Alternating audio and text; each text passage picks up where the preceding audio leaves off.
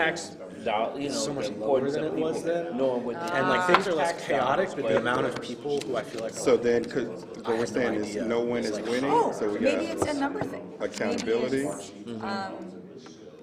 Maybe This our is goal about is, reaching. well, that's an objective. broadly. Increase our, Well, This is about a willingness, so that's more about being okay with it. Decide how to measure success versus failure. We'll identify failures because someone we're who measuring. finds It's it gonna tell us if we did it or not. But that's kind of To what, pull the plug on when things that things aren't are working, so that's dramatic, part more of people tune assessment. in. When things are less And to dramatic, figure out people how to feel more measure comfortable about tuning progress. out. Yeah. So there's a plus and a So if we're minus. measuring the well, and it's tough to effectiveness, impact disentangle of how city much is people programming become and so, reporting results. they've lost faith, and so they just tune out. They're like, ah. Because if we Well- were successful, every meeting. Is it lose Because- loss of why faith is or is that? it Why is comfort? it Because, important? I mean, Well, I and think that's that's the hard measurement. to figure out. or to Yeah. do what? Yeah. Because I think if Why- if the why it goal was I matters. never It ever hear I matters didn't know because, that, that means we've made our It's a information sense, accessible, which means not only did I hear you, I responsibility for understood us. it, and I learned something, It's, and I could attend that meeting, you know, and that I is being- got it on my So is terms, that and then going and kind I of back to your digested it my way, prior and I was, And I about understood the the tax outcome. and I dollars understood the Yeah. to be outcome. accountable to the public? Yes. Doesn't mean you have to like the outcome, but you understand You the Is that outcome. a understand, but, like, driving why you would understanding To what be measure? accountable to the about. public, yeah. Does that stick with you which as, implies we as a proactively counselor? went out to the Like, is that community. important to you?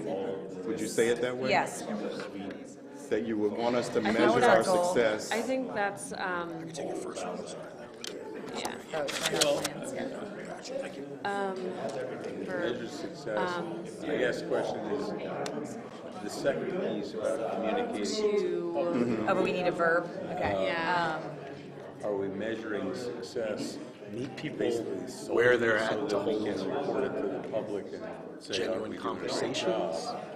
But it's not, That's that's too- only that's one too part of specific. it. That's This only is one the part. big part. Big goal.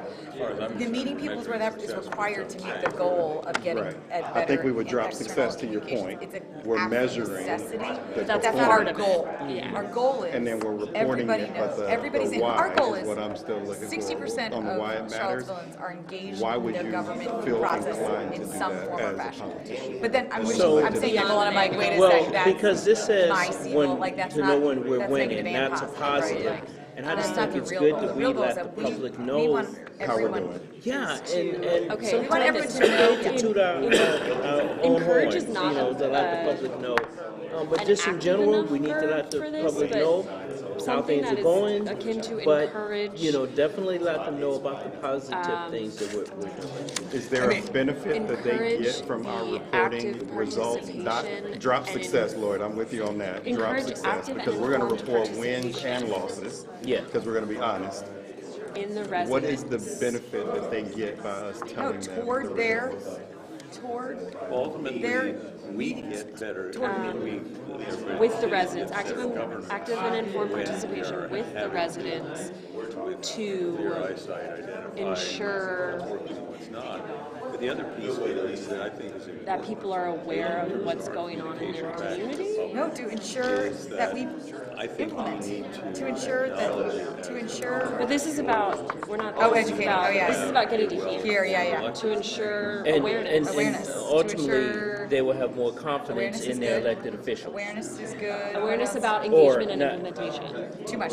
Or Yes, past that, government. you can make it, maybe it's To government. ensure- Max, Yes, 20 yes, words. yes. we have And 20 remember, words. you're measuring, right? Encourage Measuring the is the key active thing and here. informed participation with resident. Encourage More active. confidence in I the wrote it down, government. yeah. Here. That's right. Encourage active and informed participation. And this, we need to make encourage Yes, stronger. it's- Just like, Somebody who's calling in, basically fussing at you. We're driving. Why are Yes. you Drive yeah. active and informed participation with residents to ensure awareness. Does driving make us seem too controlling because we're in the driver's seat? No, but it's more active, which I like. Are you liking where this is going, Michael? Because it's supposed to be broad. This is part of This it. is how we know we got better at external communication. Because we got so good at it that we literally, General G. You know, required. honestly, because this is just the educate part, I kind of want to be encourage informed participation.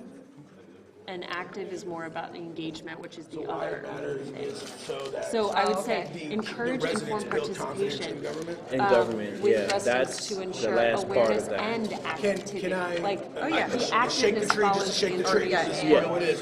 Is it Whatever about that engagement looks yeah, like. yeah, okay, then I building think it's confidence fine in with government, But encourage or is still too them vague. getting to Yes. see We wanna, themselves in the government Demand it and of in their ourselves. participation? We wanna I make don't it so see that- I enticing think that that- you wanna do it. Yes, I think a lot of them, they they don't, or- not that they don't want to have any part of the government, they just want to know the folks were that never we told put AI there, was that ultimately us, and then we hire, that they can have confidence in. I mean, I think it captures it. I think it captures it as a whole. I think especially for our communities that have been to be part of the victims of city Yeah. decisions, And the rest having of the them people just who never feel like something was done Yeah, to but them. Yes. that's like a real That's- priority. yes. That's why. You could even say like, Trust. I think don't we know, I'm can not say saying trust that, too. but I'm just saying that Drive that's a active priority. and informed Talk it participation out with with the group, residents and to if you ensure do that, awareness, you engagement, and achieve trust. what? And build Okay. So trust. look at that, Do you like I that? cleaned it all up. residents feel like they Effect- were measure part the of the solution. effectiveness and impact of city programming, and report results. That's not a and verb and all that stuff, but this is. Okay, I need to reports look to at- inform This is a residents goal without a verb start. and Yeah, build it's almost what do we do confidence in to achieve government. that, right? Manifest. Yeah. Residents feel like, I mean, it could be educate, right? Or it could be educate, provide knowledge, or So, creative I love education this. sharing, so all residents feel And- like, you know. So the they're first part of thing that I said we the shouldn't do creativity piece of it, is especially thinking about wordsmithing. the I'm quickly about to you named three wordsmith. different He's going ways to of as how well, you so share you it. don't have to. So but what what do you think? what if I change this, would it make any difference if I change "and" here So we could, to "to"? I thought so too. we could do this, we could combine these So two and if say. we To say- inform residents to whatever, build confidence drive in government. So informed Yeah. that it is a participation, continuation so all of doing residents this feel to like do they were that. part of Yeah, the so solution. anyway, That's fine, to make, change Or the they and were- to two. Yeah. He was wordsmithing. He- Yeah. You getting stuck? We want to own this. This is how we get better communication, Informed right? participation is the key, but also all residents. And to me, that speaks This to, is captured. it So, like, speaks to he's what the Lloyd mayor said. now. That's not really a concern for Greenbrier. but The reason I thought But, about you it know, like- was But because you're- of what Lloyd said Well, no, about it is a concern for building Greenbrier, the because informed Greenbrier should know electorate, why but we don't want what we're to doing put over here those is words important, in. and why Sure. we're not like. But that does do So exist. then I they think know these they were are- part of Oh, the this is solution, the, like. Like, oh, okay, I know my tax was the dollars are going strategy, towards whatever this. you No, told me. Greenbrier is knowing part when of we're it. winning. It's- Right, And these were the also, they written need to know, like, answers that you all well, landed on. oh, I We're get why voting we're on not those. improving the park These near were- me we're this putting year these because we're aside. spending the money over there, Okay. but next year we'll get our part. These were the knowing Because when we to need to win. make things Wait. not. But you all are we- feeling more confident, because these are all the ones that are written Everyone down gets a and nice dissected. thing, right? No, because wasn't it three things? Yes. So, I put it Combine this. Oh, you already put it up there, So- okay. I think drive is better than Okay. encourage. So we've got drive, Informed informed participation. participation. Are y'all over there semantically writing? Excuse No, me? we're doing no, good, no, we're no, doing no, good, no, we're doing good. No semantics. I can feel it. Shame, They're shame. almost done. They're almost I hear done. word choice Diction change. is We're important. sniffing. We're- Yeah, he's gonna do that Drive too. informed We are making sure it's an participation. iambic pentameter. Yes. Yeah, I'm hearing it. I wanna tap the So- To table. drive, All informed consent. Okay. So all Exactly. So all residents feel like they are part of the solution. I know, They do we teach need to that say way the solution anymore. or like, I just does that remember make doing sense? that where you had to Yes, grab the table. a solution. Who knows, Yes. but I I'm doubt it. President, so all residents, why did the person with the worst handwriting get the job? Since we've Residents, lost the all value feel of teaching kids to like- write in cursive, I just never have It was their understood that. value? Yes, there was value. All right, how y'all doing? If you want to read historical Can I take yours? documents, Is that Well, okay? we're not done on There's time. value, there's Solutions. discipline that comes with that. that's true. part of the solution, When I was sorry. in ninth grade, I got sent down. to Beautiful. All right, and let me get what we had as original, and then all the little cooking ingredients. Oh, we didn't do And internal. that's part of I'm why trying to it do that. it Oh, matters, you're doing it because when internal. you become an Wait, adult let and me you have to finish go the to work, internal. somebody needs to read something that you Educate, write. Okay, educate. Clear your plate for you. Can I also get that drive creativity? Oh, yeah. Thank you so For much. internal. And you we need to wanna leave a be, note for your kids to tell them what to do, and they need to be able to read it. There's a Internal practical was, application. Internal was To build about, networks Period. of, yeah. or just build. Build networks that encourage and, or that support, or that, when you make something go, that foster. Collaboration and efficiency? Collaboration, efficiency, and trust? Because that, if you build networks, that assumes accessibility of communication to foster certainly clarity, efficiency, and collaboration. Which includes trust. To include trust, yes. Are you lefty? No, you're right. You're only lefty. One's lefty too. That's why I'm on his left side. For too long, the left side has gotten I know, now you guys are top of the charts. a Okay. bad rap. Okay, we're, oh, this is not good for the environmental test. Sorry. And this needs to, you said scan,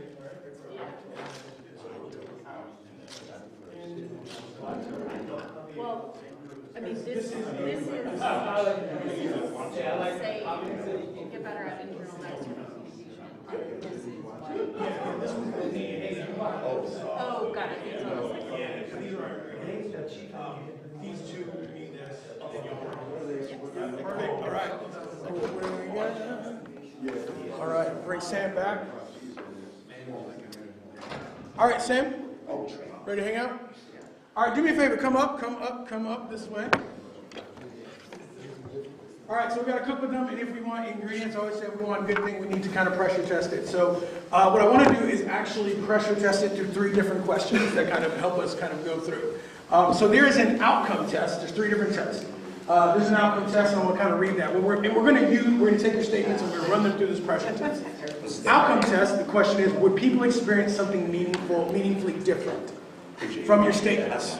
Okay? And we're going to run it through the pressure test, and then we'll determine, is it something that's ready? Not perfect, because that's going to require comms. We have a whole department for that.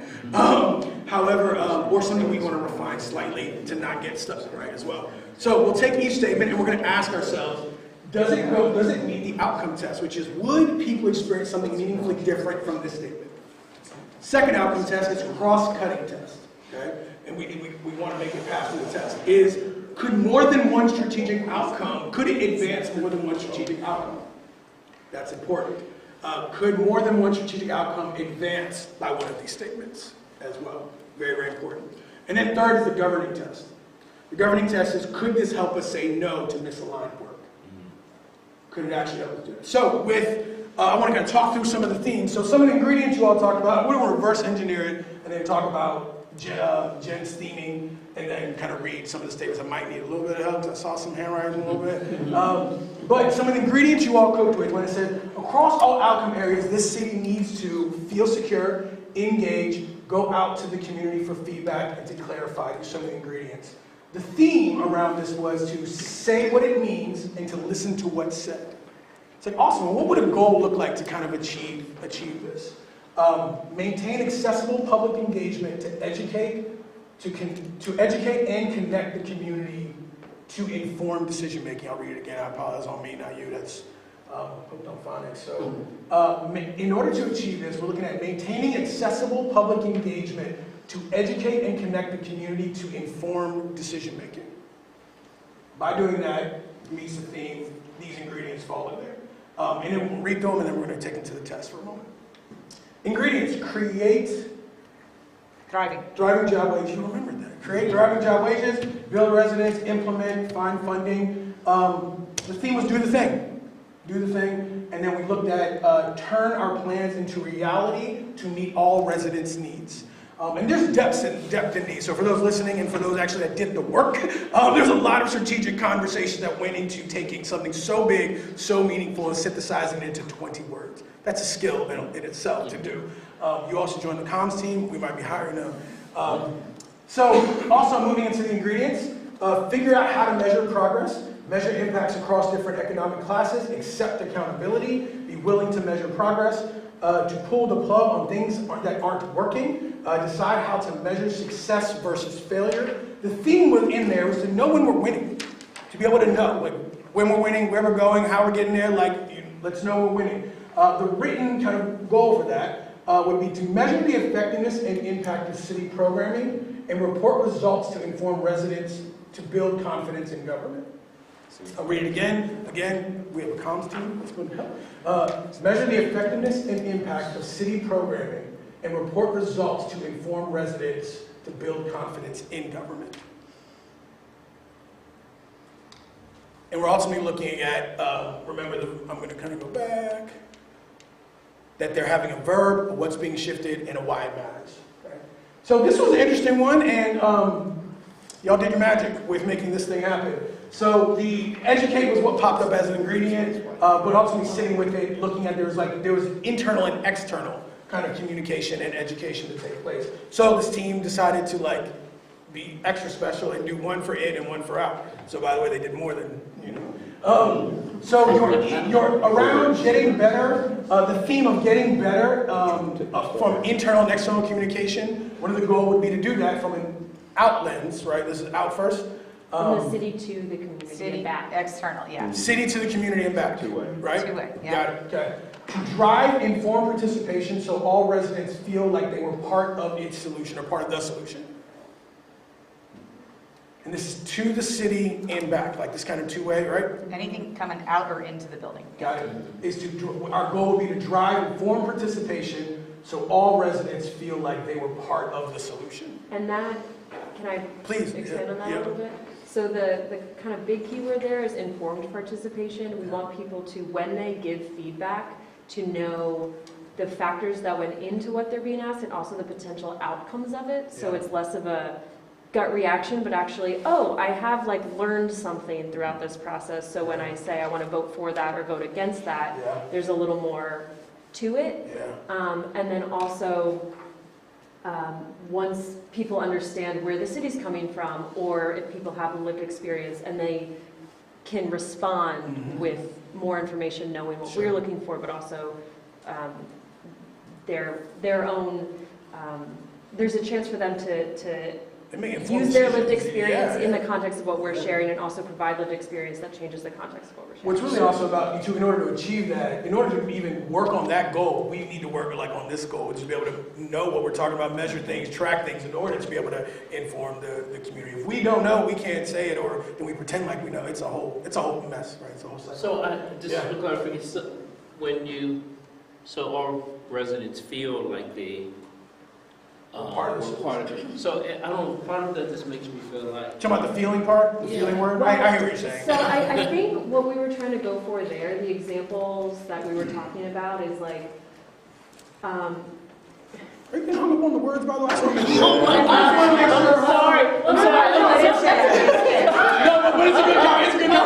It's a good conversation. It's a good question. It's a good question. And No, it's it is a good why- question. It's a good question. It's yeah. part of why we are all at large and not in Love it. division. Yeah. So it's like that taxpayer in Greenbrier feels like they're part of the solution for the redevelopment of Kindlewood, Yeah. while the redevelopment of Kindlewood folks understand why there needs to be a speed bump in a Greenbrier Sure. street. Right. So it's And it's a feel or our. It's a- broader How do you community think- connection. yeah. It's a broader community connection. Yeah. Yeah. But what we're not hearing in that feeling is, I hear where you're going, it's like to ensure it's not manipulation. Yeah, Right? it's To ensure not- that it is like, Or even I if it's am an a part of outcome it. that person didn't want, Yeah.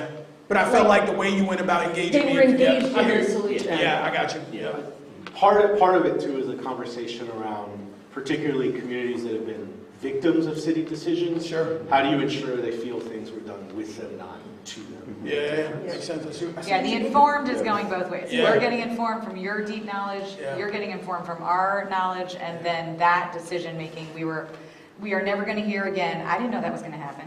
Yep. And one of the implied things in that we had written down too is trust building. Sure. That's what I was thinking about. The feeling part, at the end of the day, the person that's going through this process gets to determine whatever feeling they want. Like they get to decide in their Rolodex of emotions which one they want to attribute. And they might feel as a part, they might choose trust, the feeling that wrapped around trust.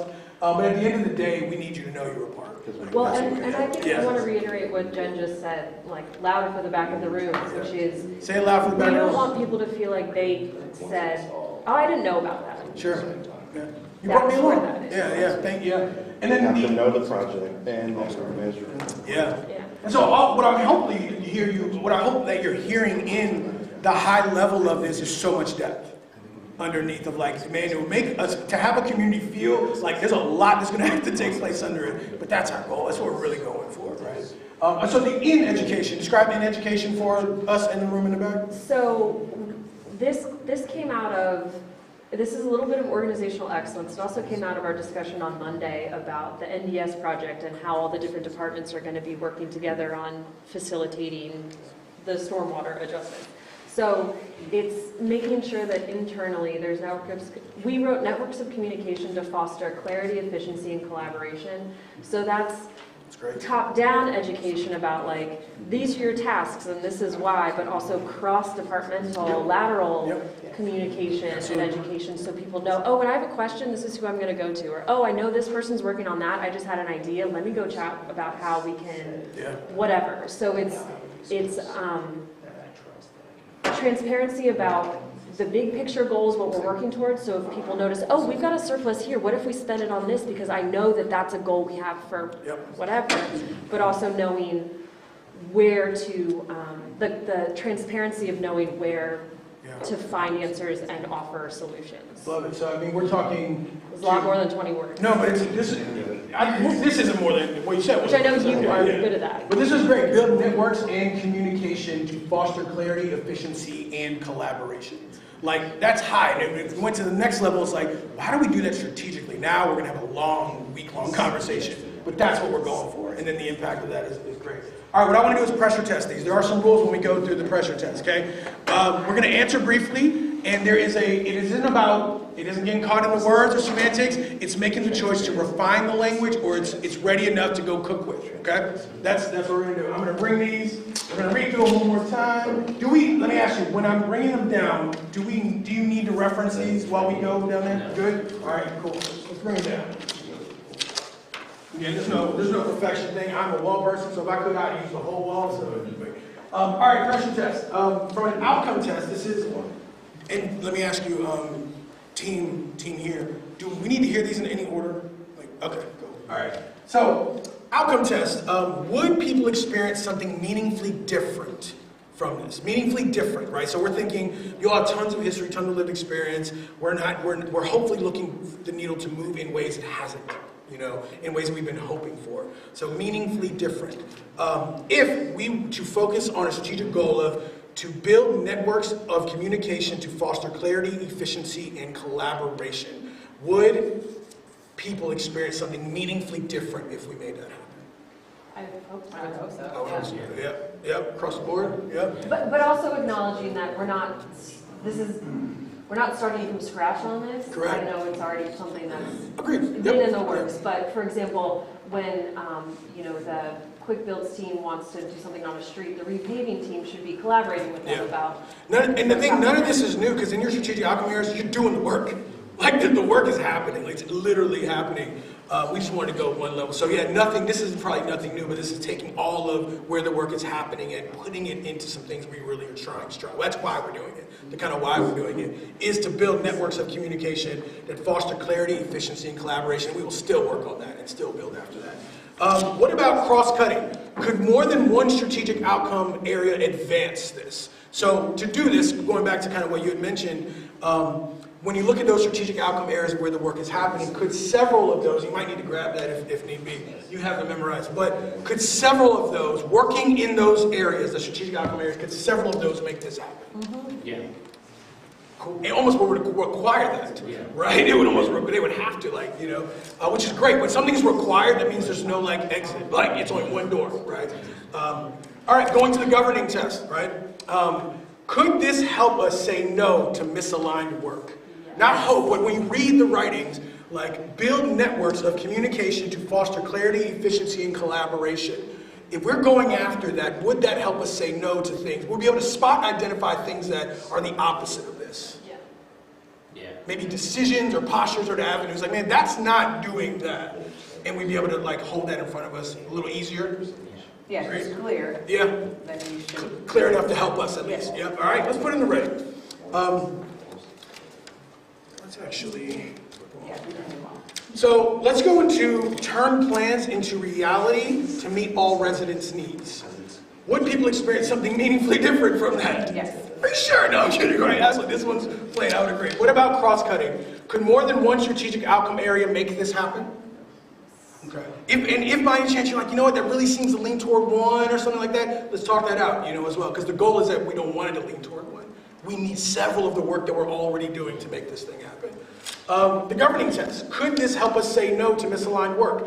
If we turn plans, like you said, assuming we have plans, right, into reality, doing the work, executing all of those things, so all residents meet all residents' needs. If we're going after this, could this help us say no to misaligned work? Yeah. I mean, you have to assume you already said no. Or if something's coming into it, right? Let's just say there's a new idea or a new suggestion or a new thing that comes. Could we use this as a measuring stick of if we should or shouldn't? I'm not sure I see how. Okay, Yeah, okay. that doesn't, What's interesting, I think you pointed this out too. I think when you said this one, it was without the verb a little bit, right? No, that was a different one. I apologize. Yeah. So let's talk it out. Let's put it here. We might do some refining of that. That's cool. All right. You have another one, which is to drive informed participation so all residents feel like they were a part of solutions. Would people experience something meaningfully different if we drove informed participation so all residents feel like they were a part of the solution? yeah. Yeah. Cross-cutting test. Could more than one strategic outcome advance this? Yeah. What about the governing test? Could this help us say no to misaligned work? Yeah. Yeah. Because We're asking a lot of who's in the room, right? We're asking a lot of who's there, who do we talk to? What it does is, so there's two ways of being in governance, right? Yeah. There's the leadership and there's the responsiveness. Yeah. So you can. That's that education in and out. Yeah, you can Yep. educate people to help lead, where it's like, this is where I would like to go, come with me. And then Yeah. there's the responsiveness, is where do you all want to go, I'll do that. Yeah, And you have to mix both of those. Sure. And so I think that's where the education part yeah. does straddle. Got it, yep. And just double check, it takes several of these things to work to make this happen. Okay, sorry. Yeah, let's talk- Could this help us say no to misaligned work? What is aligned work? You're saying the list This is aligned this is the work we're aligned, like we would align around going after this. And so if strategies, plans, ideas came and it was the opposite of this, would we be able to spot it and say no? To say, hey, no, that way of doing work is not going after this. Could we spot it and say no?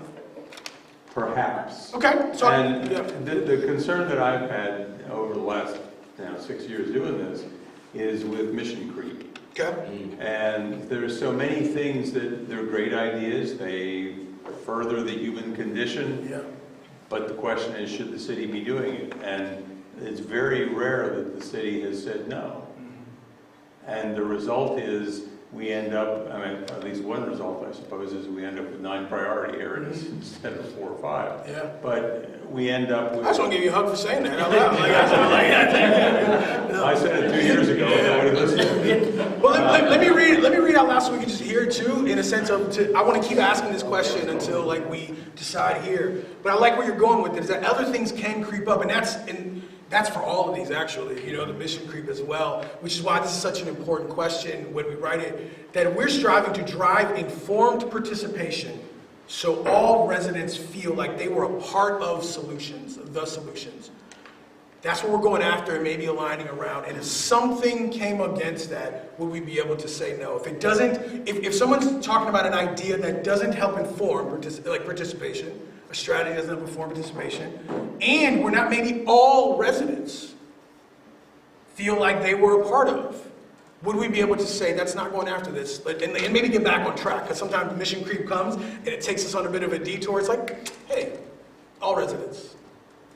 Or, But that, I yeah. don't know, it's like we're trying to use a rubric for all things to do, like, that's where I'm having a hard time with it, like, turning our plans into reality can't answer, could this help us say no to misaligned work? It's already in action, like, so I'm having a hard time with trying not to get in the nomenclature Yeah. trap that keeps us down, Yeah. but, like, that rubric of saying no doesn't, driving for participation helps us learn what is misaligned for residents. I think the answer to this could be, like, for this one in particular, it would be if someone at the city was like, let's not do a survey. We're like, no, we're trying to drive Correct, yeah. engagement. Yes. So it Yeah. prevents us from misaligned work, which is not doing the survey. It lets you ask Okay, questions so of who did you go talk to? Who'd you get Yeah, information yeah. from? Right. Right? It's Okay. not whether or not It's the not- parking garage gets built, it's Yeah. how do we communicate, it's like. I understand. So that's why it's Which misaligned is work, like that things should go like. back up there too. Yeah, okay, if you say What that, I get does it like doing that tell you what is aligned work? So what I'm I don't hearing think is, it does. so when you think about participation, and I heard that there's a certain group in the community that did not get to participate in something. right? Like, I mean, ultimately, we didn't ask a particular group in the community. Given hypothetically, yes. That lets us know it didn't, because we're saying we're striving for participation, and I hear those 3 groups left out. That's not all participation. Let's get back on track, right? Or when residents are communicating that they're not feeling like they're part of the solution around this particular strategy or whatever it may be, we can hear that and say, well, what was it about that didn't feel like part of the solution? Well, the way that this was communicated, it's okay, well, let's get better at that. So make sure we stay aligned with making sure you feel that you are a part of the solution. Is it fair to say that the aligned work that you're talking about in the governing test are these things?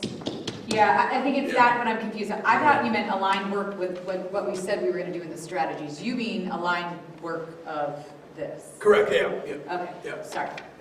Which, So by then we're nature of into doing this project, major unless list- everybody who did it wrong, they should all It'll be in the ready, yeah. Yeah, right now we're allowing ourselves to get a little bit into words a little bit. No, but on purpose, like in this test particularly. So ready, let's just throw it up there, Yeah. right? Again, if you find yourself getting into but the strategy and that experience in that situation, we get to define that a little later. Like even when it comes to defining plans, like how would you know that someone does have a plan or doesn't have a plan? That's coming to you with an idea or whatever, you get to define that. It's like presenting us a plan looks like this. And if we didn't get that, that's not the plan. That's not going to help us turn into reality. There's a lot of missing gaps in that. Please refine the plan. Right? We'll get to that in a moment. Outcome test. Maintain accessible public engagement to educate and connect the community to informed decision making. Maintain accessible public engagement to educate and connect the community to informed decision making. Would people experience something meaningfully different if we did that? Yeah. Do more of that? Yeah. I want to make sure. More maintenance? Right, maintain it. Listen to the word maintain it, right? To maintain it. All right. Cross-cutting. Could could more than one strategic outcome area advance this? Yeah. When you think about that list, more than one of those could advance this? Could, if we follow this and stay the course, and this is our North Star, could it help us say no to things? Yeah, it's the same. I think, as driving forward. since we're deriving all of these from the themes and we're seeing if they reflect the themes, then I think yes is probably going to be the answer to all of that. I don't want to do that. I also want to test them. If Like, I want to that's actually test to it what's again. happening. Yeah. I don't want to just assume. I don't want to be like, that's great, we're done. I want to actually put them in and get a little deeper into, let's test them. And let's say we did. Like, let's say we tested them. And he's testing your comfort.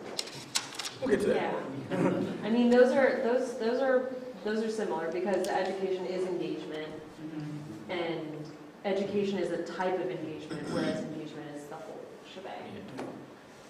Good distinction. Outcome test for measure the effectiveness and impact of city programming and report results to inform residents to build confidence in government. Again, we have a comms team, but to measure the effectiveness of impact of city programming and report results to inform residents to build confidence in government. Would people experience something meaningful if we strive for that? Continue to strive, maintain striving for that? Yes. Yeah. Yeah, Yeah, Yeah. absolutely. Require that? Yeah. yeah. Because the measurements will determine, yes, it is the confidence part, but there's also the managing where our investments are going part. Yeah. Yeah. Yeah, reporting is telling everybody about it. And the report part, yeah. Yeah. The report part is really. If the reporting says this was a bad investment, we can say, okay, let's say no to. So no to some further things, investment yeah. in that area. Okay. I want to just take this one again and see what we think. Yeah, Yes, Yep. yeah, yes, yeah. yes. Yep. Okay.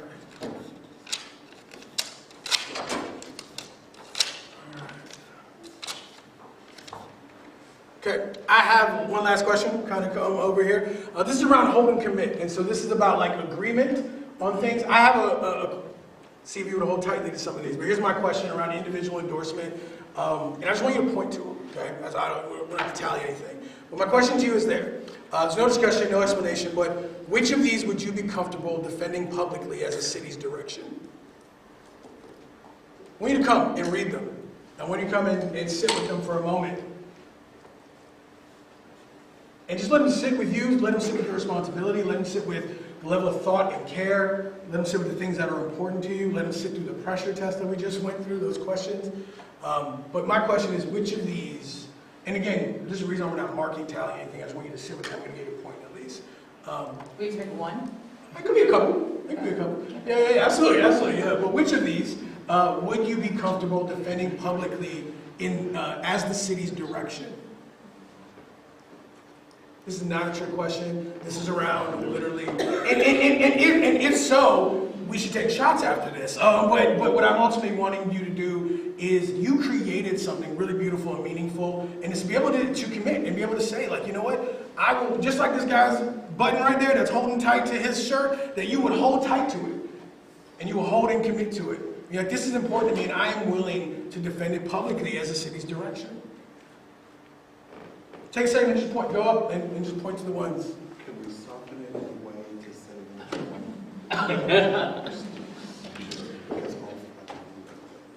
Which is great. They're all quite defensible. Yeah. They're all beautiful, okay, and they all grab you. They're all, do they inspire you? They inspire your work. They speak to you as a why you took this job to begin with, and like it's important to you, right? That's ultimately what I'm. This is just a commitment conversation. It's like, you know what, I could commit to those. But Like, just for the sake of argument, aren't all of them trying to do this? Sure. Yeah. I mean, we don't need to inform people or build networks or measure effectiveness if we're not going to turn anything into reality. Sure. So we're all willing to stand by wanting to turn our plans into reality, I think. Yeah. And these are on the way to make These are on the way to that. Yeah. And our strategic outcomes fall underneath these in a way. We need our strategic outcome areas to make this thing kind of happen, right? I mean, our strategic outcomes are the outcomes. Sure. So it's, We they're up see- here, Yeah. they're not, they're both. They're not, Yeah, yeah, they're yeah. not objectives or strategies. So like they deliver this, and this is also why we do those as well. Like you can place them wherever you want. Like you can actually like place them wherever you want visually. Yeah. I got one more kind of holistic question. If staff use these goals to guide decision tomorrow, would the city be moving in the right direction? If they use these, we're not like hoping, but if a TAPR took this, went and started leading their team and leading their decisions and leading their strategies, would the city be moving in the right direction? Yeah. I think it's fair to say that if these were adopted as opposed to their opposites, yes. Yeah. My problem with this whole exercise has been, would the city be moving in the right direction? We should be moving in many different directions at the same time. There is no the right direction. And so, Are these- again, it's are just these- semantic. As opposed to. Yeah, we don't want to get caught in those. Yeah, we don't want to get good at those semantics. We don't want those to drive our work. These are directions that you would say I would hope any employee would grab a hold of these and let it drive their thinking, their valuing, and their working. Yeah. Right. I think that's what we're ultimately saying is that if a city, anyone that's even employed here, grabbed one of these and said, man, if you allow this to drive your thinking, your valuing, and your doing in your work, we're in a good place. We're in a good place. Or if you're already doing that and you took that and you measured it to these, we're in a good place. Would you be able to say that? Yeah. All right, come have a seat.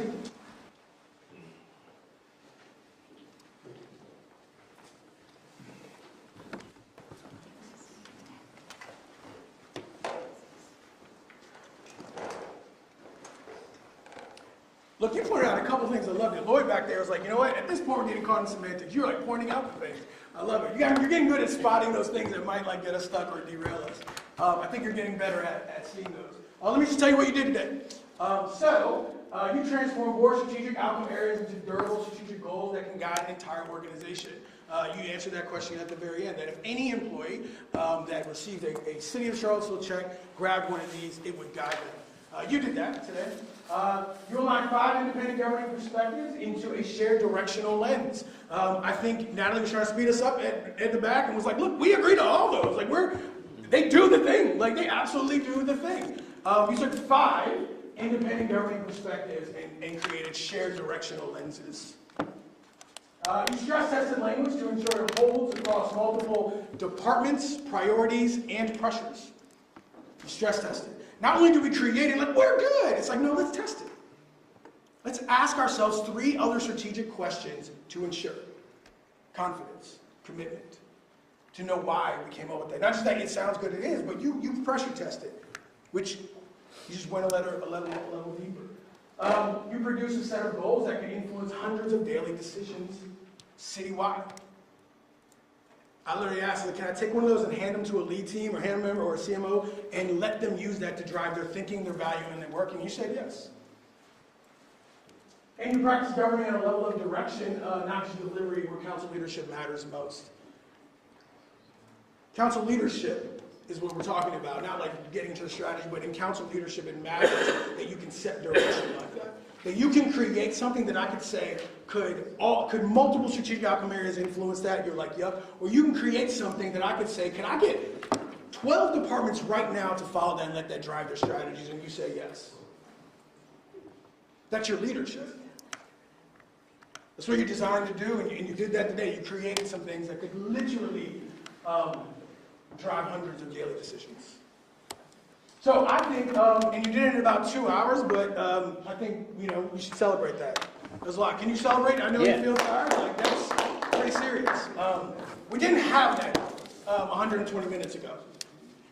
We didn't have that. But you did it in about, So hopefully, Lloyd, when it came to the question of what would it look like if City Council used human-centered design to better clarify goals that help influence priorities, decision-making, and direction, it would look like those over there on the wall. It would look like those things on that wall help influence prioritization, decision-making, and direction. How else it helps is frame council messaging to the community more clearly and consistently. We have a whole comms team, and it's like, hey, write messaging around those. It can actually help you with that. Help staff align work across departments to share direction. Help inform budget conversations, work planning, and priority setting.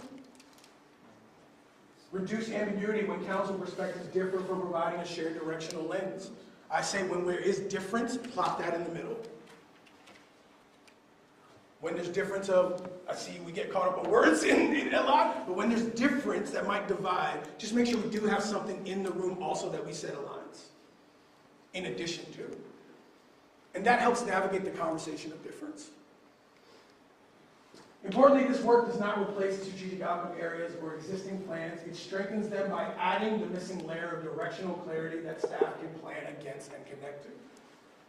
Directional clarity that can be planned against and connected to. I think the reason why it was a little easier for all of you to align is we all created something that we connect to. And maybe in our hearts we did, but this isn't just a heart job. This is a strategy, implementation, bring something to life, have direction, and you have 5 things up there that you all connect to and align around. Bring them into the conversation often. Basically, to clarify your direction and can be carried through. You all already have direction, you have things that are important to you. Those help ensure that it's carried through. That it's carried through to departments, to work, to impact. The thing that is your intention and why you're here and the changes you want to make, those help ensure that it gets from your seat into everyone else. And people can start asking themselves that in other departments. How do I do that? How do I make sure I'm staying the course? Saying yes to that, saying no to things that differ. But you provided direction, a lighthouse. I needed one. You should actually celebrate yourself for that. All right, 2 things before you go. With the outcome there, I want to ask you, high level, what is something you respect about what you created? What is something you understand about what you created? And what's something you value about what you all created today? Just pick one up here. If it's an understand, a respect, or a value, you can throw it out. But from what you all created, what's something you understand? It was done in a collaborative atmosphere, environment. What's something else you understand about what you created over there? What do you think?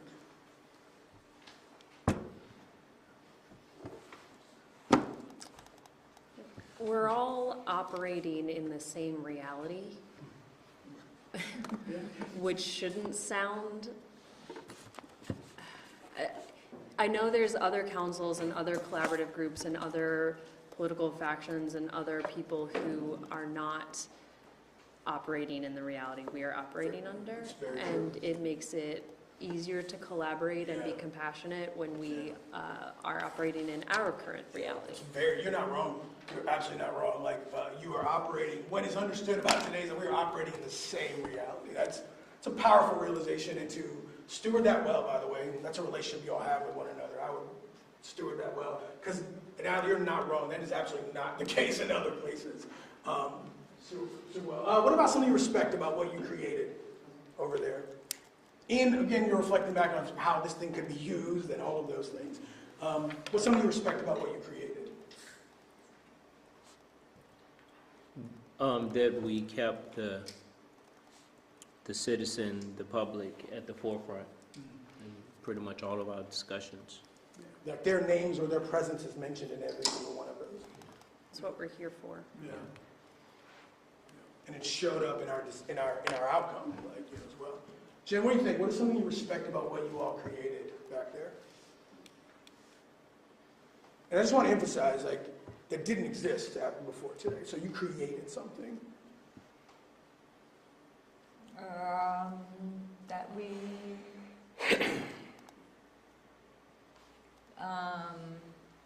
I respect the process that produced the sticky notes. What's something you value about what you all have over there?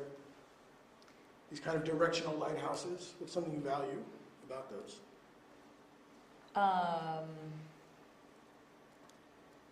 That they're a good starting point to get very clear and very concrete, and they are meaningful and show our intention to do the best work we can. I think what's also something I could say that I value is that I could take one of those and think about how that could be carried through to about probably 150 employees, and they would understand it. I don't know if they could. I need I some would- cleaning, but yeah, I would once love we to- cleaned it up. With the help of a department, I think I would love to test that. I would love to say, if we took that and message it down and up and cross, like, could people see themselves in that book? Could someone look at their daily duties and say, I do that?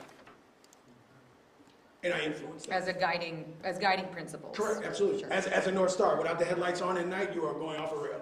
So the idea is that we gave them a light to say, I can look at my daily things and I impact, and I can link it up to that. I think that's super valuable.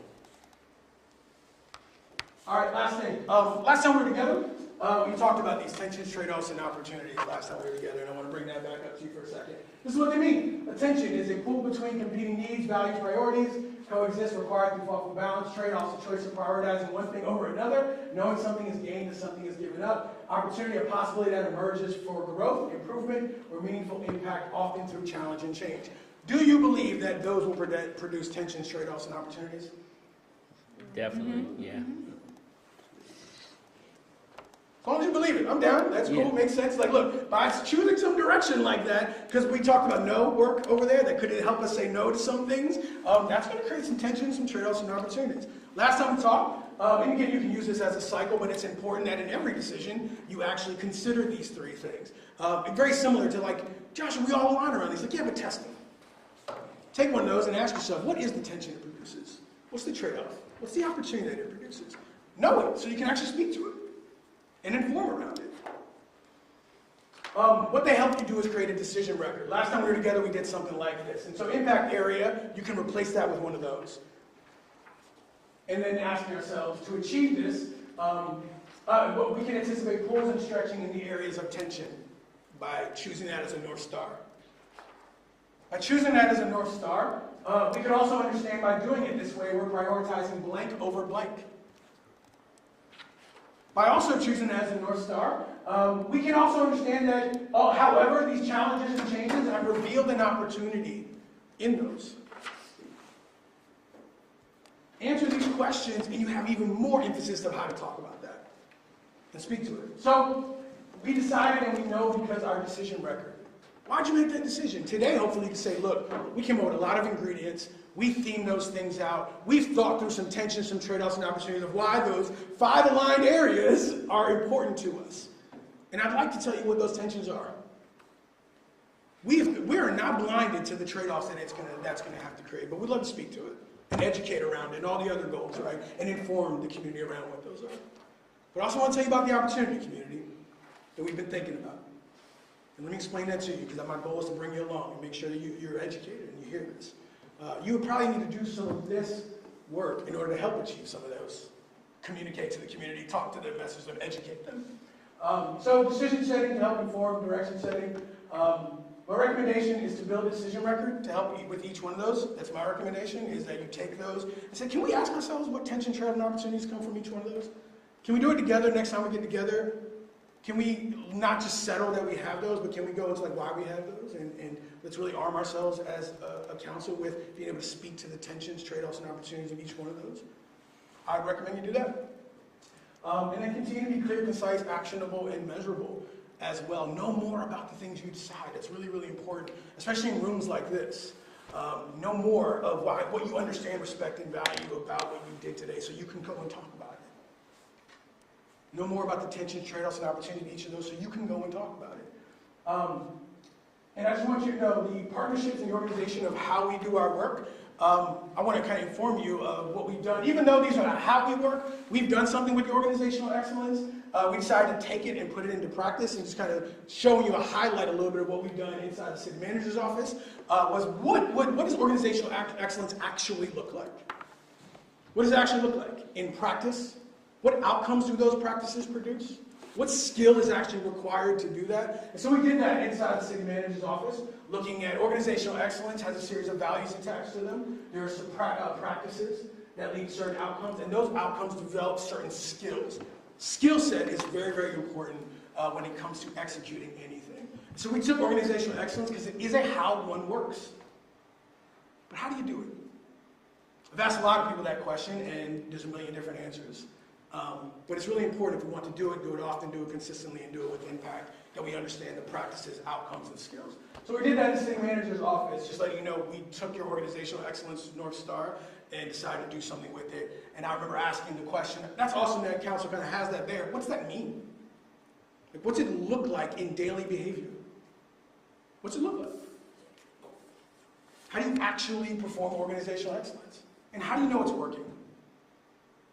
What skills are required to do it? Ask a lot of questions.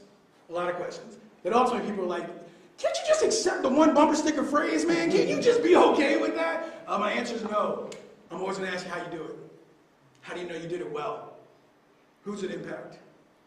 So we took organizational excellence and developed a level of practices, outcomes, and skills. So that was cool. We also met with the lead team and had a conversation with this guy in front of the lead team, talking a lot about what was. Lead team, raise your hand if you were in there.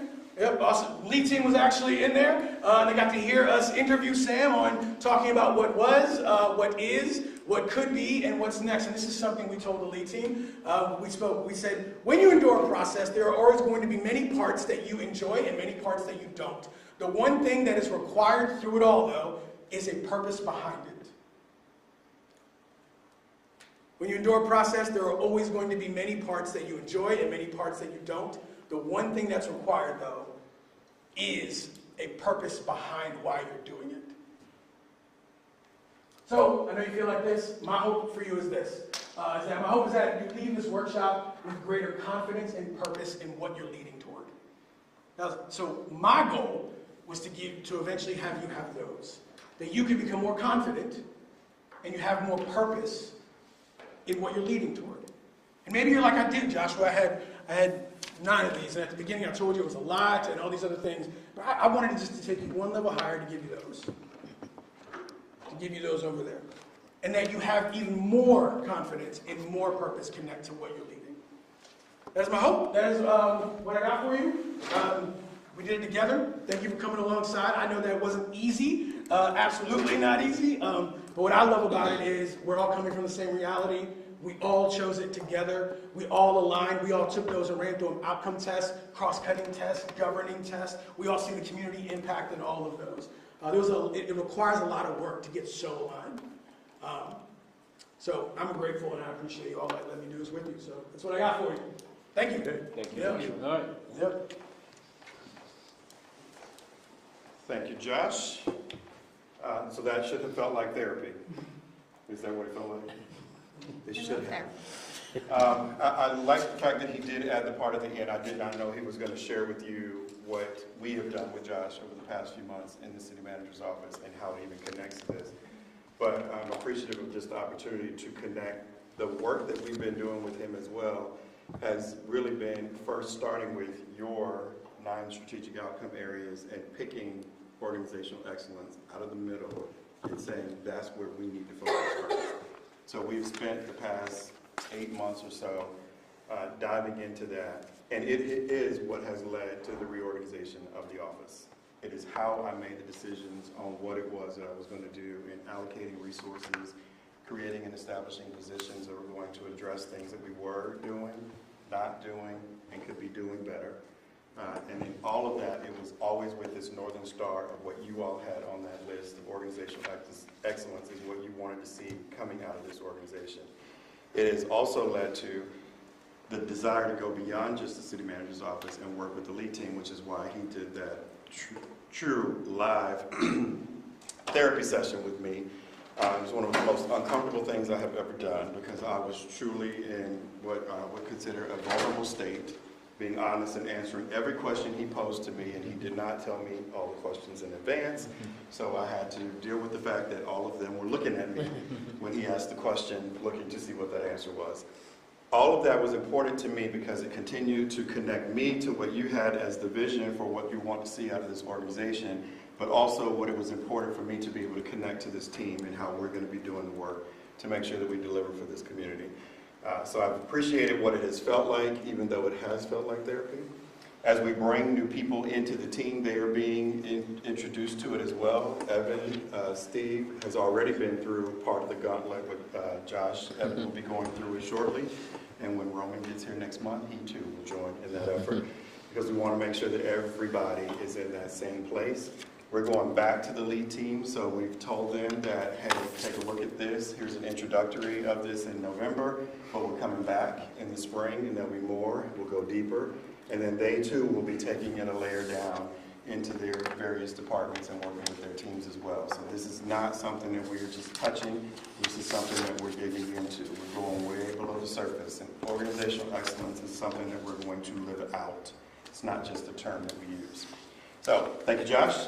Appreciate what you have done. Appreciate what you have done here. I want to also just kind of tie up the why it was important for you to be able to take us a level above is because I can admit to you that there was a struggle for the team in appreciating the 9 outcome areas and how to attach themselves to it, how to connect to that, how to then be able to feel like they're living it out and see themselves in it. Because it was very, very specific in some instances that some of the various departments and teams could not necessarily say where I see myself. So what we wanted to make sure that we try to do, and as I talked to Josh about what might we do a little bit differently, and he said, how about another level? So what we're doing is we are wrapping up the first 3-year strategic plan based on those 9 priority areas, and we're going to have that coming to you in the spring. And that is meant to just basically say FY 23, 24, 25 is done. Here's the strategic results on that work, but a new 5-year plan will result. And we're not asking you to revisit those 9 strategic outcome areas because we believe that you are very passionate about them, as you have demonstrated, that you want to leave them alone. And we don't want to necessarily move beyond that. The goal will be we will check in with you to see if there is a reason to change anything, add something. But the goal would be to produce a 5-year plan. And the expectation, as I'm being told, is that we will deliver that to you in January. January 27, you'll have a 5-year plan, but that 5-year plan will actually reflect beginning July 1st, 26, because that's fiscal year 27. So is it going to be, Go ahead. are we just going to receive it, or are we going to, Oh, it's going to be another? We'll find a way to pull you into it. We're trying to figure that out. That strategy officer position that I added to the team, we just interviewed this week and hope to be getting someone to say yes to it and get them here, and then they will lead that process. And we'll find ways to plug you into it. But the goal is that we will have a new 5-year plan for this team to then be able to say, these are our marching orders, and we see ourselves in it, and you have actually endorsed it saying, yes, that's what we want to see you do. How is that going to interface with the 5-year comprehensive plan? It will be reflective of that, because ideally we need to make sure that we're aligning ourselves with what that is, but the strategic plan is a layer below that, because the comprehensive plan is more of the visionary statement that you want for your overall community. The strategic plan is how you want this organization out. So I gather, I mean, I appreciate the distinction you're drawing, but while I'm on the topic, are we going to be able to have our 5-year comprehensive plan approved within the 5-year timeline that the statute requires, and not a 9-year timeline as we last experienced? Sure, because I think what we're going to commit to. I was just gonna- her reaction. Go ahead. I was just going to, yes, we are working towards that goal, to bring that forward to council. It's the statutory requirement is that we review, we'll bring forward updates and then give the council an opportunity to, I don't know if that's going to look like a readopt or receive a report on that review, but we'll get there as we get there. Check with the city attorney, but I think that the statute requires that we adopt a new comprehensive plan. Then that's what we'll do. Not to get into it, but it is required a review. Since you adopted it at the 5-year, you did there, and after 5 years it requires a review. I don't believe it requires a complete readoption. We looked at that very specifically in the last 6 months. So it's a good point of just making sure that all of your plans are supposed to connect. So the comprehensive plan is that big overarching visionary statement about what you want the community to be. The strategic plan, again, is how you want the organization to do the work to achieve that. Then you could have annual plans that are really associated with the idea of what is it going to take year by year to deliver that 5-year plan. We call them work plans. I've introduced that and expected that of everyone. And then you have the complementary plans that are more specific. They're targeted to Bike Ped Plan, our Parks Master Plan, all those individualized plans that are specialty in focus. We want to make sure that those are getting the life that they need to be implemented, which is why my theme to you as a part of my work plan is implementing our plans. Because we have a bunch of plans, we have some sitting on shelves, and we have some that are actually actively being implemented. My goal is, if we have the plan, we admit that it is a good plan. I heard what you said. That then means we must implement it. Because we said we're going to spend the money, we're going to do the work, we finished the work, and now we have to pull it off the shelf. So no plan that we have today should be sitting without any funding attached to it, without any metrics associated with it, without any effort being put forward to delivering on it. They're not all equal, so it doesn't mean that every plan has this big, massive amount of money to ensure that it can achieve all the things equal to the next plan, but you just want to make sure that something is associated with each plan. And that has been what I've asked our team to make sure that we're checking with all the departments. What are all the plans? Are they still valid plans? Do we need to revisit any of them? And for that misalignment statement, should we say no? Should we stop? Should we cancel? Should we revisit? And that has been part of it. Think about our VDOT portfolio and the resetting of that portfolio. It was a plan when I got here. It is very different today than what it was when I got here. But it's actually moving now, and that's really what we want to be able to do. Okay? So, very good work this morning. We are going to shift to grab lunch. Is that right? Am I on track agenda-wise? Thank you for this. Lunch is outside the room here. Take a minute, take a break, grab your lunch, and come back. And then VN is, you remember VN? VN is that powerful little short punch that's going to come up here and bring you back to the world of money, money, money. And why we struggle with can't do everything is we don't have enough to do it all. But she's going to give us what amounts to a very, very good update on the financial health of the organization. Good as in yay, or good as in thorough? I'll leave you to determine that at the end of the presentation. Yes. Grab your lunch. The list of the Are we going to keep it down? maybe that's a long range. Did you guys decide?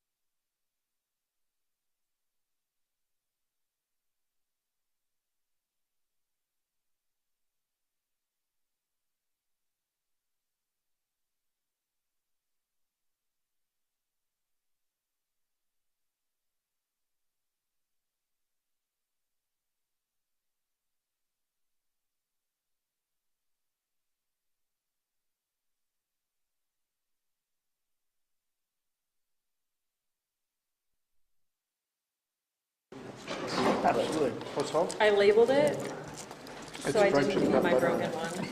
I'm really good with it, that's what it was. Just send me the Me too. No, I need to buy a dictionary. Thank you so much. I think we should make that a new hiring criteria.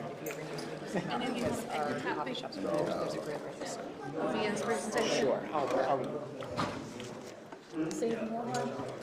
Yes. Thank you. What kind of city phone did you get? Wait, why do they give us an iPhone if there's no iCloud backup? I don't understand. You need a 15E. Are you kidding me? I have an How come you not get a case for it? They didn't give me one. They didn't give me one either, but I was gonna walk around without a case. No, I'm. Please don't tell me I'm in the shop. It's filming me eating. You saw me pick up a piece of lettuce with my hand. I hope it's not. Now all in Charlottesville's gonna be like, oh, He eats with his hands. James just picked up a piece of lettuce with his hand. What's that?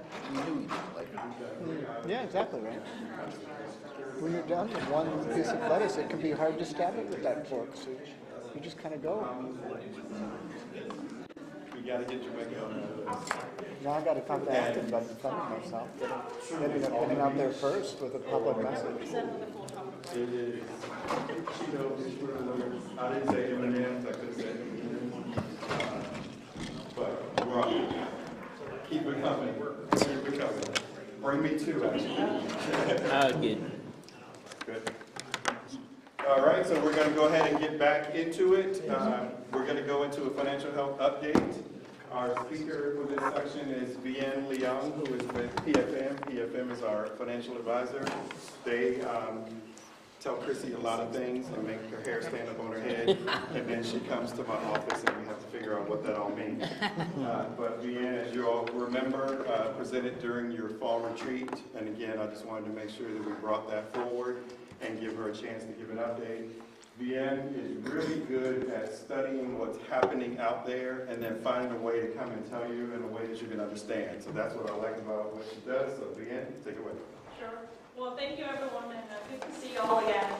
Again, my name is Vienne Leung, I'm the Director of PFM, the city's financial advisor. And I have prepared a presentation today, and I say presentation, but obviously, please feel free to interrupt and ask questions as we go along. But what to start off with a kind of national economic outlook. Whatever is happening nationally is relevant to the city of Charlottesville, but we're going to bring it down to the regional trends and then to Charlottesville and end with what does it mean for the city. Some of the slides and some of the information you have heard before from the last council retreat back in the summer, but I'm bringing some of the same information back because it is relevant for your FY 2027 budget. It's relevant as you make these strategic decisions. All of those kind of tax rates, all of those things are still relevant. So I want to bring it back to today's council retreat, even though some of that we have already talked about in the last. Oh, okay. We're relocating. Okay. Got it. Hi. Hi. So if you go to the next slide, and the blue kind of slider here, I just want to pause there for a minute. So, quick quiz. Last time we talked about, actually when we talked about the regional trends of the national economic outlook, we were in the summer, and remember last time it was right after the tariffs. And so last time when we talked about the economic outlook, what it means for the city, it was right after the tariffs announcements were made. There was a whole lot of volatility in the stock market. There was a whole lot of uncertainty in the economy. And so last time we actually talked a lot about recessionary risks. And you're like, okay, well, you talk about recessionary risks and it never happened. So, what does that mean now? So if you go to the next slide here, the landscape has changed, right? The landscape has changed from a lot of uncertainty, what the recessionary risk, what 2025 look like. The landscape and the narrative has changed significantly from that to what is currently now, which is we all know that the economic growth is slowing down. And I say growth, meaning that the job growth has slowed down right now. but it hasn't exactly declined. And that has a whole lot of impact on the city itself. Why is that? So what I'm showing on this slide is in December, all three rating agencies, Moody's, S&P, and Fitch, they all issued a local government outlook at the end of every year. And what you see here are snapshots from the S&P local government outlook, indicating that the slow growth in the economy is almost a given, right? And you're already experiencing it. And the general consensus is that that slow growth is going to continue in 2026. And what does that mean for local governments as a whole? And remember, this is specific to local government outlook. This is issued by the rating agency. And we can see, again, just a snapshot from that. But I'm going to read from it a little bit, right? With a slow growth national economic forecast as a backdrop, local governments are facing widening structural imbalance, right? You see here a little bit of the federal uncertainty here, but overall, if you look at the chart to the right here, what you see here, this is a survey basically saying percentage of cities, percentage of cities feeling less able to balance next year's budget versus this year. Overall, the facts are, not just an outlook, the facts are that economic growth has slowed down. The rating agencies are highlighting all of these top challenges, and these 6 challenges listed here, challenging of creating a budget gap, personnel costs, pension, federal uncertainty, infrastructure maintenance, property tax growth constraints, all of those 6 things are very, very applicable to Virginia and to Charlottesville. And so again, these are no longer uncertainty, we don't know what's going to happen tomorrow. The fact is the economic slowing growth is already happening and expected to continue and has significant impact on the city's tax base. We talk about, okay, slowing economic growth, I get that, our revenue growth is going to slow down, I understand all of that. But I want us to bring back to the kind of, why is this particularly hard in this juncture? It's not only the slowing revenue growth. Is the loss of the ARPA dollars. We have all been on a spending spree since COVID, basically. What this slide shows here is a percentage change year over year of all cities nationally. So this is a publication by the National League of Cities. And you can see here, and I always look at this graph as I'm like, is the world seeing this? Look at the difference between revenues, the teal line, and the orange expenditure line, right? Look at the orange expenditure line, how much it has grown for local government, local cities since COVID. That steep orange line up there is precisely showing how local governments have been spending money. And why is that? It's because of the ARPA dollars. On the other hand, revenue growth actually has been relatively robust. So we have all been experiencing significant assessment growth, but you can see that that growth, that teal line there, is dropping. So that trend is real, and so it's really 2 things together that really drives the current challenge for local government. It's the overall economic outlook, the economic slowing down, but it's also because, we are not in the norm. We are trying to get back to the norm as we speak right now, post-COVID. So that's kind of on the national level what's going on. Let me now dive into the Virginia-specific pieces, and I think this is relevant. For Virginia, it's important to remember there has been a whole lot of talk about kind of federal economic uncertainty and all those things. I just want to remind everyone that back in spring 2025, the rating agencies downgraded a couple of regional, of the DMV area jurisdictions. They downgraded the state of Maryland, Prince George's County, Washington, D.C., and WMATA, which is the Metro Transit Agency. For different reasons, the rating agencies made downgrade adjustments, but for Virginia was reaffirmed AAA. And significantly, the rating agencies talked about how a lot of the defense jobs in Virginia, so they're not as worried about Virginia. The other really important strength about Virginia is your tax base. So Virginia, because of the tax code, you rely on property tax to fund local governments primarily. But in Maryland, it's income tax based. Washington, D.C. as well as income tax as well as part of that kind of pie for the tax revenues. And so in Virginia, there is actually a lot of strength here. We're not seeing some of that kind of volatility driven by income tax because our tax base is property tax. And so that is a good thing. But if you look at that, going to the next slide, if you look at the Virginia kind of local revenue year-over-year growth, this is a slide from the summer as well. We don't have FY 2025 figures yet, but it will be coming up soon.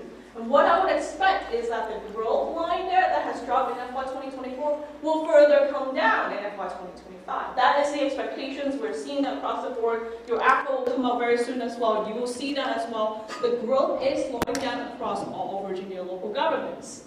So obviously that has an impact. This is a reflection of the whole, overall economic slowdown narrative that I gave earlier.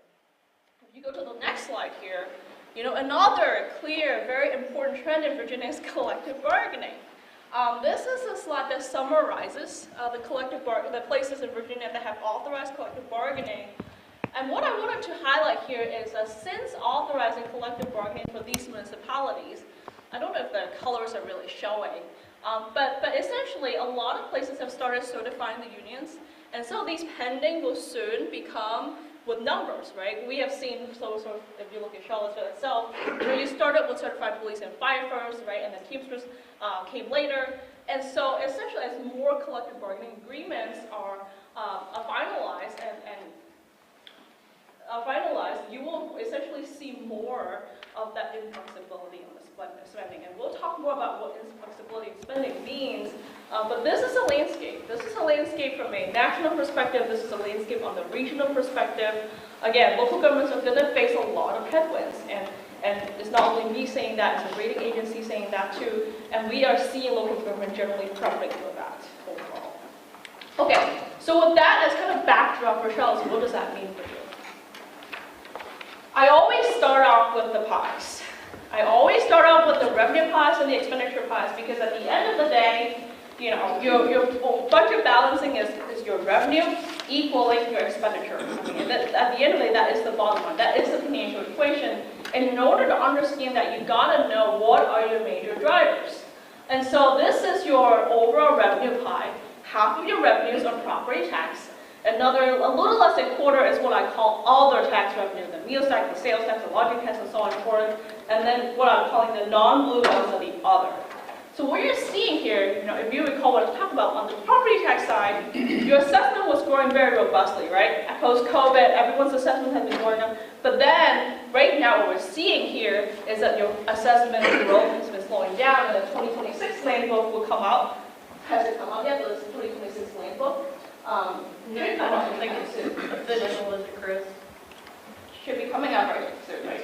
I don't mean to put you all on the spot, but essentially what we're expecting and what we're seeing across the board is that the assessment growth has been slowing down. So half of the pie there, your growth is slowing down. On the other blue slices, I was in Newport News yesterday, and they are seeing the same thing. Those revenues are essentially flat. They are level, they're flat, they're not really growing at this point. Again, given the overall kind of national economy where we are. So you can think about the pie chart this way, right? Half of your pie is already slowing in terms of growth. A little less than your quarter of the pie there is actually essentially flat. There is not much revenue growth that you're going to see. And you should not expect to see significant growth in FY 2027 budget. You're saying, okay, I understand that if my assessment growth is slowing down, I'm not getting as much growth from that half of that pie. Well, wouldn't I just, increase the rates and essentially get more revenue out of that part of the pie? So let's go to the next slide here.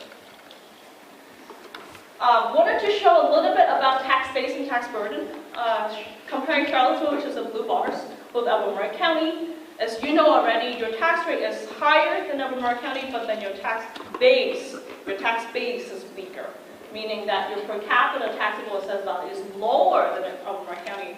I think I used this analogy before. Whether you choose lemon or orange, it's the same thing. You're squeezing more out of your orange. Right? The next slide broadens that comparison a little bit with Northern Virginia cities. So the cities are included there are Alexandria, Falls Church, Fairfax, and Manassas, but also the counties in Northern Virginia. And I think we talked about this a little bit last time in the sense that your median income, and I know that median income in Charlottesville is very tricky to measure. This is from the U.S. Census Bureau because of UVA's presence here. The median income, the questionable number. But regardless, your median income is about half of the comparison group here of the Northern Virginia group here, and yet your property tax rate, your personal property tax and your meals tax rate, almost all of them are higher except, if the property tax rate is a little bit lower, but not significantly.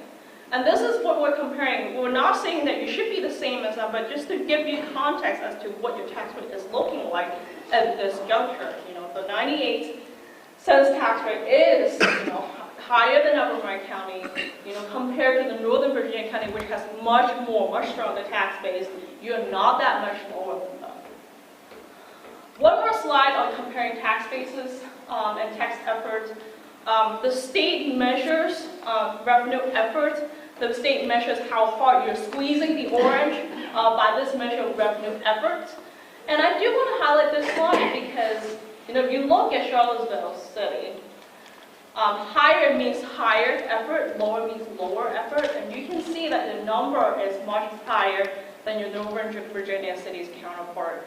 And just one more point there, in the sense that as we think about this, as we think about kind of how much higher, like you may see, I think in the next budget cycle that the Northern Virginia jurisdictions may also start adjusting tax rates accordingly. But I just want to note the gap between the revenue effort of the city and these corresponding cities. What, can you just explain when you said more effort? What is that? What do you mean by that? Sure. It's essentially a statewide measure, so it's essentially indexing. And so they're saying, like, what if we, and the methodology is basically a bunch of Excel spreadsheets that basically said, what if each locality were to have the same tax rate? How much can they actually draw from that tax base? And this revenue effort number does not adjust for college towns, correct? Correct. Yeah, I would just highlight, you know, I think that really fundamentally distorts this for us in terms of, like, we rank similarly with, like, far southwest Virginia, Wise County, when, like, we are much wealthier. So I would just caution, and that similar problem exists for all the other college towns like Harrisonburg and Virginia, that this makes us look fundamentally more stressed than we are. Right. Except, I guess it may be a question we can dive into this kind of, you know, post-session as well. It's like, you know, when I think about real estate tax, right, like the assessed value are for homeowners, and the home, essentially, for the tax rates for homeowners, I don't expect any, you know, or rather very few college students to be part of that kind of assessed value tax base itself. And so essentially, you know, sure, like all these tax rates, you can see here, including, you know, real estate tax, personal property tax, local option sales tax. Obviously, the college students would be part of that kind of sales tax, you know, be by bagels. But then they would not be part of the real estate and personal property tax base itself, I would say. So, but yeah, we can certainly circle on this point. But I think it is important, you know, when I look at Charlottesville, right, like the key here is you want to maintain your regional competitiveness. And right next door is Albemarle County, and that's always going to be that kind of tension between cities and counties across the country. Right, cities generally has more concentration of poverty, more homelessness, more social services needed. County, generally speaking, have stronger wealth levels. And that kind of dynamic between the cities and the counties, and essentially always like wondering how much can we increase our tax rate before we start losing our population to the county. I mean, that tension is always there. It's not unique to you necessarily. Any city-county dynamic, that is always there, and that's unfortunately something that, you know, we just have to grapple with and be careful about. And that's what I'm saying is that, you know, because the cities offer more services sometimes, you know, sometimes tax rate, you know, becomes a comparison between the city and Albemarle County's tax rates. The tax rate itself, it's very common for a city to have a higher tax rate than the surrounding county. It's fairly common. Nothing is wrong, but just to be careful and managing that regional competitiveness is the overall point here. Let me turn now to expenditures. You know, if I were to use, you know, overall one sentence to sum the revenue piece, it would be slowing revenue growth, right, because of the national economic outlook, and also because of the regional trends here. If I were to use one word to sum up the expenditure side, it is the lack of flexibility on expenditure. On the expenditure side, it's really three big slices. It's the personnel costs in blue, the school's contribution in brown, and the other costs. And those other costs include your debt service, your non-personal costs. Essentially, your pie is split into three: one, blue, and the brown, and then the other pieces. When I say that the expenditure has lack of flexibility, this is what I mean. On the personal cost side, your local governments are the service industry. We provide service by having police presence, right? All of those people business, that's the blue slices, right? On the school side, I don't need to tell you that there is limited flexibility there as well. On the other slices, on the other costs, inflation is fairly sticky right now. You continue to maintain your buildings. Even if you don't build new ones, even if you just maintain your buildings, you have to issue debt to maintain them.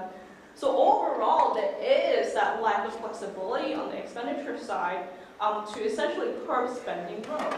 In order to essentially maintain services, provide services as is, you have to spend a certain amount of money in order to do that. You may not agree with this, but one of the analogies I have heard is that local governments at its best is invisible. In the sense that if you don't see trash on the streets, if you don't see homelessness, if you don't hear sirens, right, that's local government working at its best.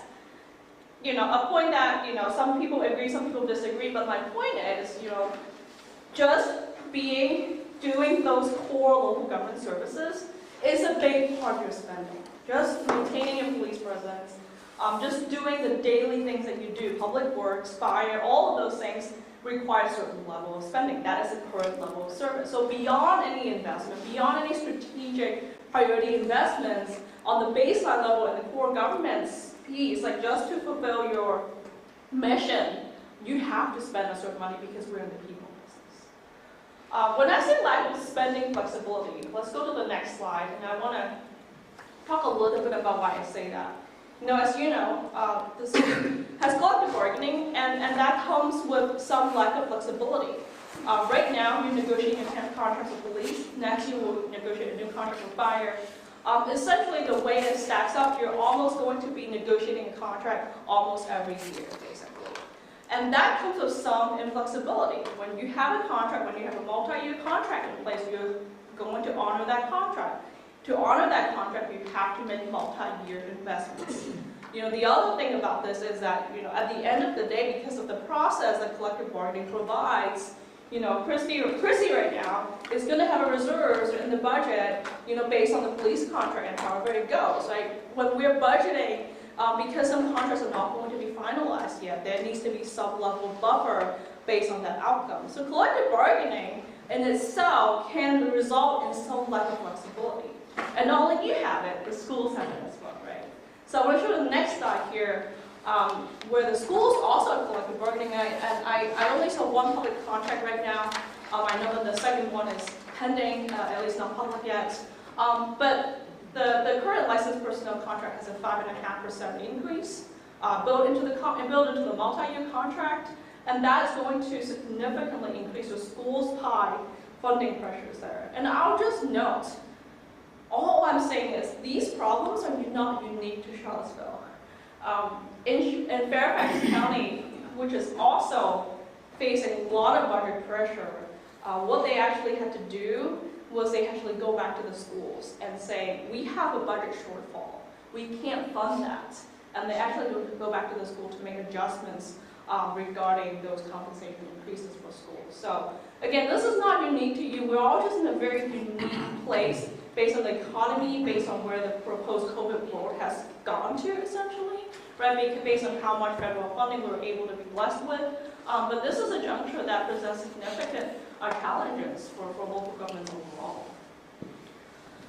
For you, I would say, there's more inflexibility because there's a health fund, which is an internal service fund.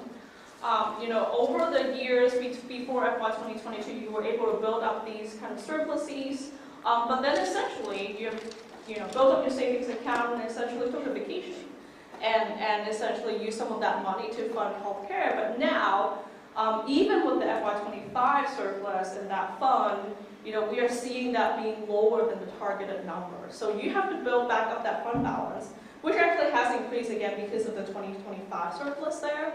But you just have to kind of keep at it and not underfund the healthcare fund. Otherwise, you'll lose that buffer again. So again, this is something we're keeping an eye on. But essentially, you don't have that buffer that you had back, back in 2017 when you were able to use some of that reserves to help with the budget gap. Another piece of funding pressure is pension. And I do want to talk about this a little bit. Last time when I showed this, it was only 69% funded for Charlottesville. So this time when we look at the newest number, it has increased from 69% to 76% funded, and you're just a hair lower than the national average. So that is good news, right? Your funding level has increased since the last actuarial report, but you still have some ways to go. Is 76% good or bad? You can see here on the chart here. And I want to say, 76%, I don't know, going back to the high school test, is that like a B minus or something out of 100? Is that good or bad? A C, right? But it's important to say, every percent you're lower than 100, it is very costly. Last time I was looking at a 2025 actuarial report, and because of the 76 funding level, 80% of your contribution goes to funding that unfunded gap. 80% of that pension funding level. I mean, this is why we always say, you should always increase your pension funding level, because in the long term, it does help drive your costs down. But in the interim term, you have to increase that funding level so that in the long term, you don't have to pay that unfunded liability cost. So again, 80% of your total contribution goes to the unfunded liability piece. And that's important. So that will continue to be a goal for the city to increase your pension funding level. And you can see here, right, on the personnel cost side, salaries, okay, collective bargaining, lack of flexibility, give the healthcare fund challenges, and on pension piece, again, improve funding level, but continue to pressure because you're still below the national average. So just while we're there, I recall Jason, I think, talking with us about that. Are we working towards that? I don't know if it's Christy or Sam or towards Getting, even increasing? Yeah. We are, and some of the increase in this funding status that Ian referenced is attributed to you all for using the one-time surplus money. So with every contract that we sign, as the wages go higher, your pension costs go higher, and we did fund those along with the contract, so we weren't creating additional liabilities along the way. Interest rates have been higher for longer, which has also helped the funding status here.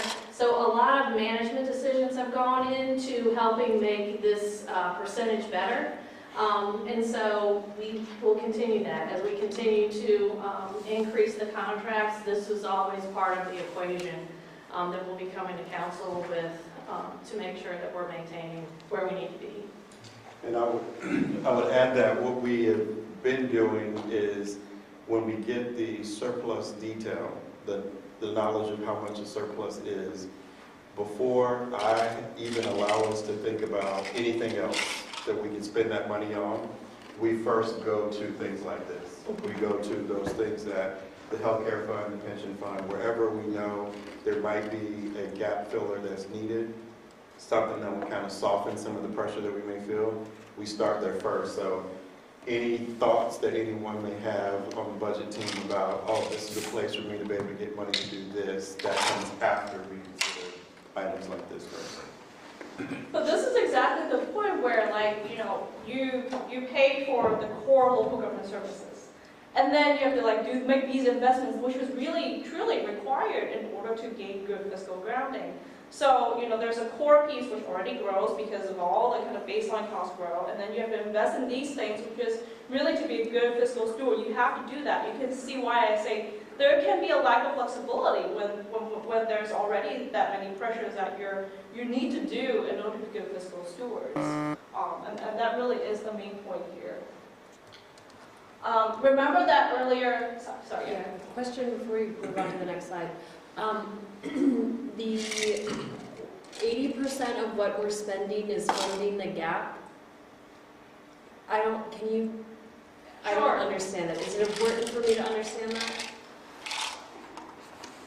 I can try to explain simply, but essentially every year you make pension contributions. And pension contributions basically, the portion for current employees is basically I put the money in that person is going to retire, and that person is going to have pension benefits. So I'm going to assume this person, the money that put in grows every year, and then when that person retires, they're going to be able to, it's going to be able to fund that pension benefit. I mean, that in itself is a nutshell of what pension contributions do.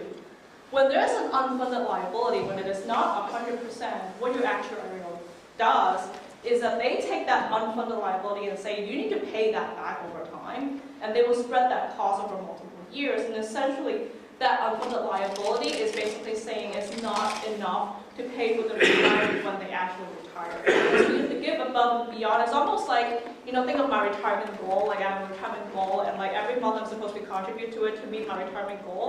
But right now, my 401k, whatever, it says I'm actually short. So they actually require you to make the contribution that you fall short of so that you can actually make your retirement goal.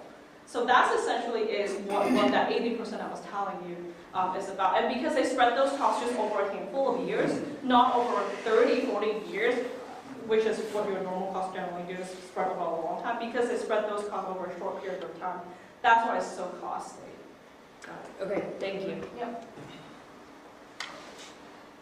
And remember that chart I showed very early on with the National League of Studies showing the teal and the orange line, the divergence of two, right? The divergence of two came from, again, the ARPA dollars. And remember, the ARPA dollars, the deadline to spend them is coming up. You won't have the year-end surpluses that you used to have, and all of those is going to be essentially added on top of the slow growth in revenue, the lack of spending flexibility, and the loss of ARPA dollars. Those are the three threats the city has essentially going into this budget process. And I know that I'm not the deliverer of good news, but essentially if I were to boil down why the FY27 budget process is more difficult than before, that would be the three reasons why. So moving forward, I do want to talk just a little bit about kind of your credit pressures. As you know, the city has AAA ratings from all credit rating agencies. I'm sorry, two from your credit rating agencies. And these are some of the comments from the rating agency comments. And I wanted to highlight the bottom one. Although unlikely we could take a negative rating, actually Chicago will offer the persistent budgetary imbalances are present, so you could draw reserves without federal funds to replenish. And that's a kind of a standard, the way they view is, are you sustainable or not? This is what the credit rating agencies really care about. And if you look to the next slide here, I know it's a whole lot of numbers. I don't want to dive into every single thing, but essentially when S&P says you have a AAA rating, they have a scorecard. They measure different things by different percentages, and they weight your score accordingly, and then make qualitative adjustments in order to determine that you're a AAA.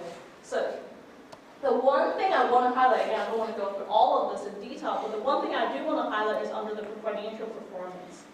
So right now the city scores 1, which is the best, because you have, for that category, for that 20% performance category, because you have been having surpluses, because you have been having between 3 and 4% in surpluses in the past 5 years. So right now you score in 1. And that's the part I do want to highlight as we kind of go into the 27 budget process and think about, okay, what does balancing the budget mean? Essentially, what S&P is saying is that we want to see local governments more than balance the budget, more than just 0%. Balancing is 0, right? If your revenue minus your expenditure is 0, that's balancing the budget. What they want to see is that you're having a little bit more buffer there, and the 3% is the threshold there. So I do want to highlight that as a score for you. You do score 1 right now, but that really should be the city's goal, is to have that kind of buffer in your financial performance. Can I so to enhance that a little bit, so when Chris comes to council to present the year-end results, and he talks to you about the surplus, we have historically been talking about surpluses that are 3 to 5% of your total budget. That is what Ian's referencing here, 3%. So even though over the last few years, for ARPA dollars and other things where our fund balance has been double-digit % of budget, 3 to 5% is really standard, and this is one of the reasons why. So, I know that having the AAA bond rating is really important. It helps us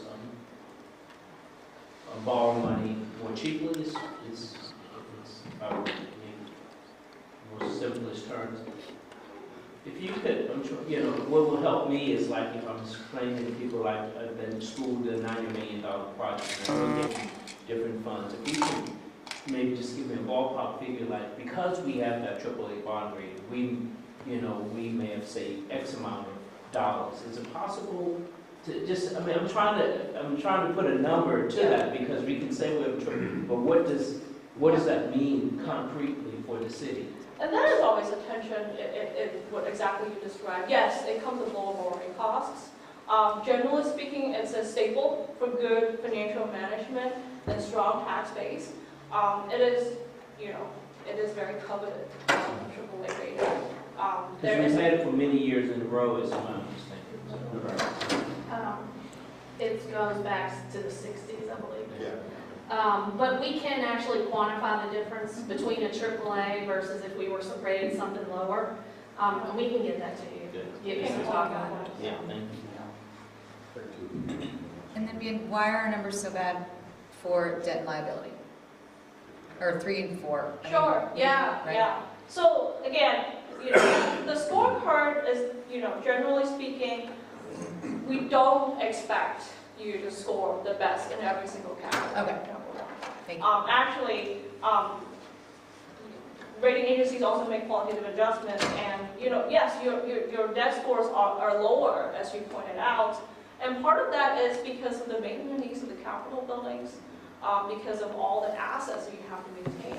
This is really part of the reason for issuing debt is to, when you have a building that you have to maintain, we have been issuing debt in order to keep up those assets, because the flip side is, if you don't maintain it, right, that the adverse effect is so adverse that we also don't recommend it. I would not recommend, for instance, to this specific question, I wouldn't recommend you say like, well, in order to improve my debt metric, should we kind of reduce the debt that we have so that and then you don't maintain the buildings. Like, I just can't imagine the adverse effect there on not just kind of the aesthetic of which, but on your quality of life, on everything else. So it's almost always a balancing act a little bit, but we also don't expect you to be able to score the best in everything. And we've also been in a cycle of issuing large amounts of debt as compared historically and as compared to our budget.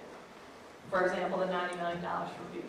If I could just add one thing, so also bear in mind, the city has long-term financial management policies, and one of them speaks specifically to debt as a percentage of the general fund. So you also have that as a means of seeing where you are. And then Chrissy also has a lovely chart, which I know you all are dying to see, about her, capacity and affordability, which, spoiler alert, it's coming. But one thing I would just also add as well, mentioning the long-term financial management policies, as you look at this scorecard and you look at our policies, you're going to see a lot of similar verbiage or a lot of connections between these, because those policies are tied directly to these sorts of metrics and thoughts in terms of what are we doing today, but also then what's the impact going forward in terms of financial sustainability, structurally balanced budgets, all of those sorts of things. So next time you get a chance to look at those, keep this slide and the next one in mind, because you see a lot of the same words, a lot of the same concepts between those. So Chris, just for clarification, when you come to us and say, we have X amount of money surplus, are you already factoring in, like, we already got, the surplus that meets this qualification? Is that already aside, and this is extra? So the surplus really is, the budget is the plan. We thought fiscal year 2025 was going to go like this. We were going to do these things. The surplus is actually at the end of the audit. The fiscal year is done. Here's how we actually did it. We collected this much in revenues and we spent this much. The surplus really means after we've spent everything, we've followed the appropriations, we've followed our financial management policies, we've done whatever we need to do. Here is what's left. That's really what that is. It truly is sort of the leftover. And so you all would let us know if we're getting, in that danger zone of the surplus. I'm not getting a surplus. Well, right. Not only that, but that, I guess, is... Well, back up just a bit, we don't plan for surpluses. When we present the budget for the upcoming fiscal year, it's balanced. Yeah. But obviously, things happen through the course of the year. And so this metric of 3 to 5%, if you think of a $265 million budget, or really kind of any budget, within 3 or 5%, that's pretty good because again, as we are finishing up the FY25 audit right now, FY25 began 18 months ago in June of July of 2024. So 3 to 5%, that's pretty good. But as Chrissy mentioned, the last few years, you can't have too much of a good thing. And frankly, that's where we've been with some of these double-digit surpluses for a variety of reasons. So the 3 plus 5% is kind of what you see as a best practice or a best matrix. That's really kind of where you want to be. If you're doing your financial management, planning well, and you're executing it well, that's probably where you ought to look at. But to give you a little bit more comfort, we are managing it. That's the revenue team. We meet regularly, and you can bet when we start seeing to you that revenues are not performing, we're going to start pulling levers and we're going to stop spending money. So it's not going to be a surprise to you at the end of the year that, oh my gosh, we're going to have a deficit, because we will have already been talking to Sam will have already been talking to you, and so we are managing all of that during the year as we're watching results and through the quarterly reports. And we run the scorecard frequently. So as your FY25 effort comes up, we'll rerun the scorecard to make sure that you're scoring in these categories the way we expect you to, and anything we would highlight for sure. That is part of managing your finances, managing expectations. This is the Moody's scorecard. Again, don't be thrown off by the AA1 there. This is fairly typical. You have a AAA rating from Moody's.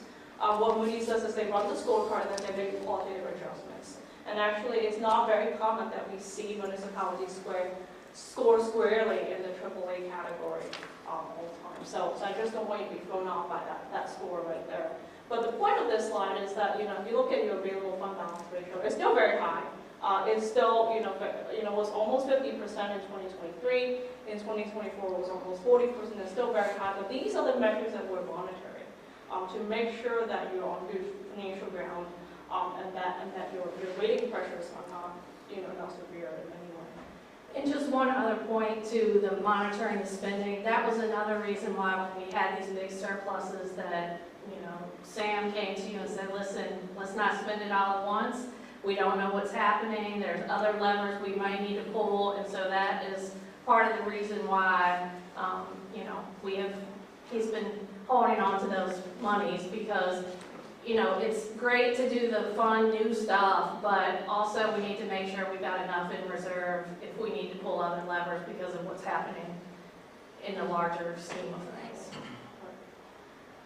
So if you think about, go to the next slide. If you think about it, right, the surplus seats, we've talked about that dedicating to the retirement fund, we just talked about dedicating to pension. Why do we do all of these things? Is really to make sure all of these pressures that we just talked about, the pension funding level, right, all of these things are addressed and that you continue to move forward toward that financial goal. And so as we think about the 27 budget process, and I know that this morning we spent a lot of time on kind of the strategic priorities and all of that. My point here is, don't rely on one single thing to fund things, right? Don't rely on tax rate increase so that I can fund that thing alone. Don't rely on just, I'll just limit my spending so that I can get that. You do really need a multi-pronged strategy. And I know that's a consultancy word, but you really do need multiple strategies because if you rely on one single strategy, it can have adverse effects, and I just kind of came up with a couple of examples, right? If you say, okay, why can't I just increase my tax to fund certain priorities? Technically, yes, you can do that, but remember what I talked about regarding the tax burden, regarding the competitive advantage with accounting. You just want to carefully manage that, and everything is always a tension, right? And so we just don't want you to rely on one single tool to pay for one certain thing, and essentially create that adverse effect. Can you use reserves to fund priorities? No, our recommendation is no. Do not use one-time revenue to pay for recurring revenues, right? That's always the golden rule of financial management. Don't use one-time revenue to pay for recurring revenue, and which is why the way you have set your surpluses are all one-time. These capital investments, retirement investments, all those are one-time thing, so that you match one-time revenue with your one-time expenditures. Can you cut expenditure fund priorities? Technically, again, yes, but talk like, remember I talked about at the end of the day, you have core local government services to deliver. Public safety, public works, all those things are core local government services. And yes, I think, in every budget, there should be some flexibility to look at ways to do things more efficiently, right? To do things, can we achieve the same goal in less dollars? That's always the golden question, so that you can create more room in the budget. The answer, of course, is there should always be room to do things more efficiently, but just to think about that carefully so that you don't rely on, well, we're going to do that efficiently, and then we're going to spend that money first, and then come back and find out, wait a minute, that strategy of efficiency actually didn't work quite well, right? You just don't want to be getting ahead of yourselves. One question I always get asked is, what about economic development? Can I grow my tax base so much that I can fund my priorities? And I think growing your tax base is always going to be your goal. It should always be your goal. And again, that should be part of the overall strategy. How do you grow your tax base enough? How do you keep your tax rate competitive? How do you do things effectively and efficiently? And how do you invest in your priorities? All those things should be kind of, together as part of your overall strategy to move forward. And I just wanted to be clear that as we kind of enter this kind of season, I would say this FY27 season, to be cautious about these dynamics. And I think I said this last time too, you tell people that I'm here to balance the budget, no one wants to listen to you. That is not the most fun thing in the world. That's certainly not most effective of conveying any strategic priorities to the world, but fundamentally having a balanced budget, having a budget that is sustainable, that is the ground for any kind of strategic priorities. I've worked with local governments that are, in Northern Virginia, but also in Chester, Pennsylvania, which is the poorest city in the States. Oftentimes, I get this question of all the, but what about this, right? And then my answer, what about my priorities? And my answer always is, make sure you have good fiscal grounding, because without that, there's nothing you can really do. The adverse effect of without fiscal grounding is so adverse that you cannot achieve your priorities either way if you don't have that good fiscal grounding, right? It doesn't matter if you, I'm just making this up, but it doesn't matter if you pour $10 million into affordable housing if you have a big deficit that you cannot solve. At the end of the day, that deficit is going to bite you back, and you have to reduce service level, you have to reduce investment on your buildings, and all of that, as we talked about before, has so much adverse effect, it's not worth it. So that is really the overall goal here. And there's just one last slide here, I do want to, not be always be the deliverer of bad news. And as I think about moving forward, right, and let me remind you, everyone is in the same place. A lot of local governments are facing the same challenges as you are. The economic outlook is not unique to you. The regional outlook is not unique to you. Of course, you have some kind of funding levels and healthcare fund challenges that are unique to you. But overall, right, as noted in the S&P outlook, they expect all local governments to deal with the same thing. And you're going to see that in the news. You're going to see that in your peers. You're going to see that in the other jurisdictions. And as we think about, okay, how do we deliver to local government services, maintain our service level, and invest in these priorities, you might have to, and I'm just saying that, you might have to wait a year or two with certain things. You might have to do that.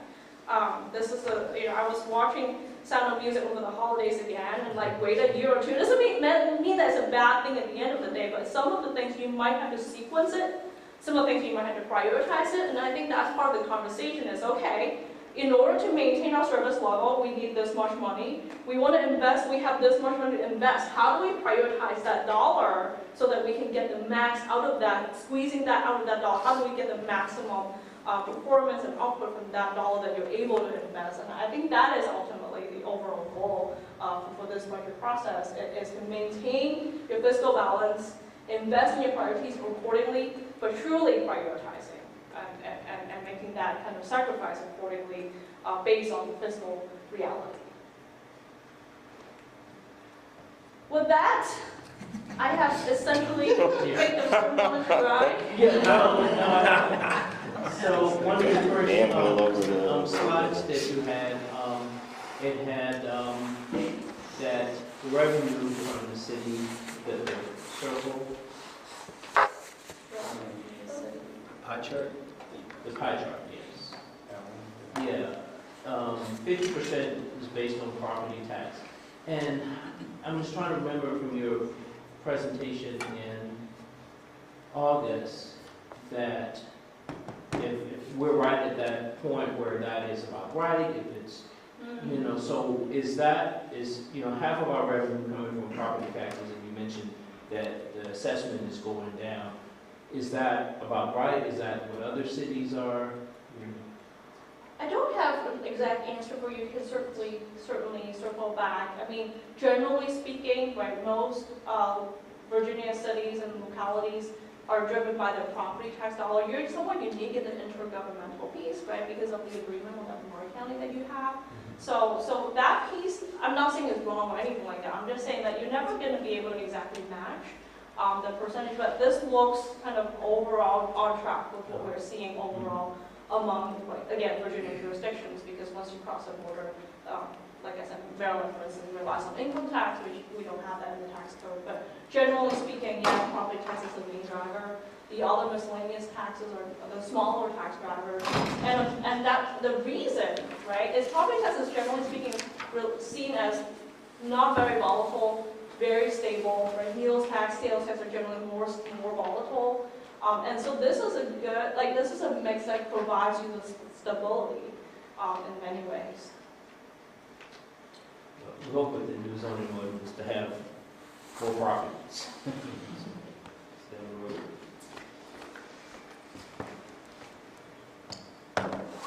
Any other questions? Yeah, I'm curious on the slides where you talk about weighing measures, another way to measure tax burden, revenue effort, and so on. I'm curious in particular about what factors and what inputs go into the revenue effort category. It's slide 13. Thank you. And your question is what measures go into that metric, essentially, like Right. how did that calculation came And about? the particular reason for my question is this. We are contemplating, we're hoping that we will have the opportunity to contemplate an additional sales tax bump for construction of school properties. And I'm wondering how that additional 1% sales tax revenue would affect that calculation. I understand Michael's point that there are some distortions that get brought into that calculation because we're a university community. And so one of the questions I have is if we were trying to do sort of a more nearly apples to apples comparison, Yeah. It may not be Granny Smith's to Granny Smith's, but at least it's Granny Smith's to Gala's or something. Yeah. What would that additional sales tax burden mean for that number? I would like to get back to you on that. Like off the top of my head right now, right? Because that would be part of the local option sales tax, essentially. Right. So I think that would be included in the calculation, but I do want to let you know. And I think it also, if it becomes a statewide ability to do that, it would also depend on who else chooses to do that. Because again, these are all indexed relative to each other.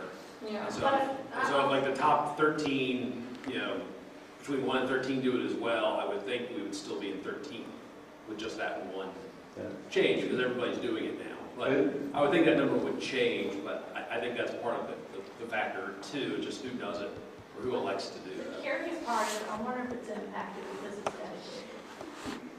Right. Yeah. That's exactly what I wanted to, that's why I didn't want to give a definite answer, is that how do they treat dedicated? Pop quiz time. Yeah, dedicated dollars, like similarly, do they treat that as part of the overall, regardless of how you dedicate it, it's still the sales tax that we include or not? Like, that's the question I want to.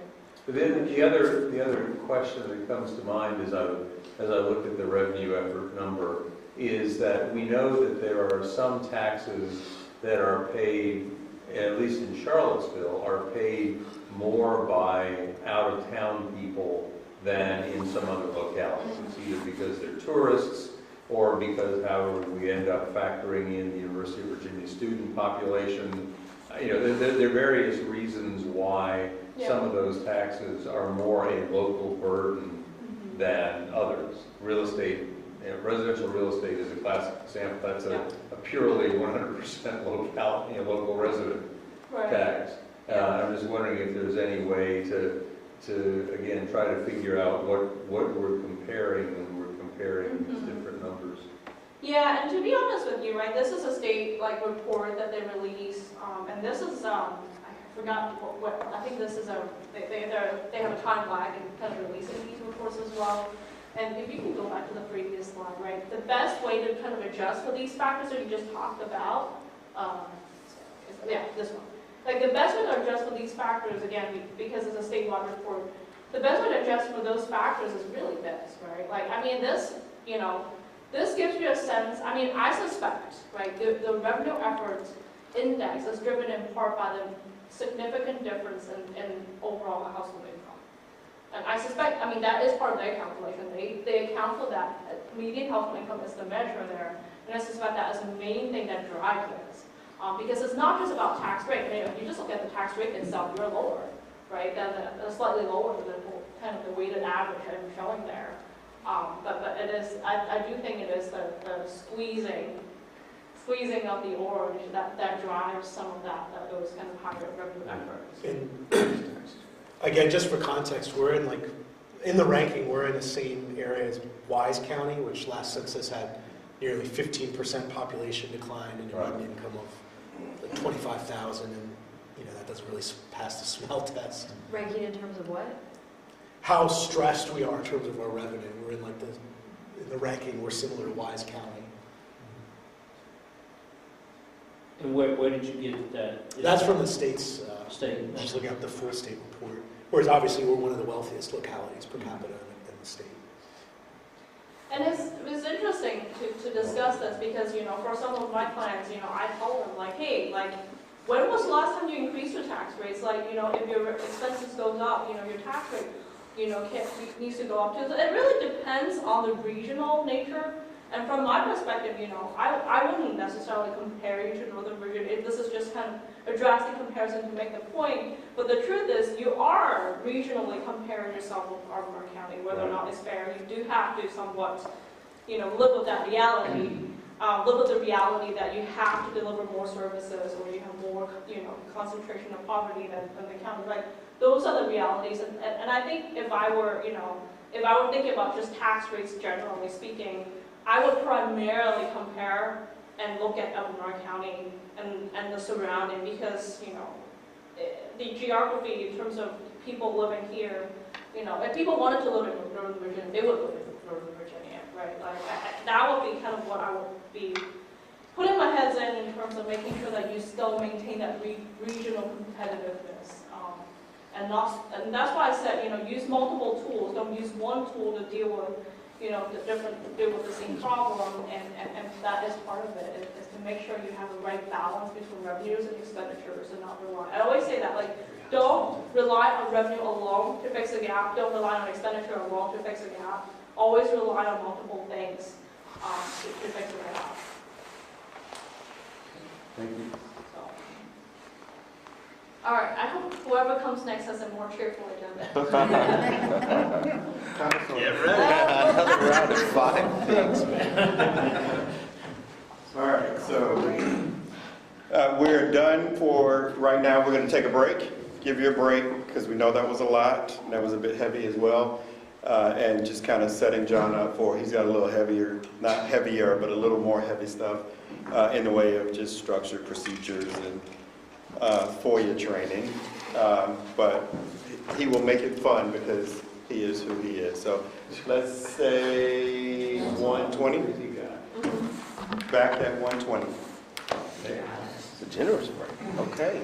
We didn't really take one earlier, so I thought I'd give it a couple. Look at you. Did you decide the 2 schedule? included in it? No. Okay. You also, I need to determine that. Who's got a caveat? I need to determine Harry and time. You had indicated that you might have something to do. I was something. No, I still get it. Yeah, I can. I was hoping the tire guy might not want to. Oh, yeah. But that's your call. Yeah. I'll let you know. And if you give me options. Yeah, and then as soon as he introduces his meeting, then I can give that's going to be an interesting how we get all that. Is there a preference among you on hearing? Jen has actually thrown the monkey wrench at everything. Exactly. Moving around. Every 3 months, not all the time. Yeah.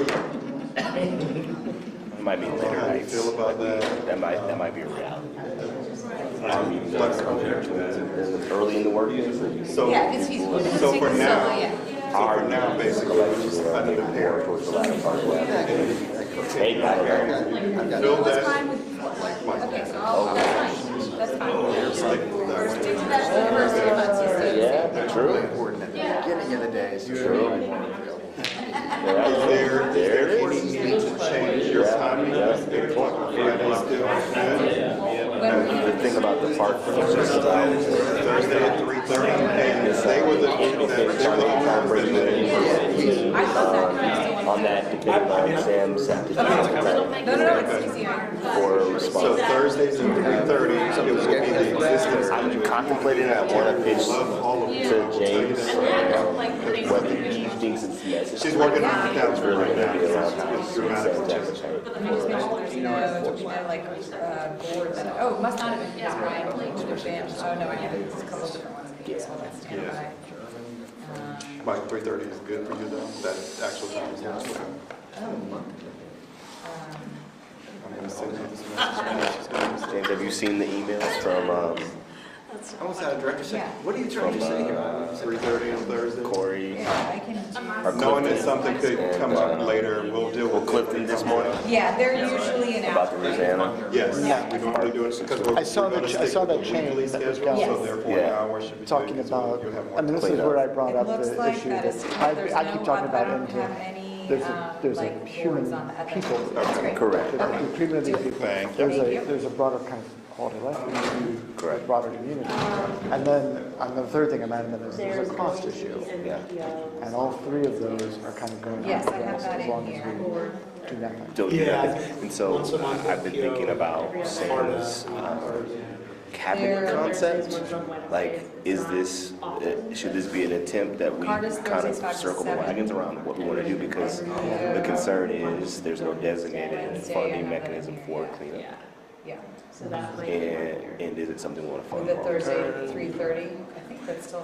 I'm gonna ask about opioid abatement money. Can that be used to kind of do this? And we can maybe enter into a long-term Whatever it contract? is, however, whether it's cabinet or not, like the question is, do we need to get a big group of people together? Correct. To talk about what we do in this area, given the inputs that we. Correct, correct. And do you feel like it's that urgent? Do you feel like San Juan Trees, like it's more of this I was level? gonna take these, I was gonna do like this, I should have communicated clearly, that was not. May I take your place? Don't Would know you the like? answer to that off the top of my head. Give the plate. My Give the trash. instinct, my gut is saying that it is approaching that level of urgency.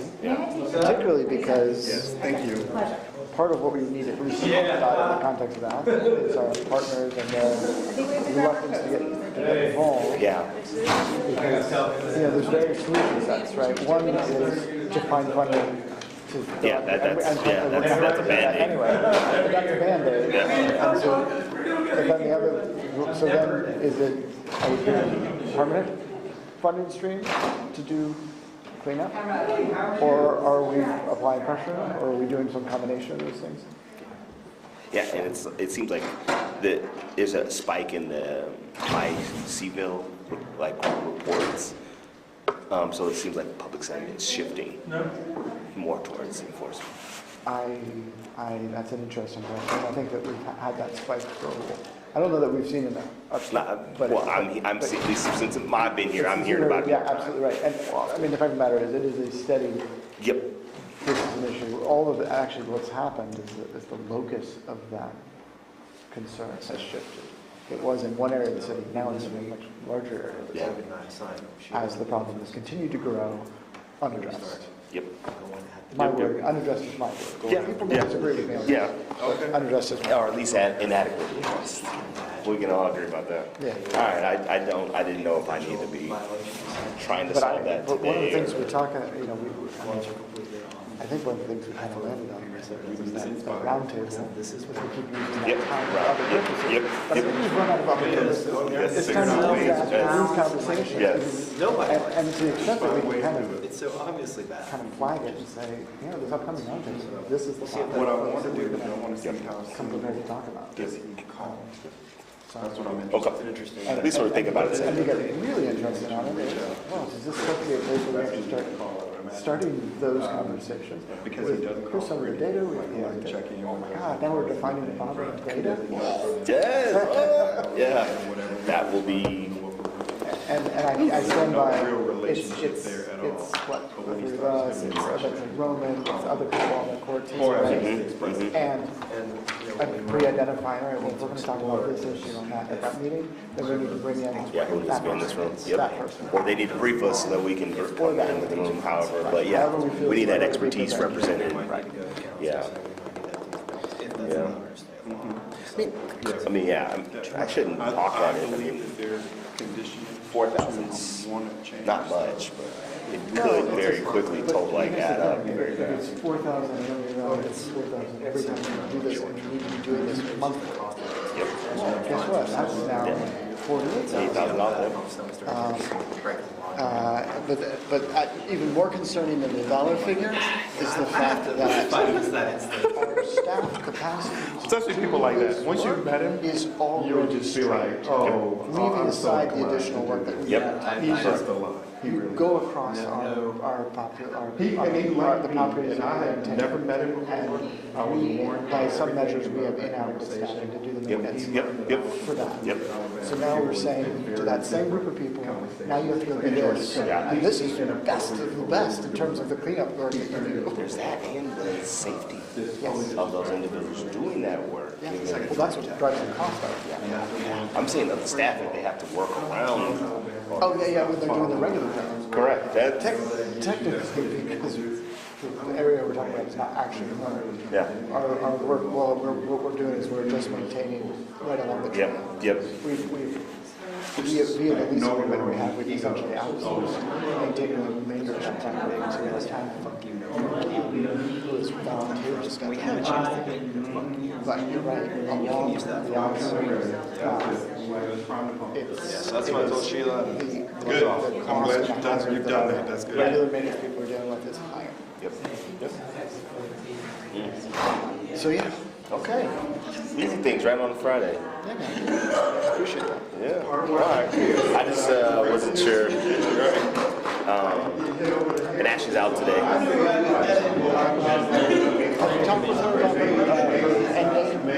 Yeah.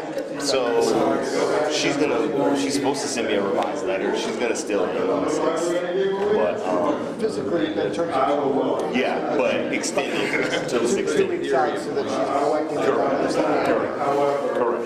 Correct. I had to strongly encourage her, but she got there. She got there. I don't care how it's the 16th, let's just start on the report. Yeah. Get 2 pages. We own this. Yes, at least. Benefits for the city. Yep. So yeah, she's gonna do that. She needs to send me a revised letter. She wants to turn around, take that money and donate it back to the city. Let us pay you. Yeah, but then Sam, I have put on one of my notes was, as soon as that she makes it known publicly, there's a communication, press release, something that speaks to this work will still be assumed by me or whoever on the interim, and the city remains committed to this so that he doesn't, because he already kind of, it's a trigger for him. So what's the date? So the 6th. Which is weird because it's a Thursday. But whatever. Whatever. Yeah. No, and you wouldn't get much done on Friday, it's your last day.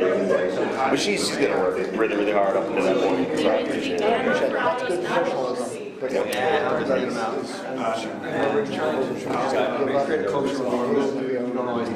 she can't be compensated. And we're like, no.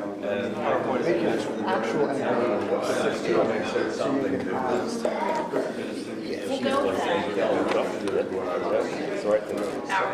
But I wanted that Very much so. mindset. Yes.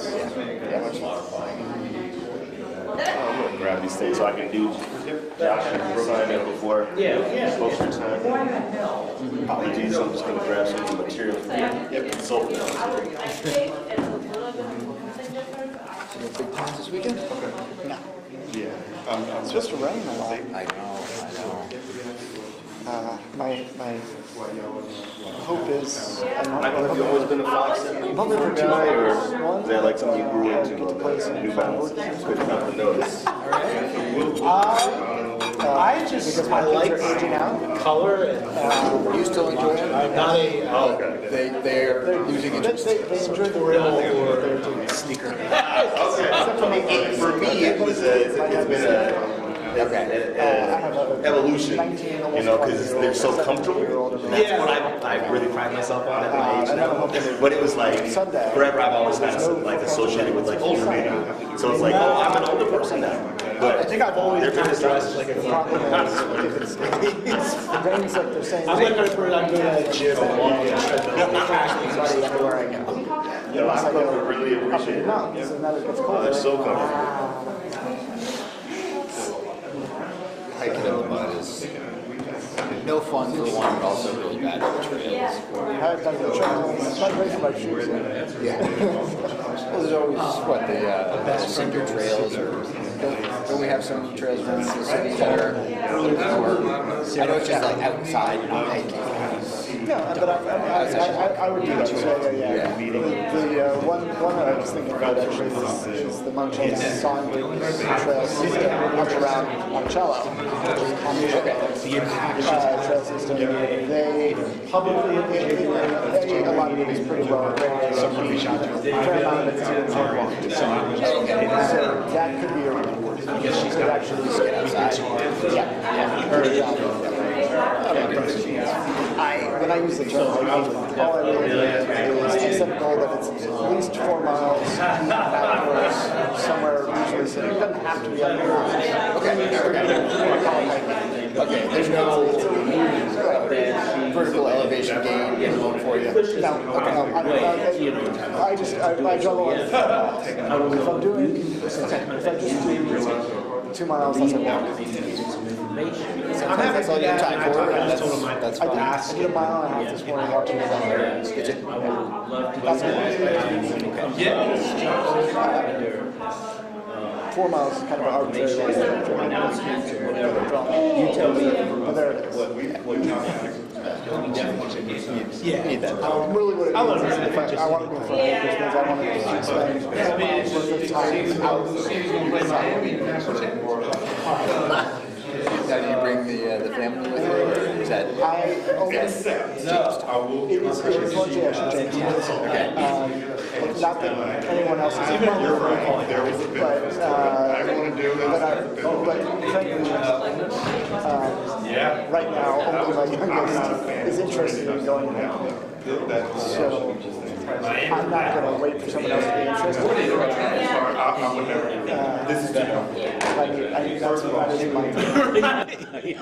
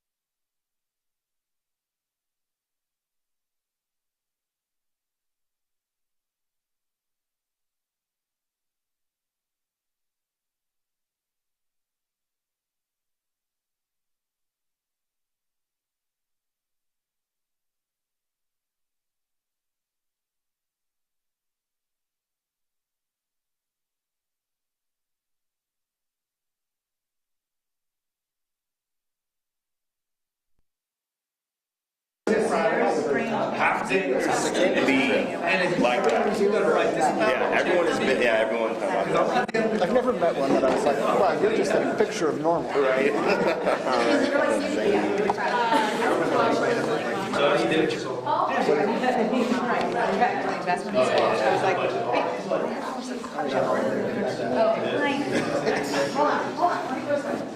I figured you still needed something to do.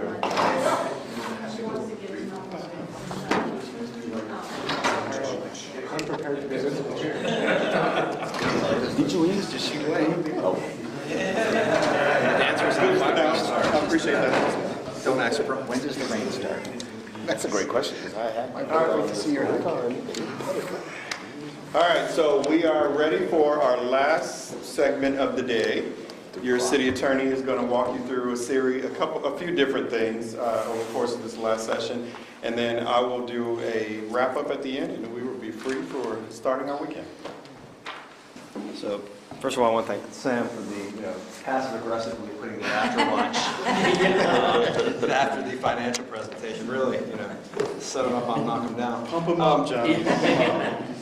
No, so the plan for today is, as Sam said, I'm going to go through a couple of different things, all loosely based around the idea of governance, right? I'm going to start out by, actually, when I met with Jen for her new council member orientation back in December, I had the opportunity to kind of give her an overview of our office and the personnel in our office and kind of how we work and what our portfolios look like. I thought that would be a good thing to start out with y'all and give y'all that same information.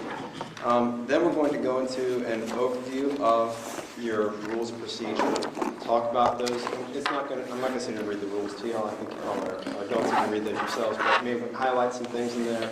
Talk about a couple different areas where we might want to see some changes. I've noted a couple of areas, I'm sure y'all have as well, where our practice deviates slightly from our rules, and is that something that we want to change, or do we want to change the rules to adopt the practice, or vice versa?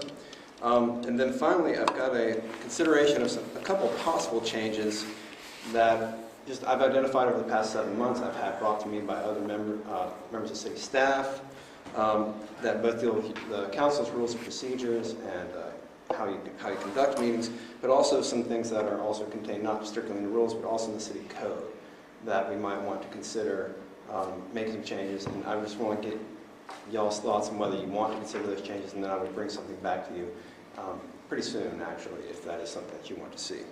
So with that in mind, I want to first, now I've given you all these binders, and as I said, this is part of my goal of just eliminating PowerPoint as a way that people talk to each other.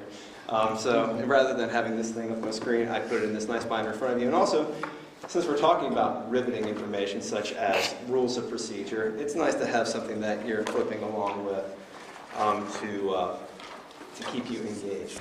Do you want to sit at the table with us? I would prefer that, actually, Yeah. but... We're going through this whole binder, let's make some room. Then later when I want to get really encouraging. Well, then later when I want to keep it real, I can flip it around backwards. Not feel like that. So after we have a break in the itinerary after those things, and then we get to the most fun kind of training there is, mandatory training that you all required to do with regard to FOIA. So we're going to go through that, which is in this binder as well.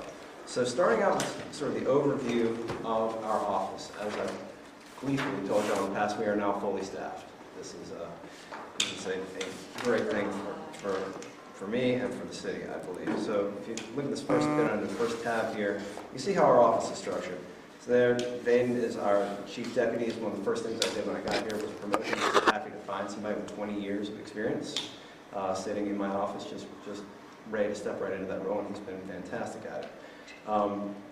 Below this, we have every single one of these are deputy city attorneys. It's all based on, they all have the relevant experience to qualify for that deputy level. We also have an assistant city attorney level. If we were to bring somebody in who's a little bit more entry level, but as it is, these 4 attorneys here are all vastly experienced and real assets, so they are at the deputy city attorney level.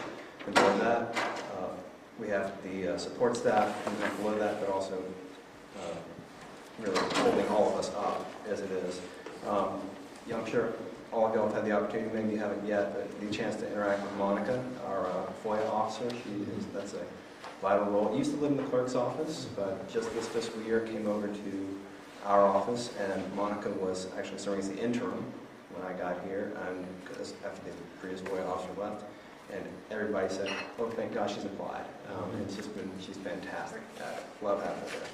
Hannah Patterson joined us not too long ago as a paralegal all the way from Boston, Massachusetts.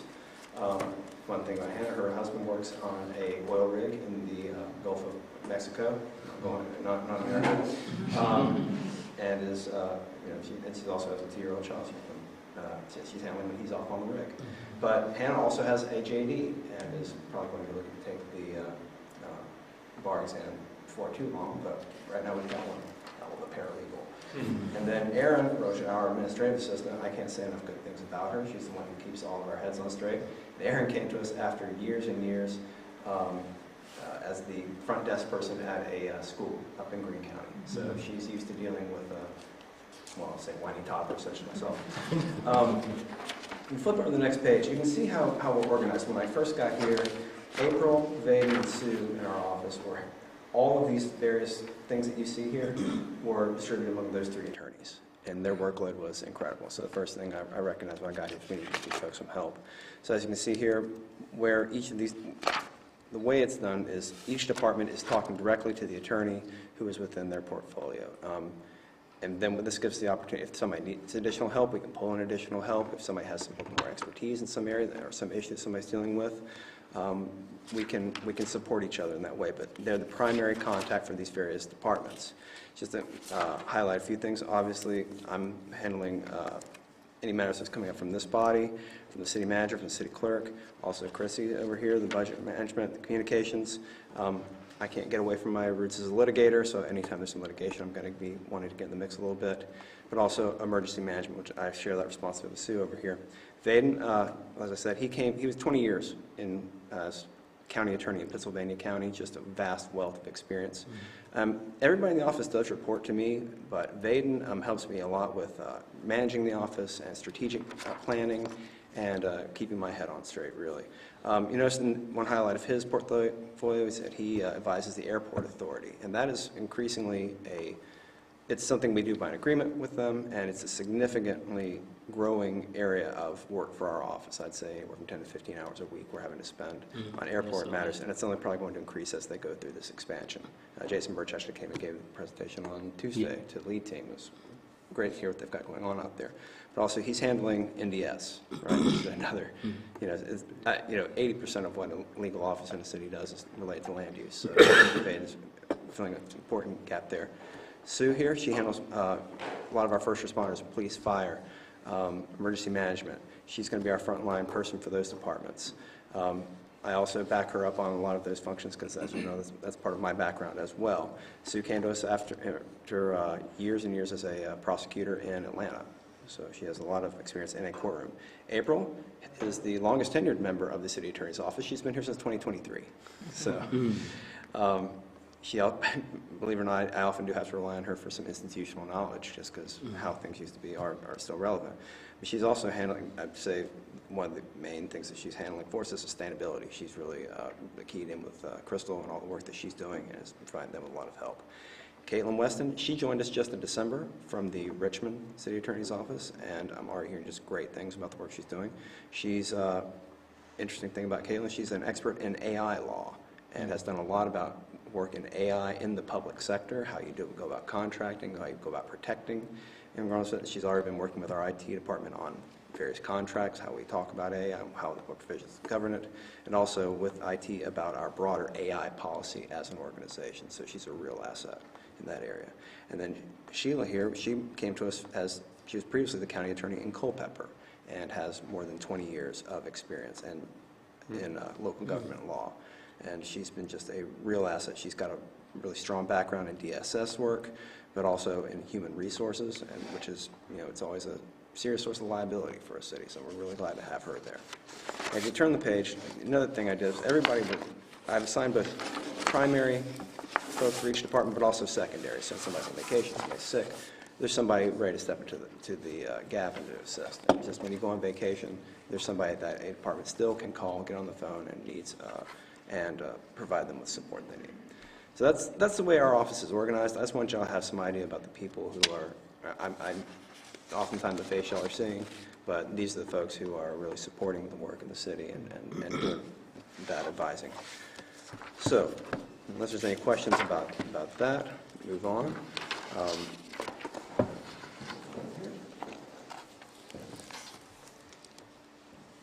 Moving to the really fun stuff.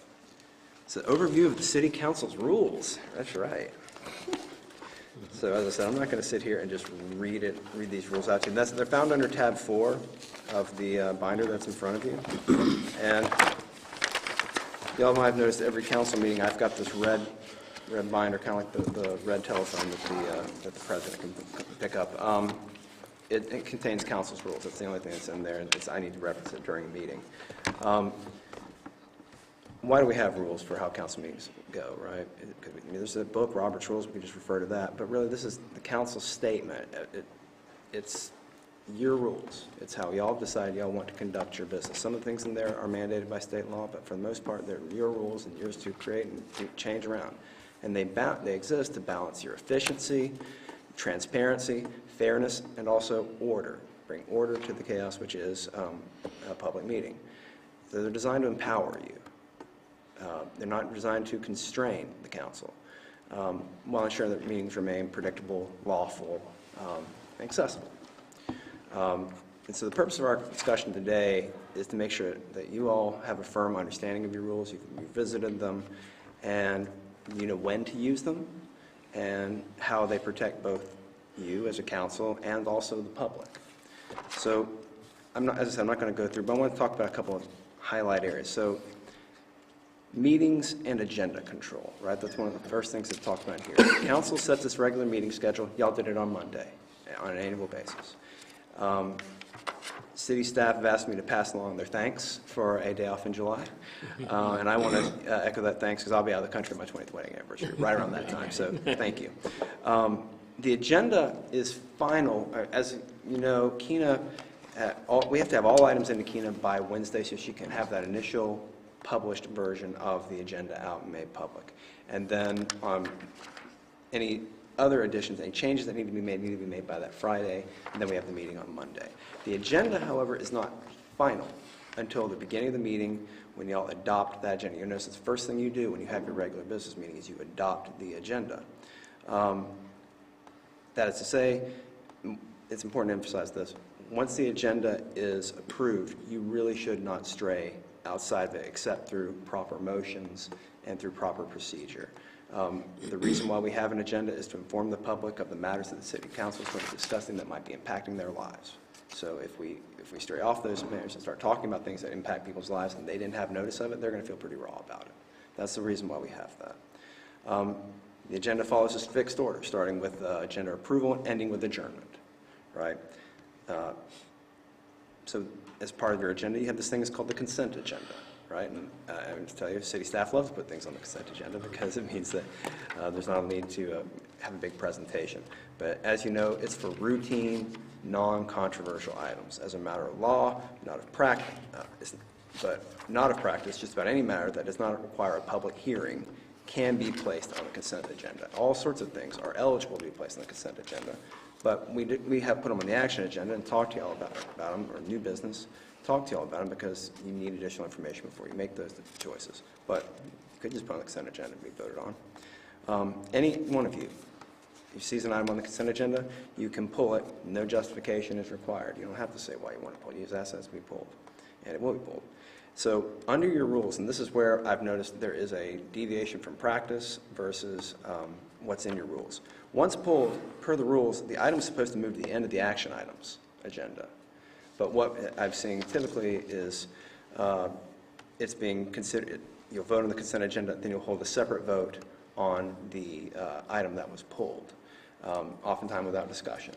Now, I don't see this as being a big problem, but I do like the rules to match practice. So this is one of those areas where I want to ask you, are you interested in maybe changing the rules such that it's just considered immediately after the consent agenda if an item is pulled? I don't have a preference. I think sometimes when it's an item being pulled, it may have generated some public interest, and they may be there, so it might be a benefit to doing it right after the consent agenda. But I'm going to be there the whole meeting, so it's not, so. But I don't have a preference. I don't know what do y'all think? I'd be inclined to put it as soon as possible, because in many cases, it's something that there will have been some public comment on. The public comment was just then and there. What better time to address it than right away? How often do you guys pull? Not that often. Okay. It's every couple of meetings. Okay. Sometimes it's just, someone disagrees, sometimes it's like a deeper discussion, but I have no preference whether it's at the beginning or end, really. It's rarely been a half-hour discussion No. derailing the meeting. It's more like a 5-minute discussion. I also tried to run interference for any engagement that may have occurred before the agenda was set. If an item were on consent, because that matter may have been up for discussion, a higher level of some kind or contact, I have asked staff to pull those items down. So working with Keena, we would move it out of consent and put it as an action item. In I advance. try to anticipate that In where I advance, can, but it doesn't always happen that way. Okay. It could be that specific meeting where they might have been made aware of the item being on consent. So it would make sense to address this particular part of it, but I am trying to anticipate some of those things, but something always gets through. Is there any reason why we would need to pull something from consent to the main agenda and have staff need to show up to talk about it? Well, my directive there is already. if they have an item on the agenda, including consent, they need to be present, because Okay. they never know when you might want to engage in discussion, and I want everyone to That's be what, ready. my only thing was if we need to give them time to get Right. there, but if they're there Sure. already, then let's do it at the beginning so And that they can assistants get and out. deputies are going to prepare with them, so because they made an item make it to the agenda, that if they can't be there themselves, then they'll be prepared Someone will to be be able to available speak right to away. it. Okay, then I'm sorry. Sometimes pulling an item from the consent is also just to have that recorded vote, not show up as a consent. True. Yeah, so. For that specific item, have it, okay. If it's going to be like 4-1 or something. But we will support your ability to discuss if you need to, so that's fine. Yeah. Can I ask one more consent agenda question? Absolutely. Does Keena have to read the consent agenda out loud? Oh, boy, I'm getting there. Sorry, okay, just. Don't worry, I'm getting there. Okay, sorry, okay. Then, yeah, right after is fine, or like right after the consent agenda, before the rest of the agenda seems fine. Okay, so that will require a change to your rules, so I will make that adjustment. That's what I'm hearing, is that y'all would like to have that item heard immediately after the consent agenda is voted on. So I will make that change and present that to you at a future council meeting. Okay. Okay, great, thank you. All right, so moving through the rules now, we've come to a section about motions and debate and how those things are conducted. And this, I will say that practice does deviate slightly from what is in the rules. For instance, only one motion at a time may be on the floor. This is why the other night I said, hey, y'all, as the parliamentarian, there was a motion, and then essentially a substitute motion. yeah. Right, so most, and this, I have here all motions require a second under your rules for it to be heard. Debate is governed by recognition from the presiding officer. And your rules say councilors must address comments through the chair, not directly to each other. It says, really, except as otherwise noted, each member is required to obtain the floor by addressing the presiding officer before making motions or speaking either to other councilors or to members of the public. Y'all ain't doing this. Okay. And here's what I'll Wait, say. this is just for motions, not for general discussion? This is for matters need to be directed through the chair. That's how, I mean, every rule is. Excuse me, sir, Mr. Chair, I'd like to be recognized. The chair recognizes Councilor Oscar. Well, this is what I would like to say. That's how we typically conduct meetings. But what y'all think is fine. What I would like to propose, though, is that I don't think you want to just take away the ability to have the mayor or the vice mayor to actually require that things go through them, because this council works well together. I don't think that's a big problem. Future councilors, it might not be the case. So what I would suggest is that we actually change this to be, we'll make it align with your practice, but give at the option of the mayor or the vice mayor, whoever is presiding over the meeting, can invoke that from now on all commentary needs to go through me, and just they can invoke it. At that meeting? At that meeting. Yeah. That's correct. In real time. For that Yeah. exact Yeah. motion. I got it. You can be like, all right, Yeah, y'all bring it to people. getting out Yeah. of hand, so. Yeah. That's all right. Right. You know us. Yeah. So, y'all good with that? Yes. Making that rule change? Yes. Great. You do make a distinction in your rules about substantive versus procedural motions. Substantive motions are the ones that deal with the merits. I hereby move that that we approve this funding, that we adopt this policy. Procedural motions control how and when the council acts, and only the listed procedural motions that are in your rules are allowed. This is table the motion, call the question, your typical Roberts rules kind of motions are in there, and there's an exhaustive list if you want to look through them. I actually think they're kind of fun, but that's because I'm a deranged person. So this brings it to the presiding officer. It's the mayor and the vice mayor in the mayor's absence, and the presiding officer has the duty to decide questions of order. So questions are directed to the chair. Now, if the chair makes a decision and there's the person who feels raw about that procedural decision that the chair has made, they can ask the rest of the council. Well, the mayor just said that I need to shut up. Yes, the rest of the council think I need to shut up. Then there'd be a vote of the council, and they can actually overrule that decision. The presiding officer has the obligation to preserve the quorum and controls recognition and debate flow moving forward when he has actually invoked that we are going to actually go through a recognition kind of system.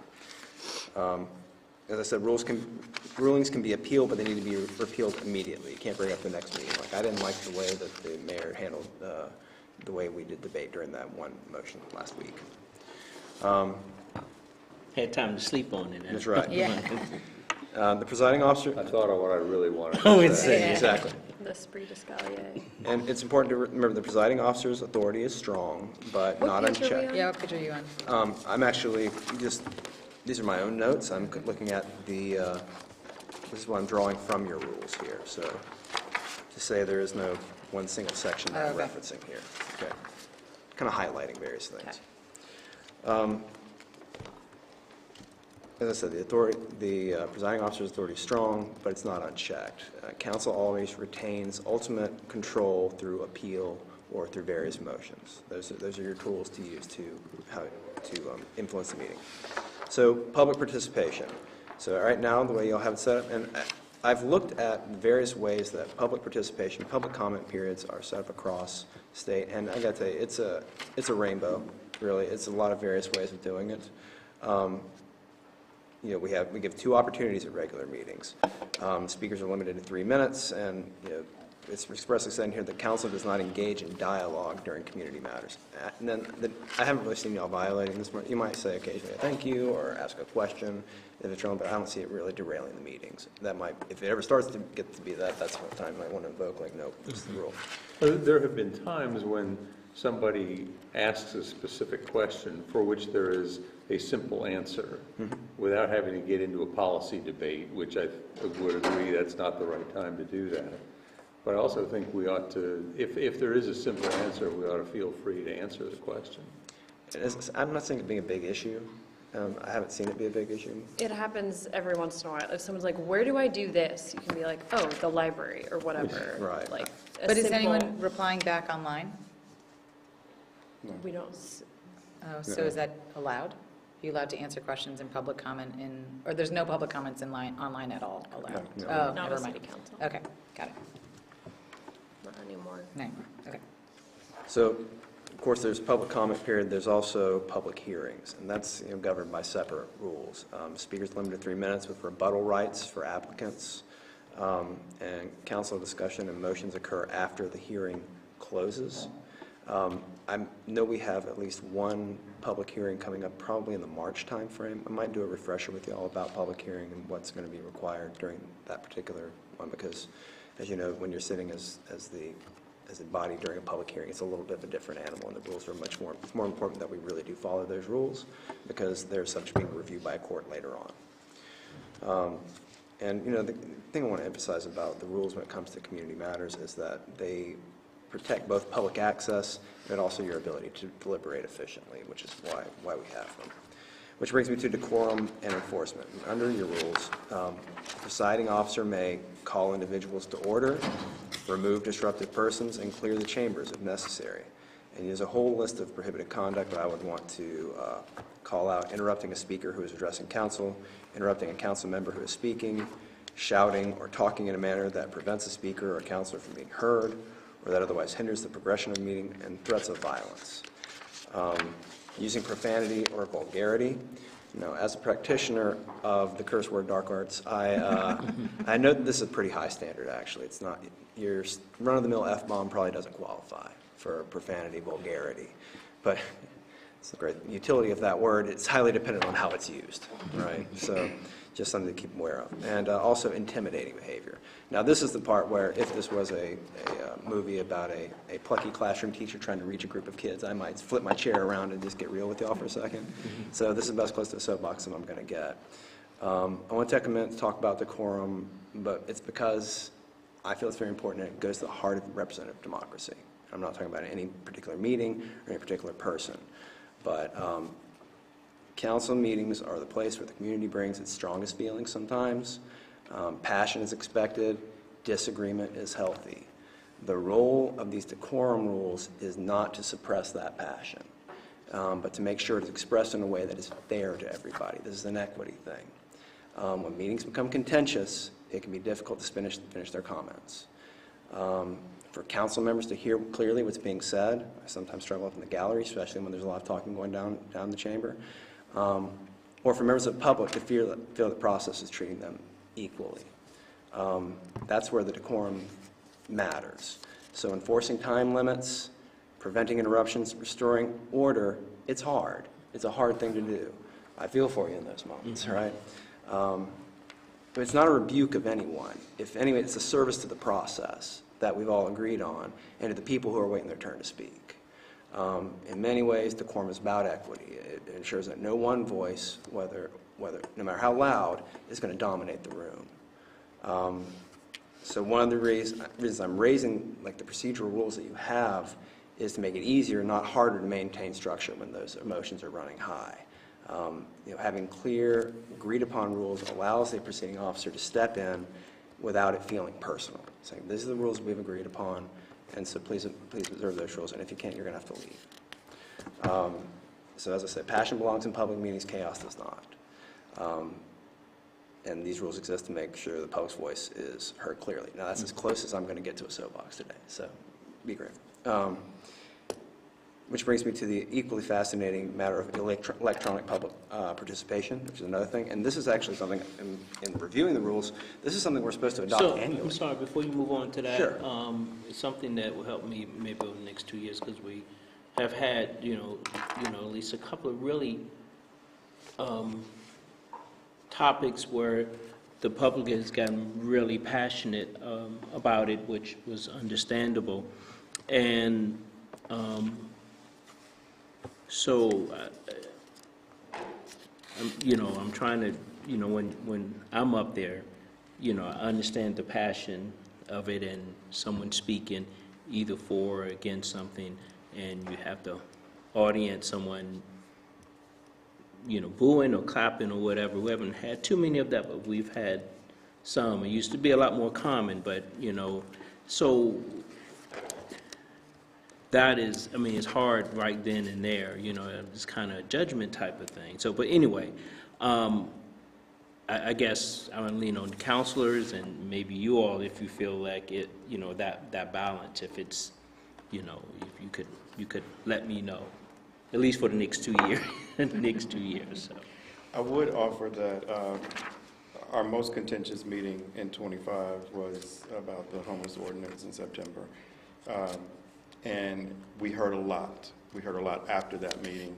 And I think it is important, especially because this is being shared with the public, that one thing, and I don't know if you even know clearly how it works, but just the understanding of in a council meeting, the meeting is under the control and purview of the mayor, not the city manager.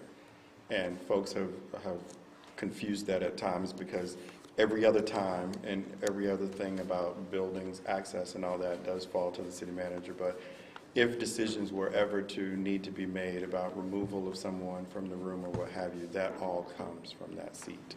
The sergeant at arms is a staff person requested by the city manager to have, from the chief, to have available. He's there or she will be there, but that's the only person that can activate that in any effort that's underway.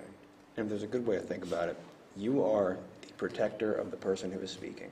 And when others are interfering with their ability to be heard or to express their concerns imagine that guy in that Norman Rockwell painting who's standing up with his hat in public meeting. Imagine the guy behind him going, "Hey, sit down." Well, you would say, tell that guy to get out, and if you warn them, and if they continue to be disruptive, then yes, Sergeant Marston ask them outside. And explicitly under your rules, during a city council meeting, the presiding officer shall have control of the council chambers and the connecting halls and corridors within City Hall and any other venue where a council meeting is being held. In any case of conduct described above, the presiding officer may take measures deemed appropriate, including but not limited to suspending the meeting until order is resolved, ordering areas to be cleared by Sergeant Arms, or requiring any individual to exit the meeting room and adjacent premises. You got to be real careful with this, and I'm glad that you're not just throwing everybody out because you don't like what they're saying. That would be unconstitutional and un-American, frankly. But there are times when it's actually impeding the council's ability to do business, or for people to express their constitutional right to stand at the seat of their government and talk to it, that I would advise acting. Yeah. An awesome burden. Yeah. I'm glad that it's only one person who decides. I think at that September meeting, someone counted the number of times I said, please, please, please calm down. I think someone counted. You said please 217 times. I was like, oh gosh.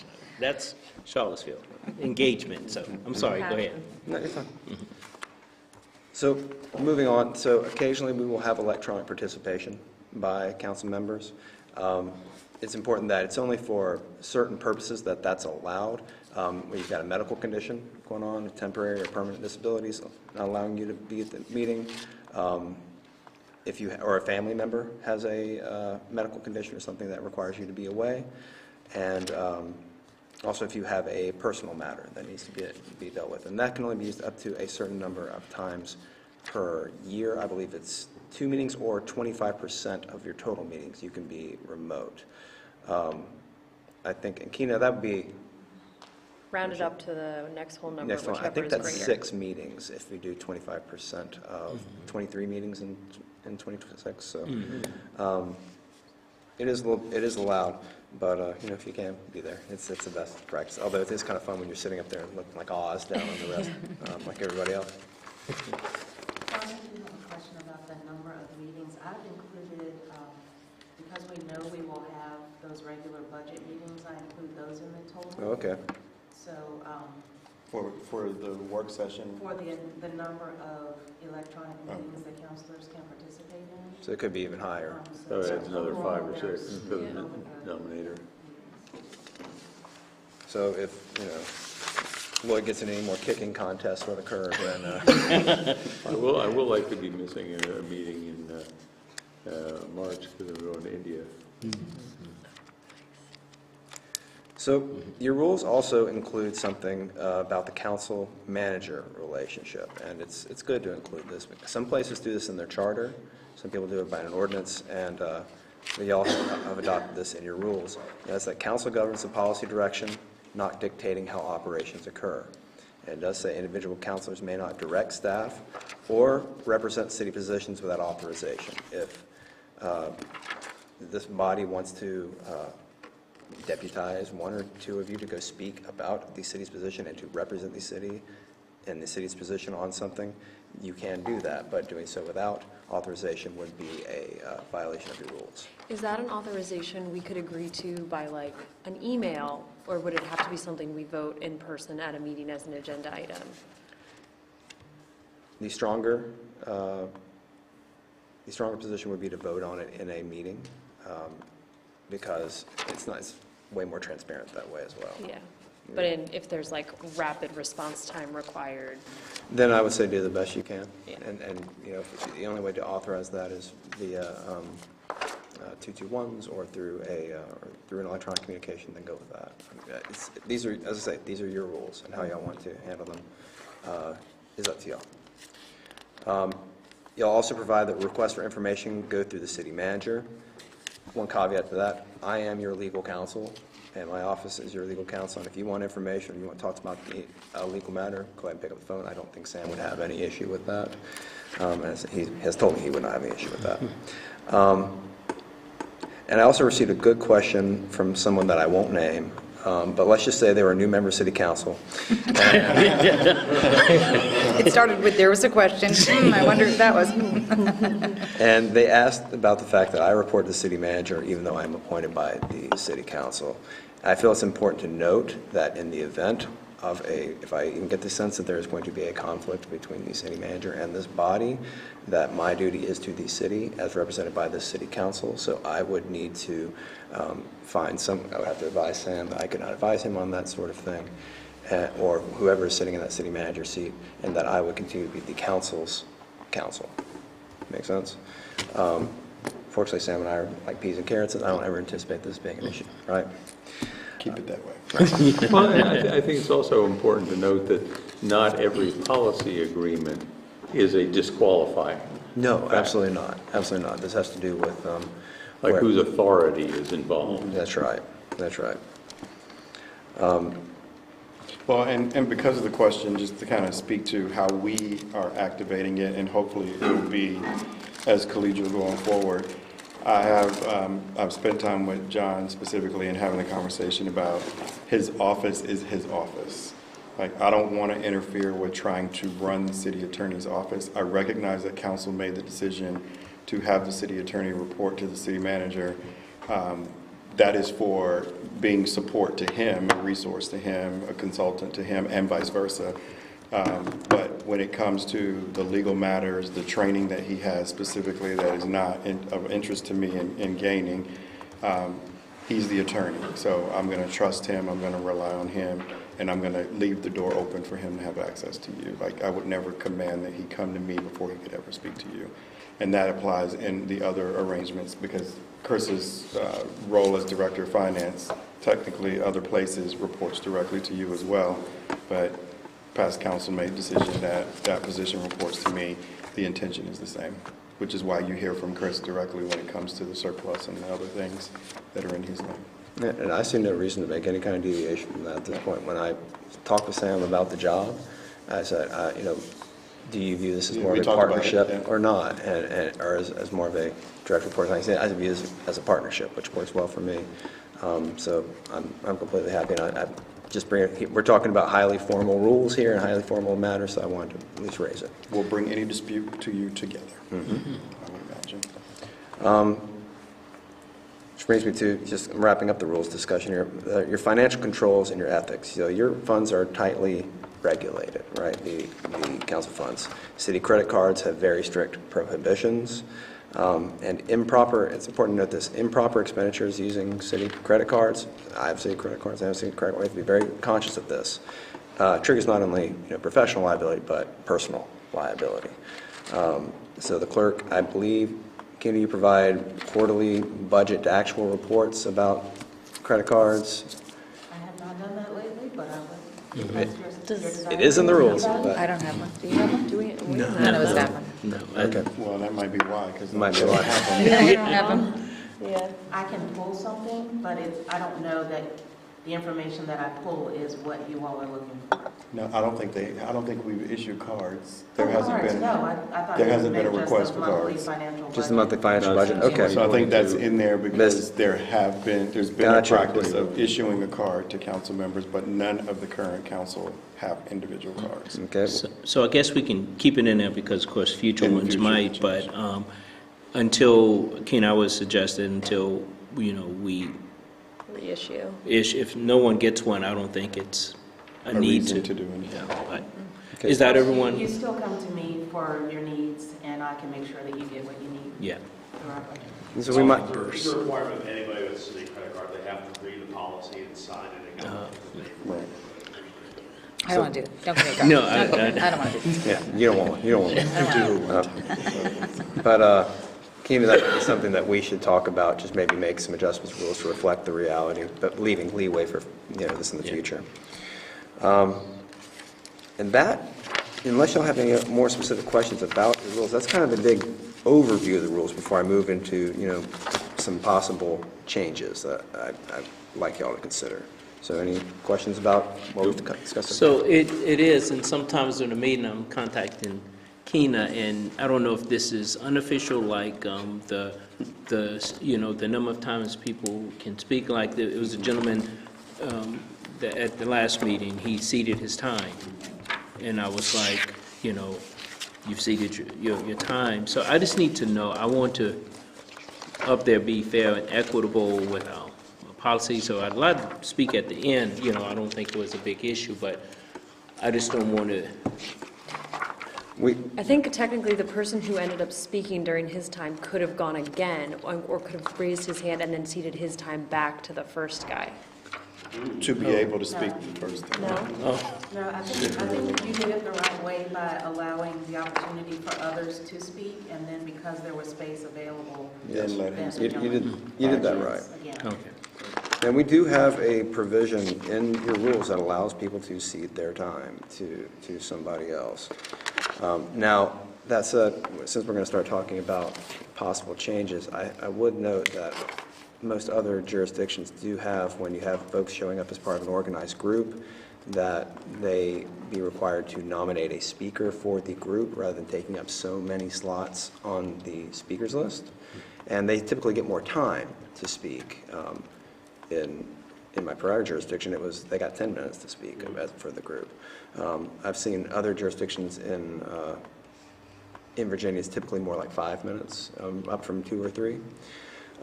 But what that does is, let's say you have a group who really wants city council to fund a new pool, right? And the Citizens for New Pools group shows up, and they take up all 18 slots, and they got 8 more people ready, or they take all 8 spots, and they got 8 more people lined up to speak on the wait list as well. Well, then the citizens who wanted to show up and talk about they can't get the pothole filled on their street or whatever, their issues, they're getting kind of crowded out of the process is the idea. So would you be interested in exploring some kind of a representative group kind of function? I think if we did that, it would have to be an option people could opt for, not a requirement that people would have to do as a way of introducing it. We might then change that later, but I think if that is something we want to think about, it can't be all at once. Does that feel? Yeah, because I'm trying to think of what's the unintended consequence of that? You would have Yeah. a formal group that wanted to There's come. a lot of informal. But there's a lot of people that are aligned with that group's chat, and they come up and sign up too. Yeah, I mean, and are they we- don't have an official organization that they would talk about it together in advance. Right. So then you've given the group 5 minutes, and we're still going to hear about it from the rest of the folks. Yeah, you're right. I don't know But how the that would question work that in lingers is, practice. are you concerned about who else you're not hearing from in a moment like that, when the issue is what it is, and it takes up the spaces? That's the question. Yeah, and I think it might be just how it is. That's part of the reason why the lottery was formed, was to just mix Make it it up possible. without any bias, so our office doesn't just pick and choose, okay, this is who should speak, but we For put those all of first those 8 who slots. signed up into a scrambler, and whoever gets those first 8 slots is who gets the slots. The others are on a wait list, but they're only moved off the wait list if someone doesn't show up. From the lottery slots. Otherwise, they have to raise their hand when Right. they're. Like Because the- we don't like the work the general wait public, list at right, all. right. The wait list disappears after the 8 have spoken. Yeah. That's correct. With regard to community members, I've seen deviation from this slightly. The rules do provide that the second opportunity to speak at the end of the meeting is for people who did not get the opportunity at the beginning of the meeting. And that doesn't have a cap on it, does it? It's unlimited speakers. It's a limited I do think it's quantity of unlimited speakers. speakers. But you're saying that it should begin with people who have not already spoken first? It says it is specifically for people who did not get the opportunity to speak earlier. So not a second time? So it's not a second time. Not a second. It's that's we haven't something done that. different, yeah. I didn't realize that. I thought it was that it was open for anyone else anyone to come and say something, and it was unlimited based on how many people wanted to speak. So if they spoke at the first part, They don't necessarily get get a to speak chance to speak at this. what, is there, it doesn't happen a lot, but it is sometimes people wait around and want to speak again. Sure. And Is- sometimes, yeah. I mean, people are responding to what happened at the Something, meeting. yeah. I think they're not guaranteed a second spot, but if we want to grant them a second spot, we can. Here's what the rule What does says. it say? A second community matters session will be offered at the final agenda item at each regular meeting, during which individuals who did not speak during the first community matters period may be given an opportunity to address council. So you could at least prioritize them because they never got a chance to speak. And then if anyone else wanted to speak, you could add that as a line, as a change, or not. Yeah, it could be, well, I do think that would require a change to these rules, because right now it seems to explicitly say they may not speak there. So if you want to change those rules, I can make that. If you want to keep it as is, I can do that. Well, I your think since preference? we haven't been following this rule, we should change it to match what we have been doing. Okay, so make it so that folks who did not have an opportunity have a chance to speak first. Prioritize, And yeah. then. And then if anyone wants to speak a second time, they have to wait for the other people to go first. That's what I've been doing. Okay. Is everyone okay with Yep. that, Lloyd and That's good. Michael? Yeah, I will make that. It hasn't really been a problem. I mean, we had some meetings back in 2020, 2021, where things went on and on and on and on and on, but under current leadership, nobody dares to abuse the system that way. Yeah. And agenda management so that you don't have too many action items in case that is needed. Yeah, thank you. Good, I will make that change and I'll present it and when present you these various rule changes, which brings me to some of the things that we are going to consider. So Sorry, was there a bullet about seating time? yeah, it's in here. Let's see. The person has to be present with you, something like that, I remember reading. Yes, that's right. Thanks, Mary.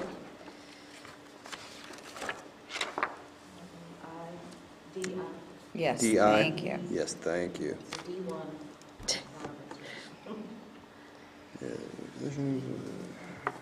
Oh, D1BI. D1BI, that's it. Yeah, speakers may concede their allotted time. The person whose name is written on the speaker sheet must be the person who begins speaking, although they may be accompanied by others to the podium and may share their time with them. Each speaker shall begin by clearly stating their name and place of residence, or speak on behalf of business by giving the location of the business.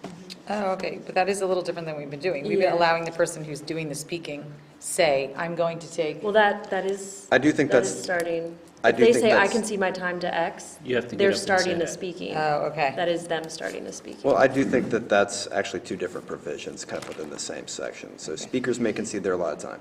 The person named on the speaker sheet must be the person who begins speaking. I think that when they cede the time, it doesn't really. That doesn't count. It doesn't really matter, is what I'm getting Okay. down to. Whether they I'm ceding my time, or whether they get up to the podium and say, I hereby cede my time, and then the person walks down. It doesn't really matter. Question is, supposing two different people cede their time to the same person, so that person effectively gets 6 minutes to speak.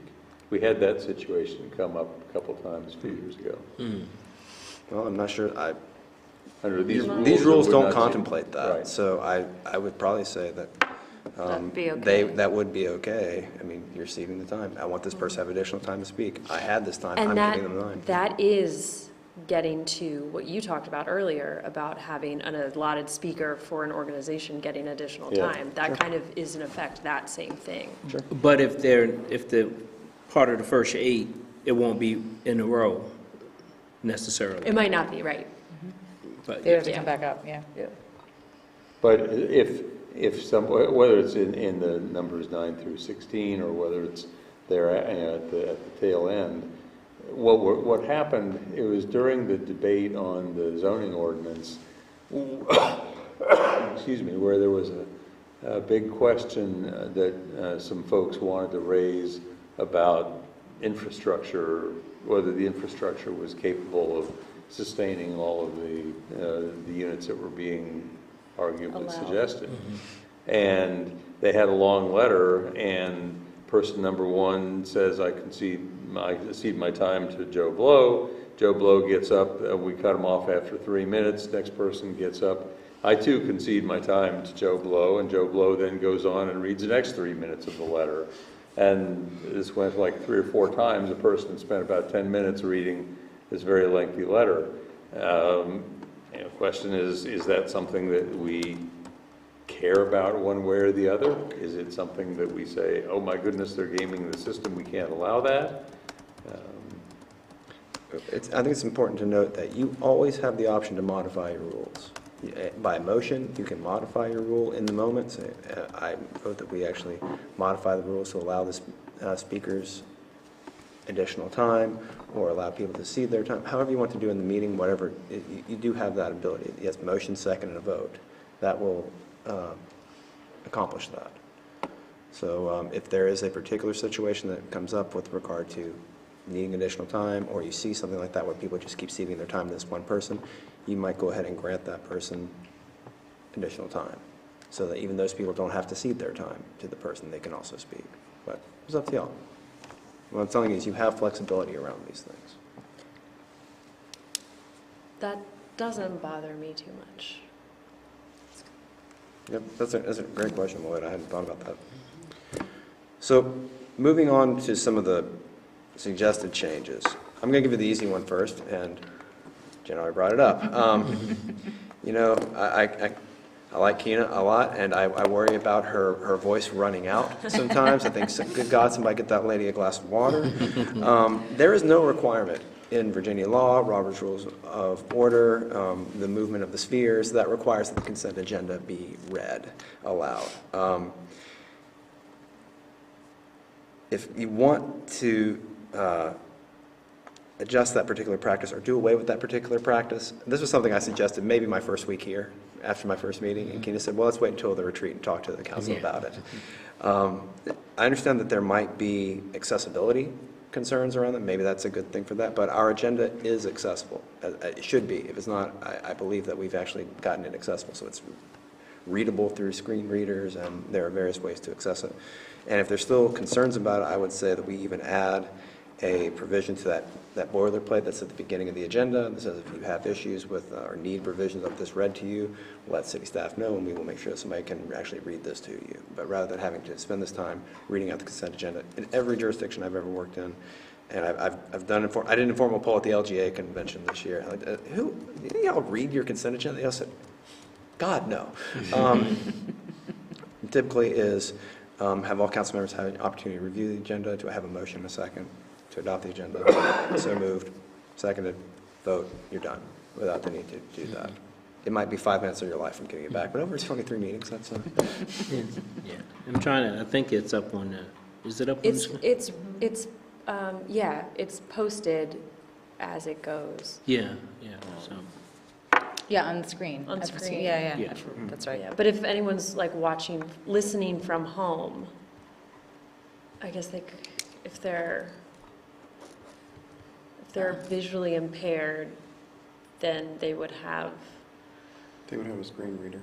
a screen reader anyway Or- for a live meeting. The assumption is that they would. I mean, we can't know that Yeah. for sure, but I can say that there have been occasions, very, very limited occasions, where there's been a challenge of some kind that we've had to accommodate. I can think of one individual who's requested that we mail the agenda, and it's been a regular thing. We do that. She requests that paper copy be mailed to her. And I think it's only because she's not really a computer person. So getting it that way is not an option. So that's an accessibility matter in our mind.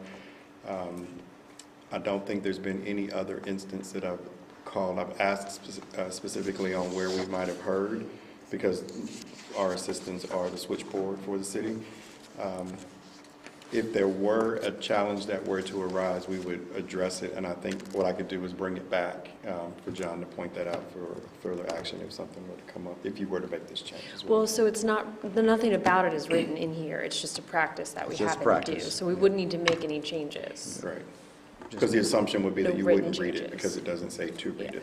But I think before we alter that practice, we want to make sure the council's good with altering that practice. Yeah, I'm fine with not reading the consent agenda. Kato, do you have any input? No, I've thought about it for a long time too.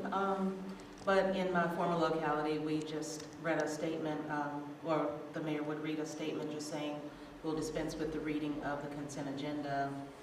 Is there a motion? So pretty simple. Yeah. Leaving the opportunity to pull something from the agenda, because that's always Of course. your purview. Which hopefully That's it. would have been decided already, but it might have just been raised by something that somebody just said,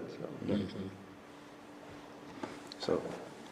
So, y'all good with that then? Yep. Great. So, easy one. I won't die on the hill because I really don't feel that passionately about it, but I don't see why we would not read it.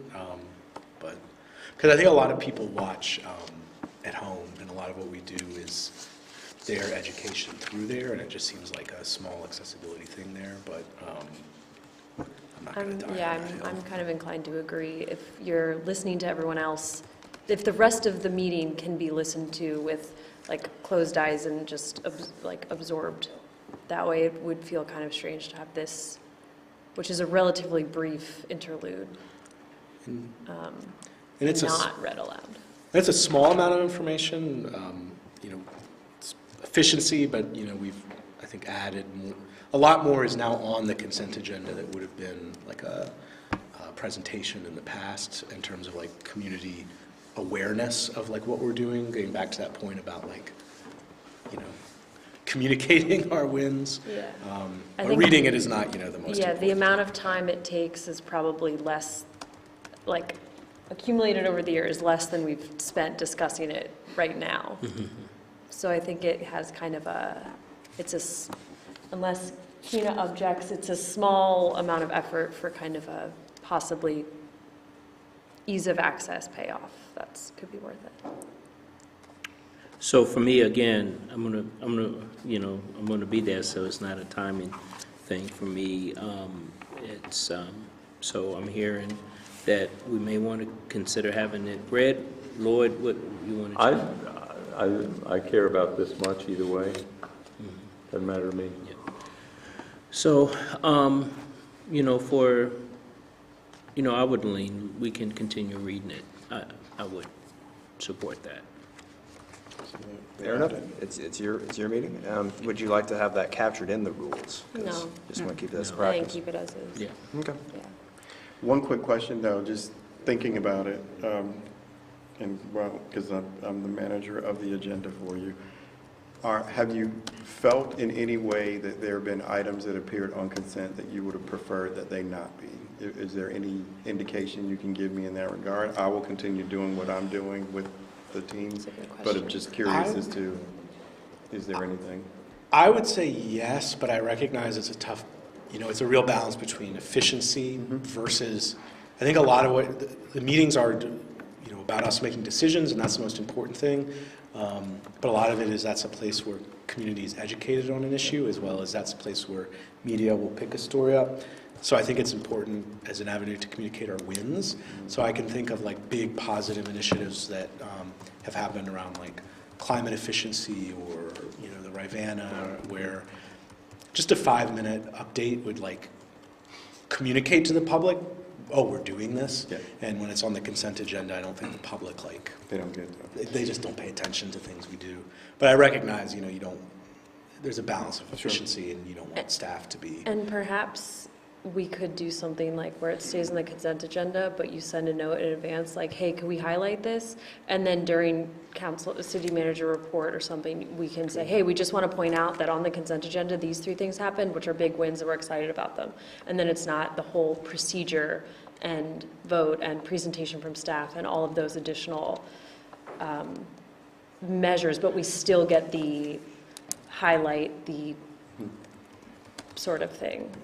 I try to think through when might be the last time that you all have heard about something, even if it feels a bit routine for us, because we've been doing this work for a while, but we're getting a new grant or something like that. So sometimes I will pull and say, I just think council needs an update on this particular activity. We'll just make it an action item and go forward, but I think that might be another way. Because if it's something that's like that, I mean, we all have the agenda in advance. We can always ask to pull it before the day. Right. And in your review, you can be letting me know. yeah, and that there's way something. you keep doing what you're doing, and if there's something we want to pull out to celebrate, or want to pull out to have a conversation, or want to pull out to have a different vote, we let you know. It might be for a positive reason. Yeah, That's yeah. good. I like that. Which, we can try to do it in advance, but if not, we do it the day of.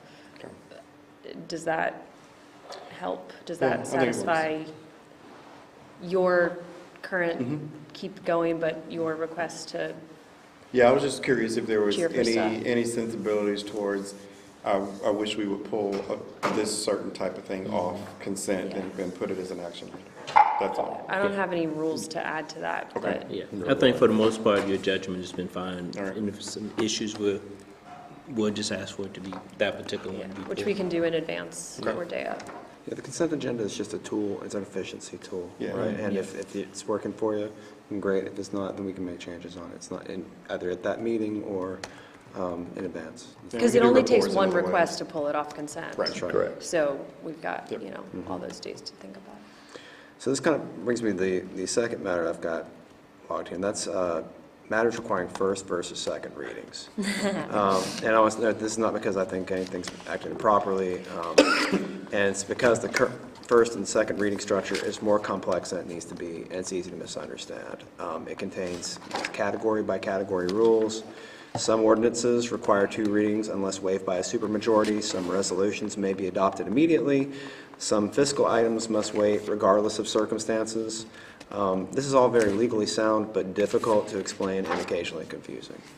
It's something I'm certainly not aware of. There are certain matters that they cannot be adopted at the same meeting in which it is introduced, but there are not many under state law. And so it's important, I think, to think about what are second readings meant to accomplish. Provide additional time when more time is needed, allow for further deliberation or public input. And it's not an end in of, second reading is not an end in of itself, but it's a procedural safeguard. So with that in mind, I've thought a lot about this, and I understand that it's important. You don't want folks to all of a sudden get surprised if something all of a sudden is law before they have a chance to speak on it. So I would propose, but I do want to propose a change to it because I do see this as a constant source of confusion and agita for staff members, really. Essentially, what I would propose changing is the default. Right now, the default for so many items is 2 readings. What I would suggest is, unless state law requires otherwise, any matter could be approved at the meeting where it is introduced, right? But, kind of along the lines we're talking about with the consent agenda, if any 2 members request it, so not even a majority request it, the item would automatically require a second reading at the next council meeting. You're changing your defaults there. It doesn't eliminate the second reading requirement.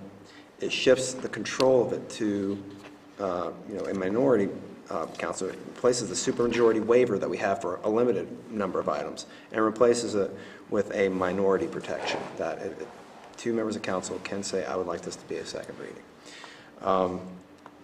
Doesn't change the notice requirements, doesn't change the public hearings or public comments.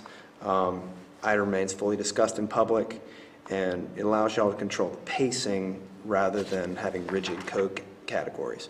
And I gotta tell you, it's gonna, Sam requires folks to be there. If it's on first reading or a second reading, it's gonna mean council, staff members are not gonna have to be there quite as often for those second readings. So what I'm asking for today is, are y'all maybe okay with changing that default? If you are, I would need to I've already prepared some draft amendments to the city code, because this is not a function of your rules, but a matter of city ordinance, where the first and second reading requirements come from. And if we do this, of course, it would have to be a staff report and public process to make this change, but I wanted to get y'all's feelings on it before I went forward with that. Do you have an idea of how many items that would affect?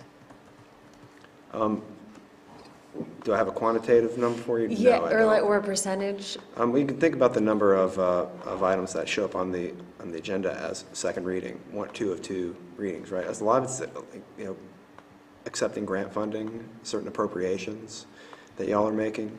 Like those go on. A lot of consent agenda stuff, A lot of frankly. consent agenda stuff. Yeah. I would say I don't support that just because I can't think of any situation where it's prevented something from happening. And if it is time sensitive, we can always waive it. And I just much prefer where the default is the safeguard of an additional time for the community to see it and have input. Because obviously most of the time it doesn't matter, but I can definitely think of numerous times where it's had a huge impact that there was a second reading. And it's something that council would have never requested a second reading because that time period was the public catching something that we didn't see. So the default, giving more time for that, I mean, to me, I feel like is just a small but positive thing to empower the community. And again, most of the time it doesn't matter, but I mean, there are real instances where they've caught a mistake we've made, or sometimes it's smaller in terms of a typo, or, you know, but.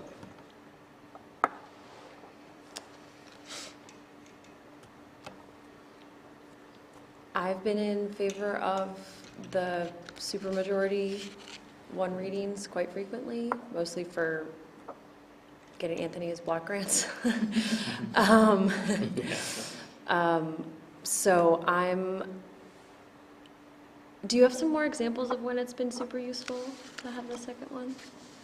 I mean, a very high-profile one, I mean, Peregrine's an example where I think that was a second reading, second reading on the consent agenda, that it was raised as a concern by a member of the community. And issues with, it's arguable whether the recent one about the conveyance to the foundation, how the amount that would have been paid no matter what. But in the past, there were similar conveyances for a very low dollar amount that were caught by the community, and we're like, that's not fair market value, a year or two ago. With respect to that, the process does require, and that would be an instance where we would need to have a second matter come up, because what y'all do is you authorize me to go and then do the negotiation, and then it comes back to you. That would not change under this. Yeah, because that's a defined process. Yeah. And as I say, if you get a sense during a meeting that something like Peregrine is something that is going to be more contentious, you always have the option to kick it to a second meeting. That's the idea. Yeah, and I think that's not the only one, but that's an example of like that first reading. None of us would have requested a second reading because it just wasn't on our radar that like people were even concerned about it. John, what was your recommendation again? Essentially, we have all these various provisions that require second reading is the default for most actions that city council takes according to appropriation. Really, it's just certain resolutions where you're not appropriating money are going to only require a single reading, but just about everything else requires 2 readings. Yeah. And some things can be waived, but not everything can be waived, especially when it comes to appropriations. Those all require 2 readings. What I'm suggesting is changing the default. So the default is a single reading for most matters, unless otherwise required by either process or by state law. And then, but if 2 council members can agree, or however y'all want to set it, if you want to be a majority council, or you want to be a single council member, however you want to set it, it can become a second reading requirement for any particular item. I support that.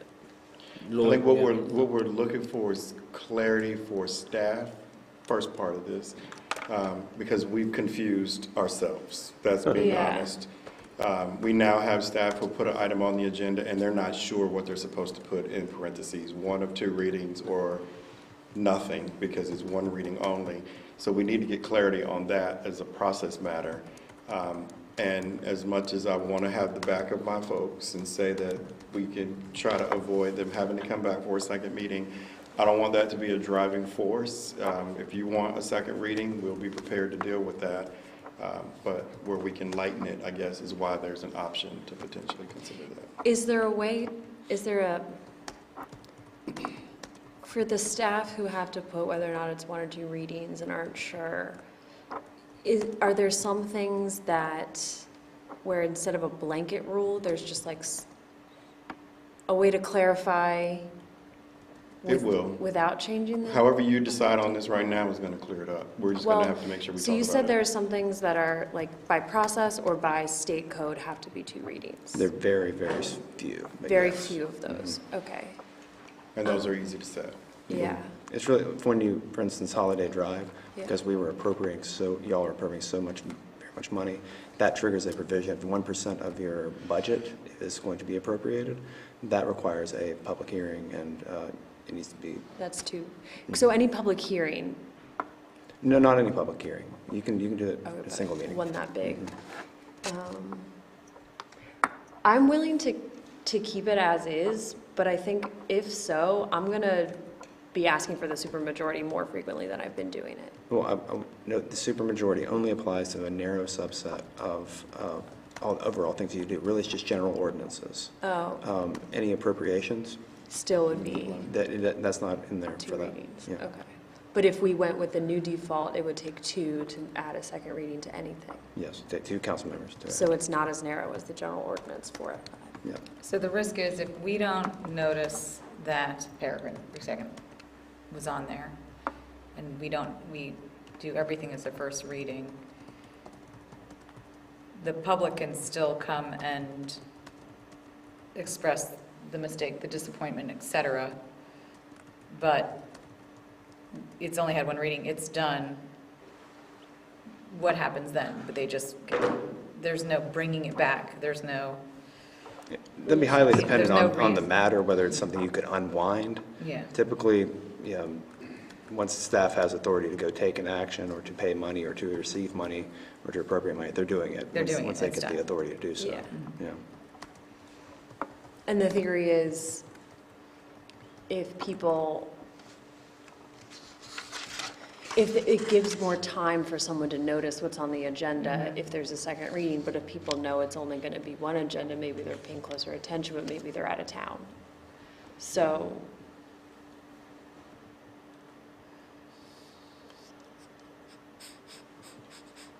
I'm just not aware of any situation where there being 2 readings has created an issue where a grant couldn't be received or money couldn't be dispersed or something couldn't happen in time. It's all, yeah, I mean, we've worked through it. There have been moments where you all have just inquired, or we have led with the idea that if we can get this approved in one motion, we would like that because this is the rationale for it. We Yeah. would continue to do I that. think Because that, then we waive the second reading. Yeah. So- If you can, But that's only what for we've been- certain things. Oh, yes, It's right. it's Just gotta make general sure that we don't ordinances. And actually, we do a lot more through resolutions appropriating money. well, That's- could we change that? you- Could we make you- it so that more than just general ordinances could be Certainly. waived? Certainly. And so instead of defaulting to 1, we keep it as is, but now more things we can override with a 4/5. Certainly. I think that would be more comfortable. Certainly up to you. That seems more, yeah. So would you then, for the 4/5, would you always defer to voting, waiving the second reading? Or would a 4/5 vote make it automatic? Or, if all 5 are unanimous, would that make it automatic approval? Yes.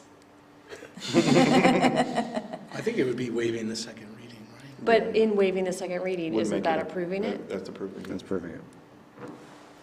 It's 'Cause it not, wouldn't be it's required not to putting go it through on a the second. consent agenda for the next time. It's approval. done.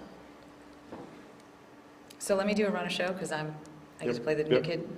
As you should. Okay. Make sure you understand. We have this thing. We're all like, this is a no-brainer.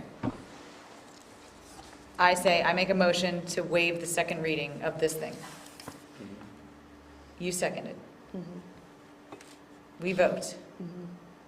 All 5 of us say, yep, let's waive the second reading. That implies this thing goes as it is right here today, It's approved. and we don't have to do a second reading. Yes. The end. And that's something we can currently do, but only on general ordinances. That's right. And so my suggestion would be expand what we can do that on, Great.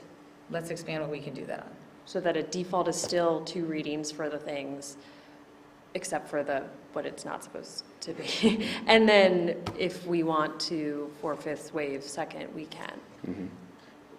During the same motion, you make a motion to approve such and such, waiving the second reading. I see what your question is.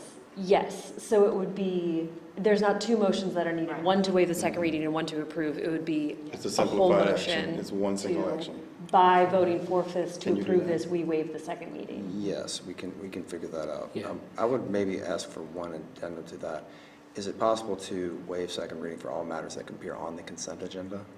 Because that would eliminate so much, and because the consent agenda is already supposed to be for routine, non-controversial items. That's what I was gonna ask, wasn't it, I thought it was already, I thought that's what it was. Oftentimes, the consent agenda is full of two-a-twos. Okay. And then all those materials move over to the next agenda, so then that makes the next agenda that much bigger for you to have to weed through.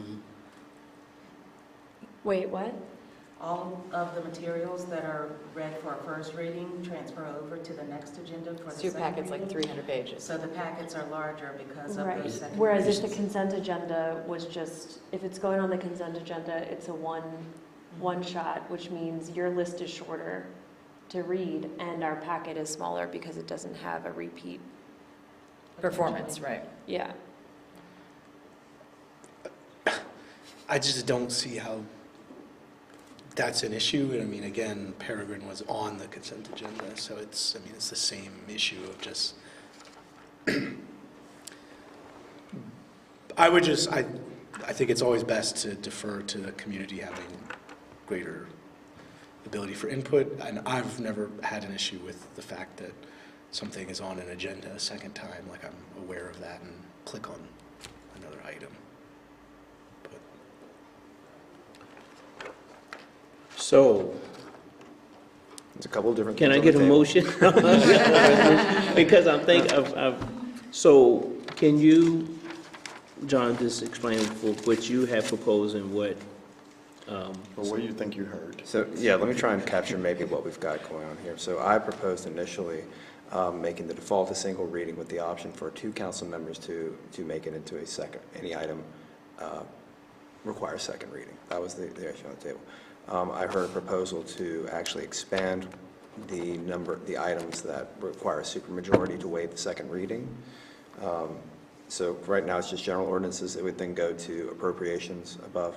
Chris, your mind, was it $5,000 typically that require second reading?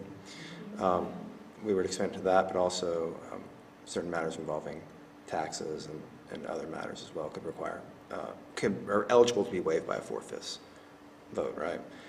There's that. There's also possibly amending that with the idea of, in addition to expanding the use of the 4/5 vote, also any item that appears on the consent agenda would not require a second reading for passage. So that's sort of the menu y'all have to choose from. Or leave things as is. That's also always your option.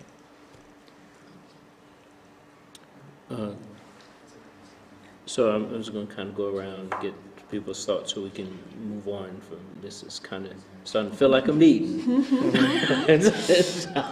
Lord, what do you think? I'm sort of inclined towards Michael's view, and I also note that we've now spent longer talking about it than we have spent implementing in any decision. Honestly, on the staff side, it's a lot of time trying to work out the what requires what. Yeah. I've provided charts, and it's still a matter of confusion. We're going to retrain no matter what, but we just need the clarity. Yeah. Well, I'm fine with the approach that Natalie laid out in terms of expanding through resolutions, what can be, second reading can be waived. Under 4/5, yeah. Yeah. Yeah, the middle ground seems to be, leave the consent going double, expand our Is there optionings. wrinkle?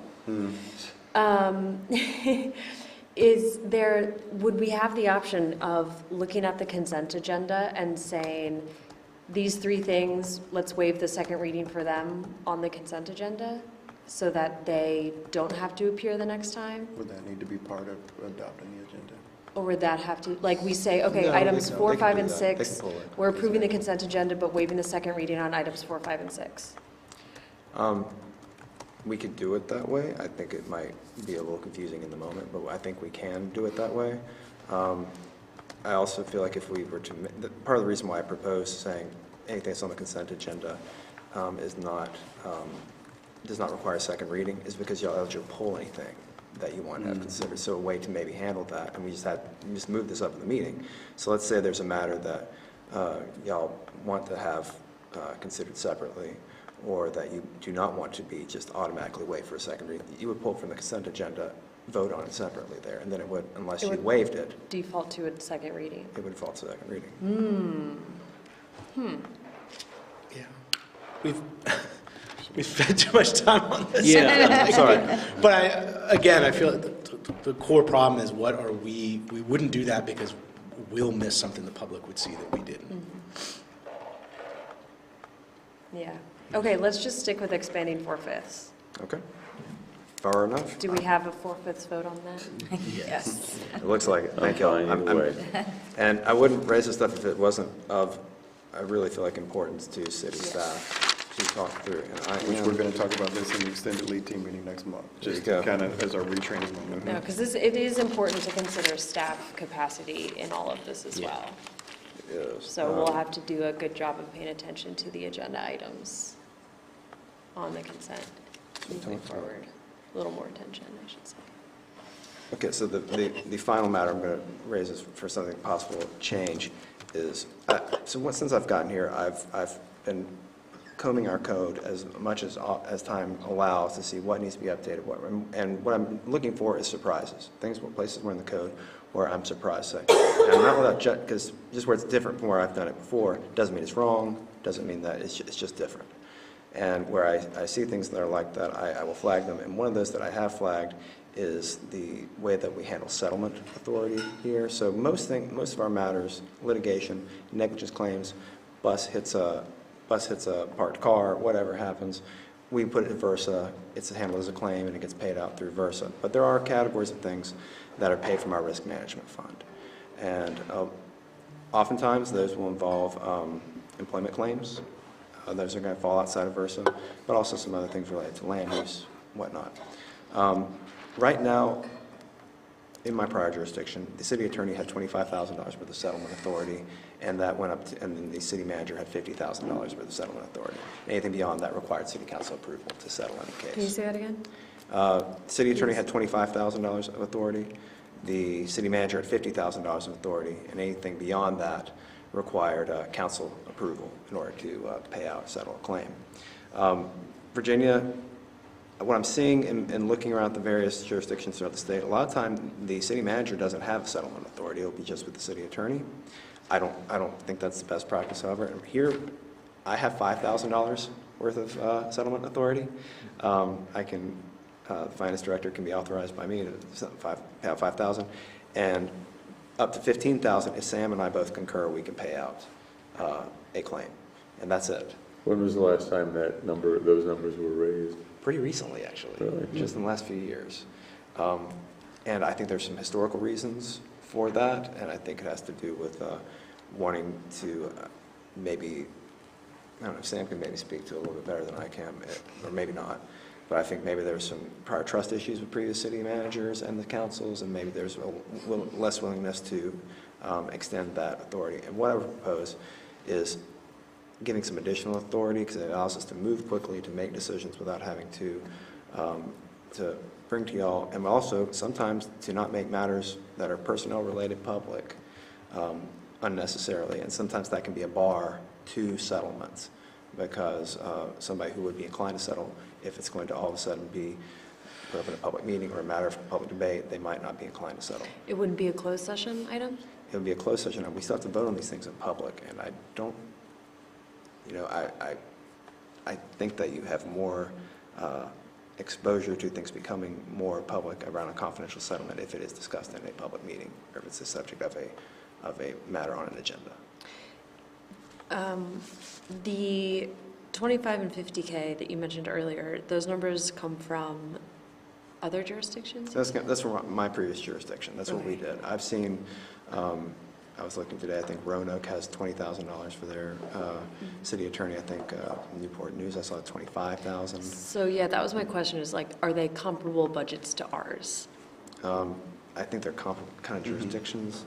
Roanoke is. You know, like, or is their budget like 3 times as much? So they're like, yeah, $50,000, Newport whatever. News is bigger, but Roanoke is ours, is it close, because the gas utility drives us up.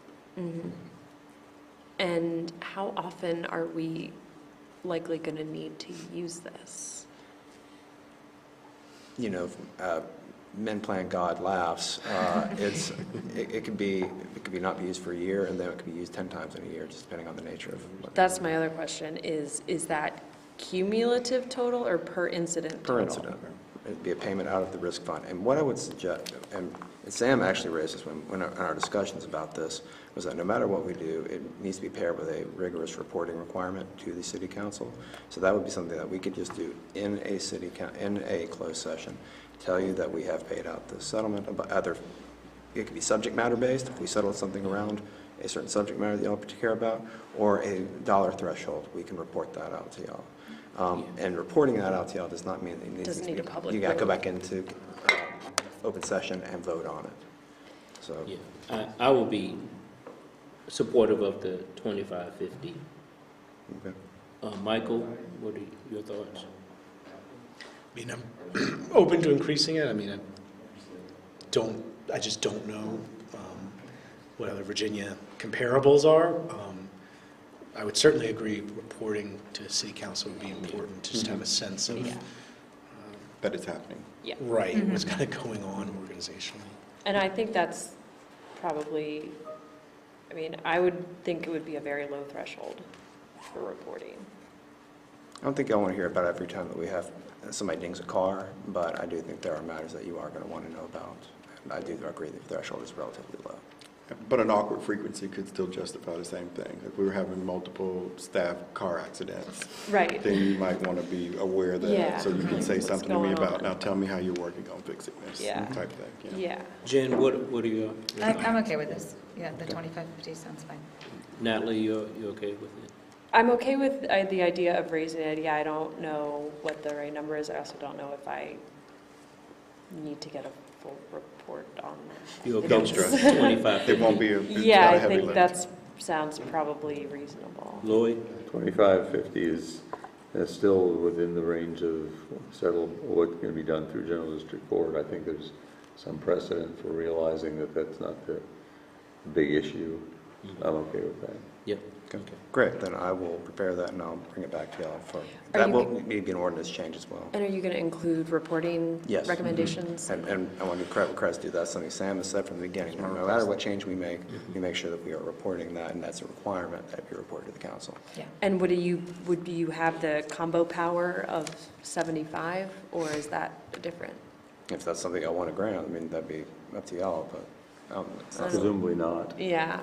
I don't Seems like think a big so. number all of a sudden, yeah. Yeah. Well, I mean, right now, the way it's structured is Sam and I have to agree up to 15, right? So do you want to make it so we agree up to 50? I think that's better. You have 2 checks there.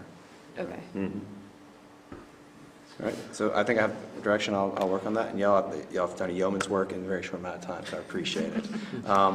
I think we have a break, then we do We were the supposed to FOIA have a training. break, but But we we're killed past it your time on if you want seconds. to keep going. If y'all want to do it, Worked right through it. Look, maybe 5 minutes What for was, bathroom what break? was 5 the, minutes. what was 3? Is that next? That's That's what it. you're about to do. That's next. Yeehaw. That's why he's so excited about getting to it. I did it yesterday. Do I have to do it again? Remember how we didn't do the FOIA training? Because I said we're gonna do it here in a few minutes. All day yesterday. All right, I'll do it again. Keena can attest, I was an A+ student all day. Did you do your FOIA training yesterday? Yes. I mean, which only brought more questions because it was so intricate. Did they fix the website yet? No, they had no website, no slides even. They're like, we're not even gonna do slides, we're just gonna talk to you about FOIA. I had to download an old version of whatever, like Microsoft Edge is, in order to access the website. It doesn't work on Firefox or Chrome. Or Did they get hacked or something, or just haven't? They just old haven't tech. done it. Just ancient, yeah.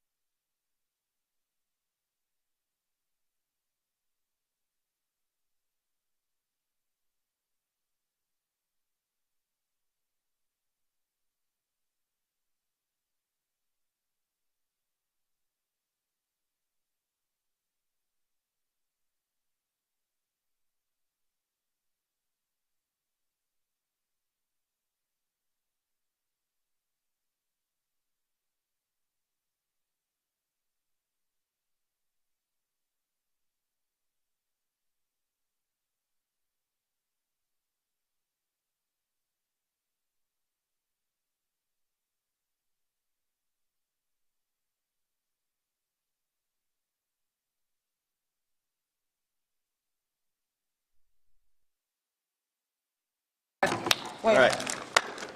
Welcome to the wonderful world of Freedom of Information Act. State statute requires that within 2 months of assuming office, you have to receive FOIA training, and then every 2 years thereafter.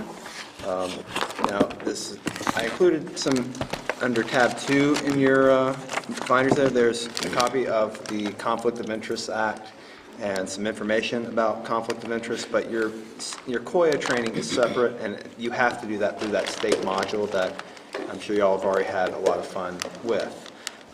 So I'm not going to spend time on COIA today, but unfortunately law lets me do your FOIA training, and I will try to run through this as fast as possible. I will go ahead and maybe, I don't know who's the bigger stickler, Natalie or Lloyd. I did see a typo on page, I think it was 39. We know his name is Lloyd. So I acknowledge it. I did not write it correctly, so I will see it's fixed in future versions. So we're going to do a broad overview. The idea is to understand your page responsibility. 1. Yep. We're already missing a quotation mark. I know.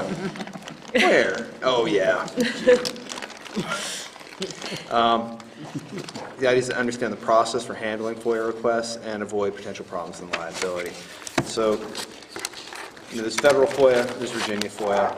It's all codified in 2.2-3700 of the state code.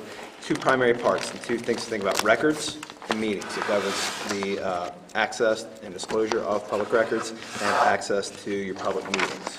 So the purpose is to make sure there's ready access to public records, free entry to meetings where the business of people is being conducted, and to promote increased awareness of all persons and governmental activities, and to afford every opportunity to citizens to witness the operations of their government.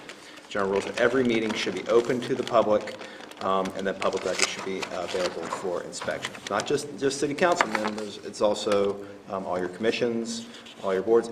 Any body that receives the majority of its funding through public funds is going to be a public body that needs to observe FOIA.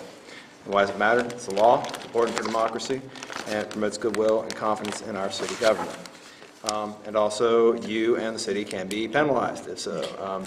So there's also personal liability for FOIA violations, and also city can receive violations of FOIA. I particularly care about not getting hit with a FOIA violation because oftentimes the party who brings the lawsuit gets attorney's fees. And I don't want to pay attorney's fees. I don't want it. So let's not make it, okay? And aren't we subject personally to? Can be, yes. So, who has access? Citizens of the Commonwealth, representatives of newspapers and magazines of circulation within the Commonwealth, and representatives of television and radio stations broadcasting in or into the Commonwealth. So what is a public record? And this is often a point that you will see folks get confused on. Public record has to do with the content of the record and what it's about. The format doesn't matter. The location doesn't matter. Now stop marking it up. I see you over there. Okay, I didn't make this. All right. It's important, but the format doesn't matter. It's on your personal phone. It's on your personal computer. It's in a filing cabinet at your house. If it's about public business, it is potentially disclosable under FOIA as a public record. Still be public record even if possession of an individual city employee or officer. Talk about that. Didn't include this one. I liked it. Virginia Beach city manager's text about punching an official worked for a farm, and it's because they were on their private phone, but the court found that they were sufficiently about public business enough to warrant disclosure. And never would I ever. And I added slide 12 here because, on page 12, because the way I always say, when it comes to before you send a text, before you send an email, imagine a guy who looks like me in a room that looks like this with the fluorescent light asking you questions about that text, and does it still seem funny? Was it still going to seem funny in that No, moment? you said reading it aloud to your face under those conditions. Yeah, that's right. Yeah. Without respecting the tone. Exactly, Or you're just gonna read it just like that. The cadence. Yeah, right. Still think it's funny? Right. So Abraham Lincoln said, you can always hit the delete button. Famously. Wasn't that Mark Twain? So it's important to note messages and posts in Microsoft Teams, Facebook, Instagram, WhatsApp. What's the thing that gives you Snapchat? All these things are subject to FOIA. The medium itself is irrelevant. So what's the best practice? Don't use public device to conduct public business. personal advice to public business, do not post about public business to your personal social media accounts. And if you receive emails or text messages about public business to your email or phone, forward it to your city accounts, your city council accounts. All of y'all have an email address. Yes? Sometimes there's a email that counselors get that goes to my campaign email, but it goes to everyone else's government email. Mhm. Is that considered accessible enough that I don't have to forward that to my?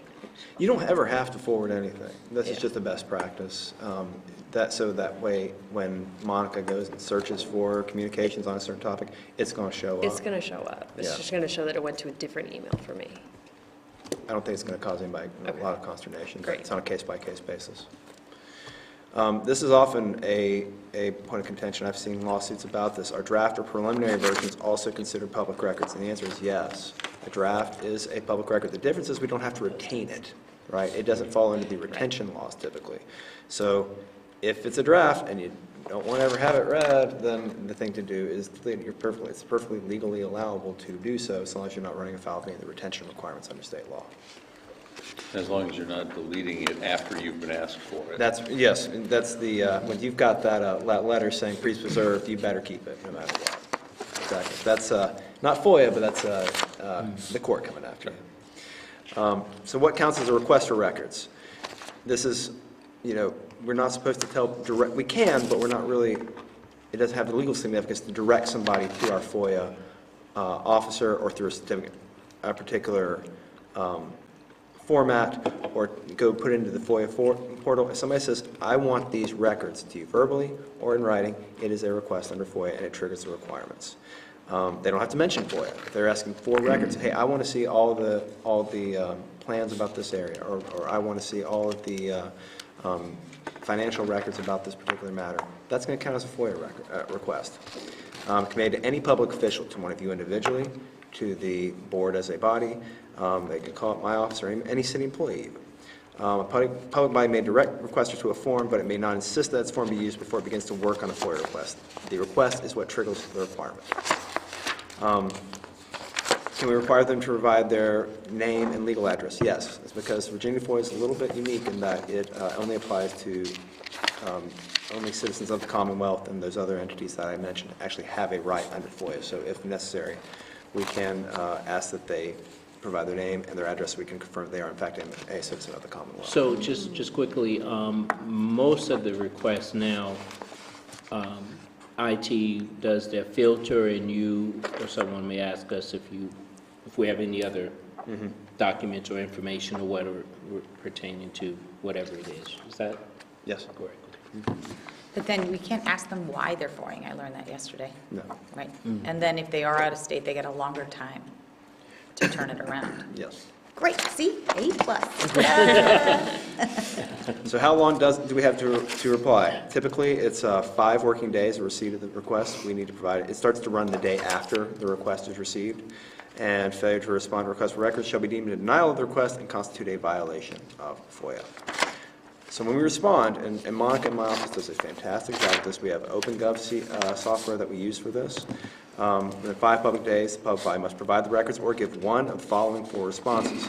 They're being withheld under one of Virginia FOIA's exemptions. There's something like 55 exemptions, I believe. The records are being provided in part and withheld in part. So here's some of the records, but but we're also holding back some records as they're not because of an exemption. We're going to say the records could not be.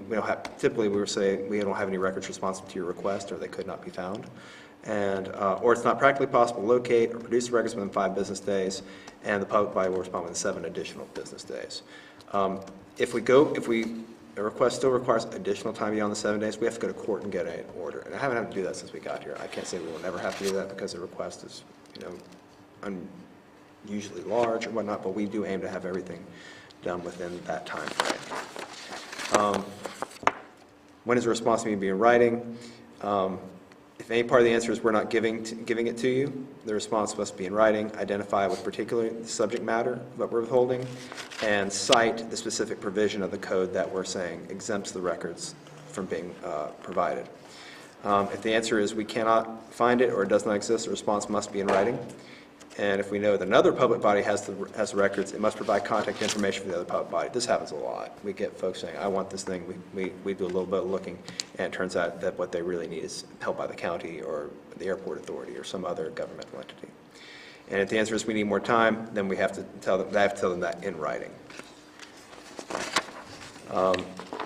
Must the public body create a record in response to a Virginia FOIA request? No, we do not. And this is one, oftentimes what we get are requests for information and not necessarily a public record. And then the response is the same. We do not have records responsive to your request. However, you try to work with the system. What are you trying to figure out? What do you know? We try to be helpful that way. That's the direction I've given in the office. How much may a public body charge for producing records? Reasonable charges for the actual cost incurred in accessing, duplicating, supplying, or searching for the requested records. We typically will peg that cost to the person who is actually fulfilling the request, whatever their hourly rate is, we will peg the request to that.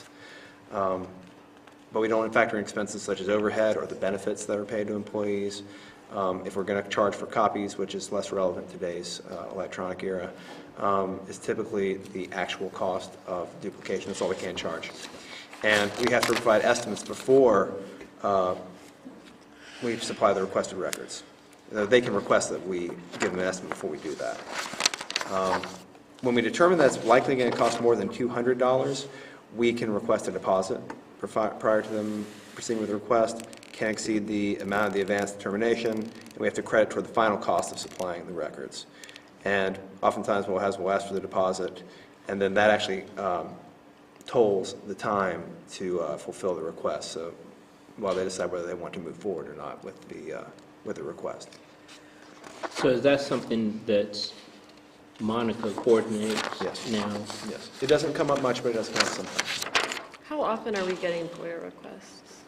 Oh, every day. A lot. Every single day. We have an engaged constituency. It's a feature, not a bug. It's good. Yeah. I just didn't have a point of reference. No, and that's something that we've started doing is tracking more the number of requests we get, how quickly we're fulfilling them, that sort of thing. And if you like, I can provide a report on that maybe later in the year. Yeah, I think I just in general, because if you had asked me, because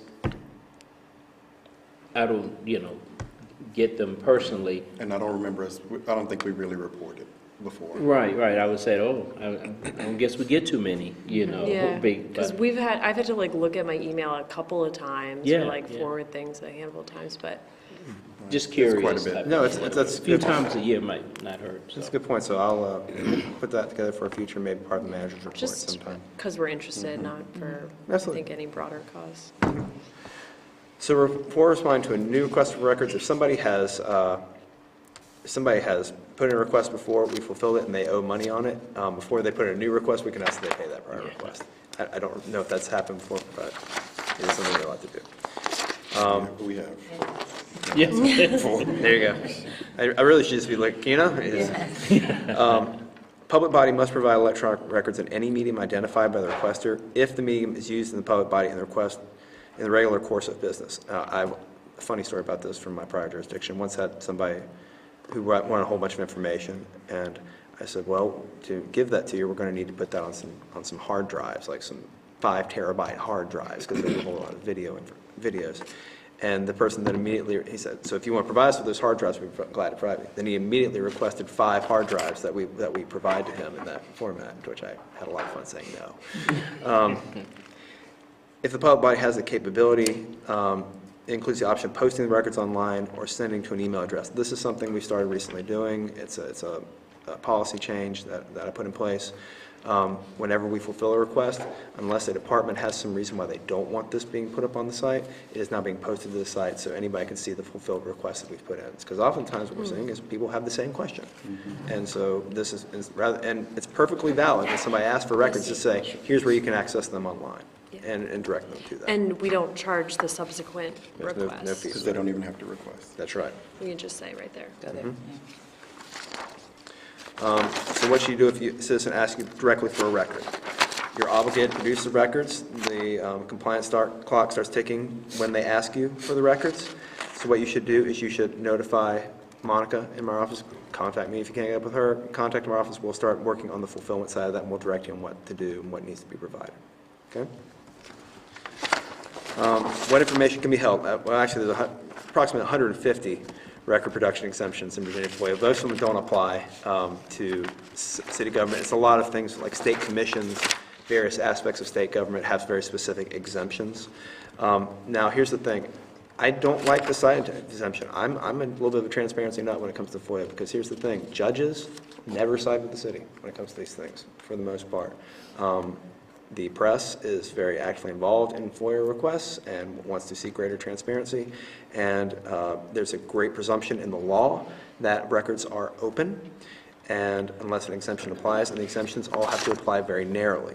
So even let's say an exemption applies to a portion of the record, but not to the entire record, we have to redact out the portions that are possibly confidential or that are exempt, and then provide the rest of the information that is public. And the courts in recent years have really narrowed the ability to use exemptions. Wait, back to the forward to the officer. Yesterday they were talking about the clock starts ticking when you receive the. Yes.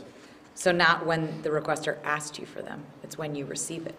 Well, them asking for it is a receipt of the request. Well, if you ask for it on Monday and I don't open my email till Friday, Yeah, that doesn't apply. that does not apply? No, it doesn't apply. It's when you receive it. You received it on Monday, and you just didn't access it. Yeah, the FOIA council did say it's when you open your email. It's when They did? Yeah. Receive it. I learned something new today. That's not what, well, I can tell you that that has been discussed by multiple city attorneys here, just because of the volume. And we were told that if you were on vacation, therefore you're not checking email, if it made it to your box, the clock started ticking when it made it to your box. Ooh, we should figure that out I'm gonna because figure that out. they gave the reference of the post. Which is why you're supposed to forward notices and stuff like that. I mean, that's what we've previously been told, so. We won't dilly-dally for sure, but just that's what they No, told us. thank you. It matters because it'll get us in trouble. Yeah, no. I want to know stuff like that, so please. Look through that. So the true or false, if an exemption applies, the city cannot release the requested records. Anybody? False. Absolutely false. It's discretionary. There are categories of records that we cannot release even if we wanted to, but they're very, very few and far between, mostly having to do with DSS and matters, really getting people's personal privacy. Even body camera recordings in the state. This is a big sea change for me coming from where I came from. We were not allowed to release those without a public record in my prior jurisdiction. Here, it's up to the discretion of the chief whether or not to release those. So even if there is an exemption, we don't necessarily have to employ it. That's right. So the common exemptions are attorney-client privilege, ongoing criminal or administrative investigations, matters involving personnel information, records from closed meetings, information concerning unannounced economic development projects for, well, obvious reasons, and then also the city manager's working papers. And the way to think about the working papers exceptions like executive privilege. But also, it gets waived the second that it gets transmitted to somebody else. It's just like any other kind of privilege.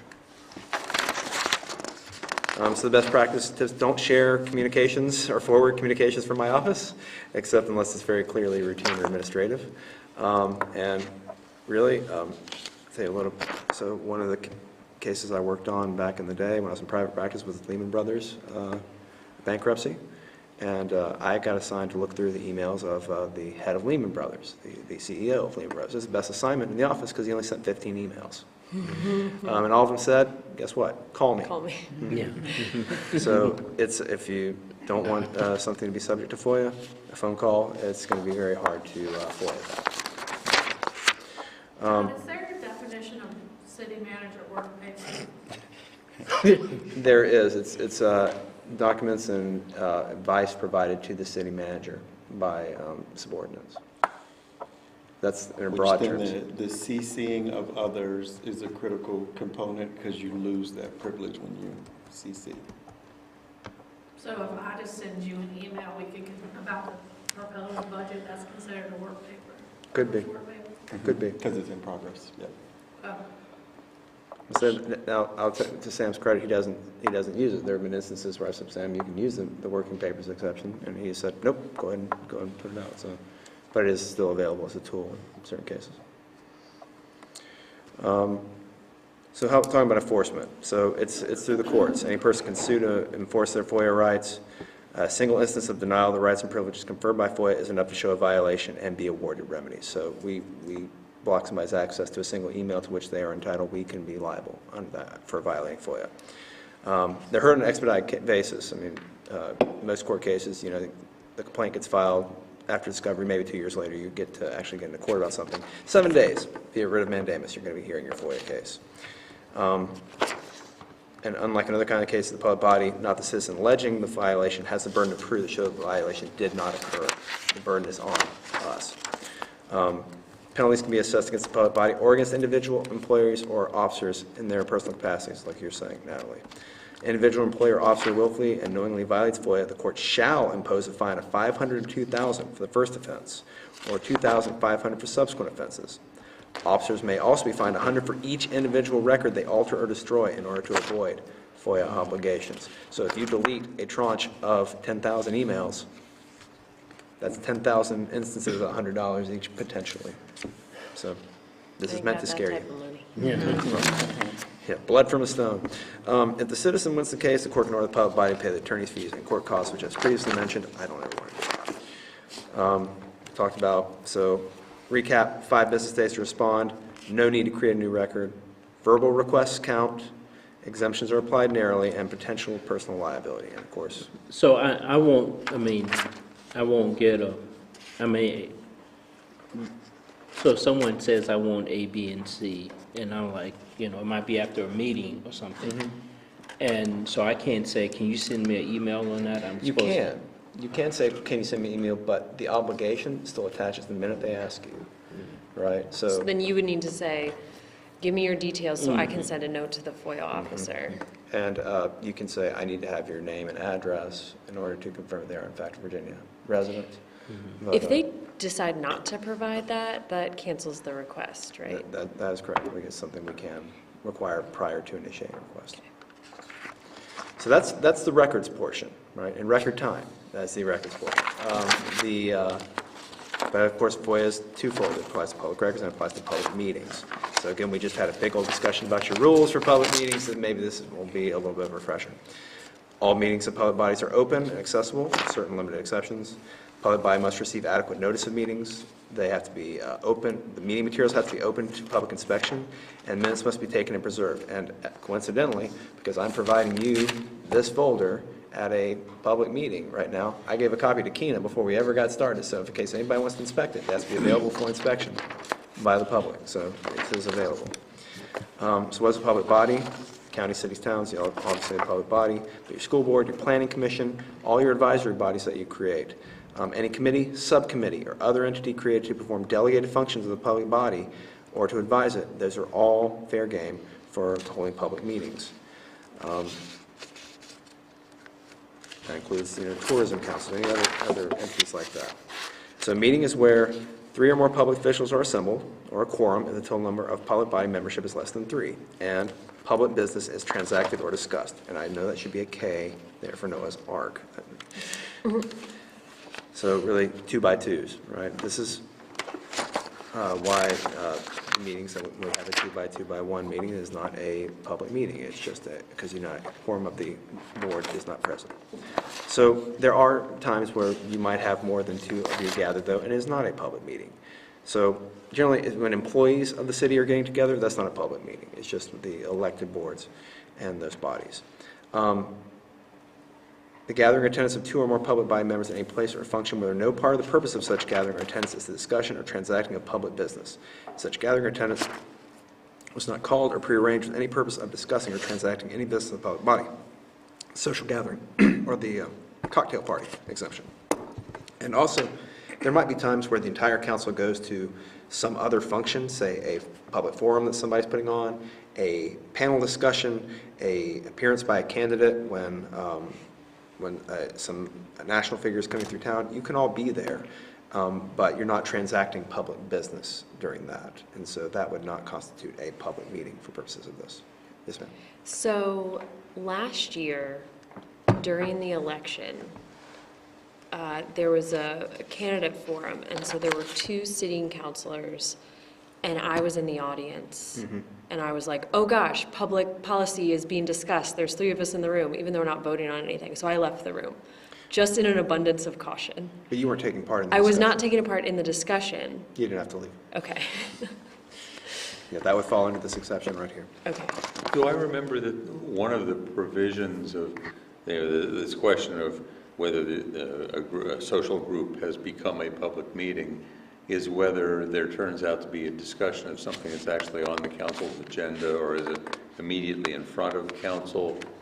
In other words, if 3 of us happen to be at a party someplace and we start talking about something that's going to happen in the city a year from now, that would be different from something that's coming up on the agenda next week. I do think so, yes.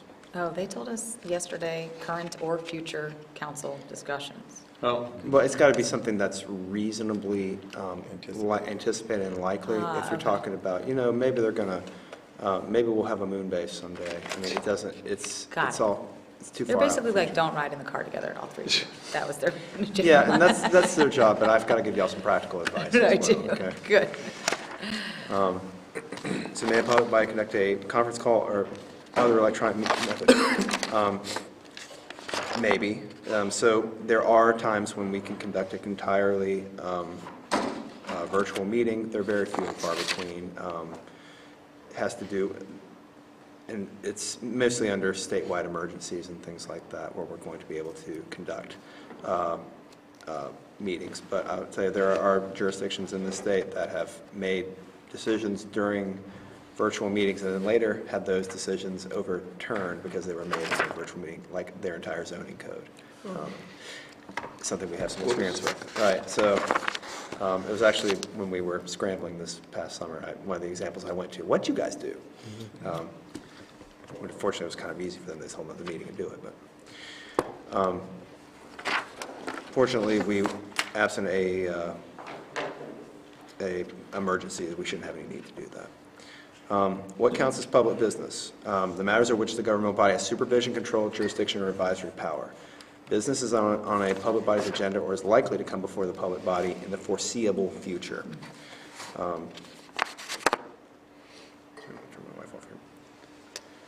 But so it's also not sufficient that the topic conceptually could at some point come before a public body, just like what we were saying. It's So far not a in the moon base, but maybe like a bridge.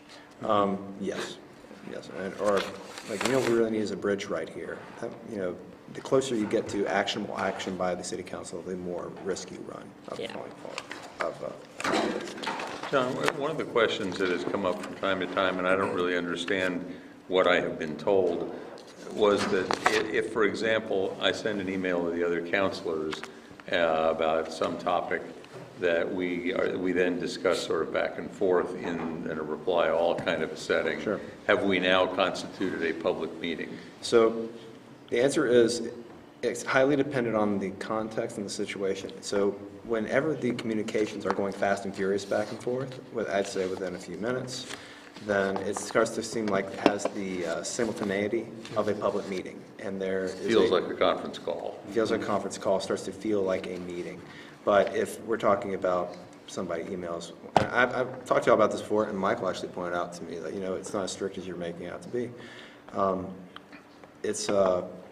If you email and then the next day somebody responds, and then somebody emails the next day, and then you're probably not going to be getting into the simultaneity, managing to get into a public meeting, keeping in mind that all these things are subject to FOIA. But I will say, as a best practice and just in the interest of transparency, it's best not to deliberate over email, just because the public's not getting a chance to give that input that they want. And I think it's correct, we could never make a decision over email. Like, we could can't not vote. simultaneously You can't discuss, vote. but not be like, we want. You can't vote, that's right. So if the mayor wanted to call us each in sequence, that would be fine. But if we all responded, hey, quick poll, what do you all think? That would not be good. And then if everybody responded within 5 minutes of each other, I think we might have an issue, yeah. Which is a danger. Sometimes when I will email you, I'll say, please respond to me individually, or just Right, if respond you in don't solo. reply all, it doesn't count. Yes, that's correct. You're allowed to email each other about things. That's completely fine. It's just the as a body kind of communications that can potentially run afoul of FOIA. And remembering that all of it is foiable, whatever it is. Absolutely. So when it comes to open meetings, we are required to provide notice. We must give at least 3 business days notice for regular meetings. Notice reasonable for special or emergency meetings has to be reasonable under circumstances, must be given at the same time as notice provided the public body conducting the meeting. So in your rules, you actually say that we need to do, and it's in the city code, that council members can call a special, so the mayor can call a special meeting, or the vice mayor in his stead, or three members of the council can call a special meeting.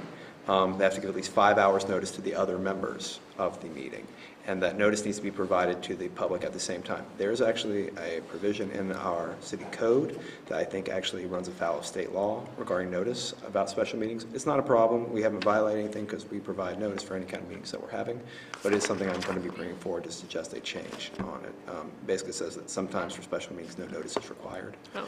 And that's not true. So that's something we are going to be fixing. So what is an emergency? It has to be an unforeseen circumstance, rendering the notice required by FOIA impossible or impracticable, and which circumstances require immediate action. If we don't get together and vote on this, the dam is going to break, or the federal government all of a sudden gave us 24 hours to put in this grant application, and there's no way we could have foreseen that. That might be the kind of thing that is going to trigger an emergency. And we have to include the date, time, and location of the meeting. And of course, I understand there might have been some issue with this in the past, but this happens quite frankly across the state I've seen. Notice must be posted on the public body's website on a prominent location at which notices are regularly posted, and at the office of the public body's clerk, or if the public body has no clerk, at the chief administrator's office, which Keena does an excellent job with that. So what is that second bullet point? I'm looking at here. The prominent public location? Yeah. So Keena's adopted the process of that's the front door to City Hall? We have the Or digital billboard. monitors at the front entrance to City Hall. And I also have the digital one by the office. That's for that. But our website is our city calendar that has all the public meetings noticed there. And then the front door specifically because the one outside her office is behind a security door, so that then ensures that all members of the public have access by entering City Hall. Thanks. So, agenda materials. Everything that is furnished to members of the public body for a meeting shall be made available for public inspection at the same time such documents are furnished to the members of the public body, which is why I provided Keenan with this thing before I handed you these folders. Who else is entitled to notice of meetings? So, we provide notice. A lot of specific provisions under state law require notice of specific things. Before we change the zoning code, we have to put notice out. We have to provide specific notice of specific people. A lot of provisions under state law. Public hearings have to be noticed within a certain time frame, not too far out, not too soon before the public meeting, to allow the public a chance to show up and talk on the matter. But there's also special notice for meetings.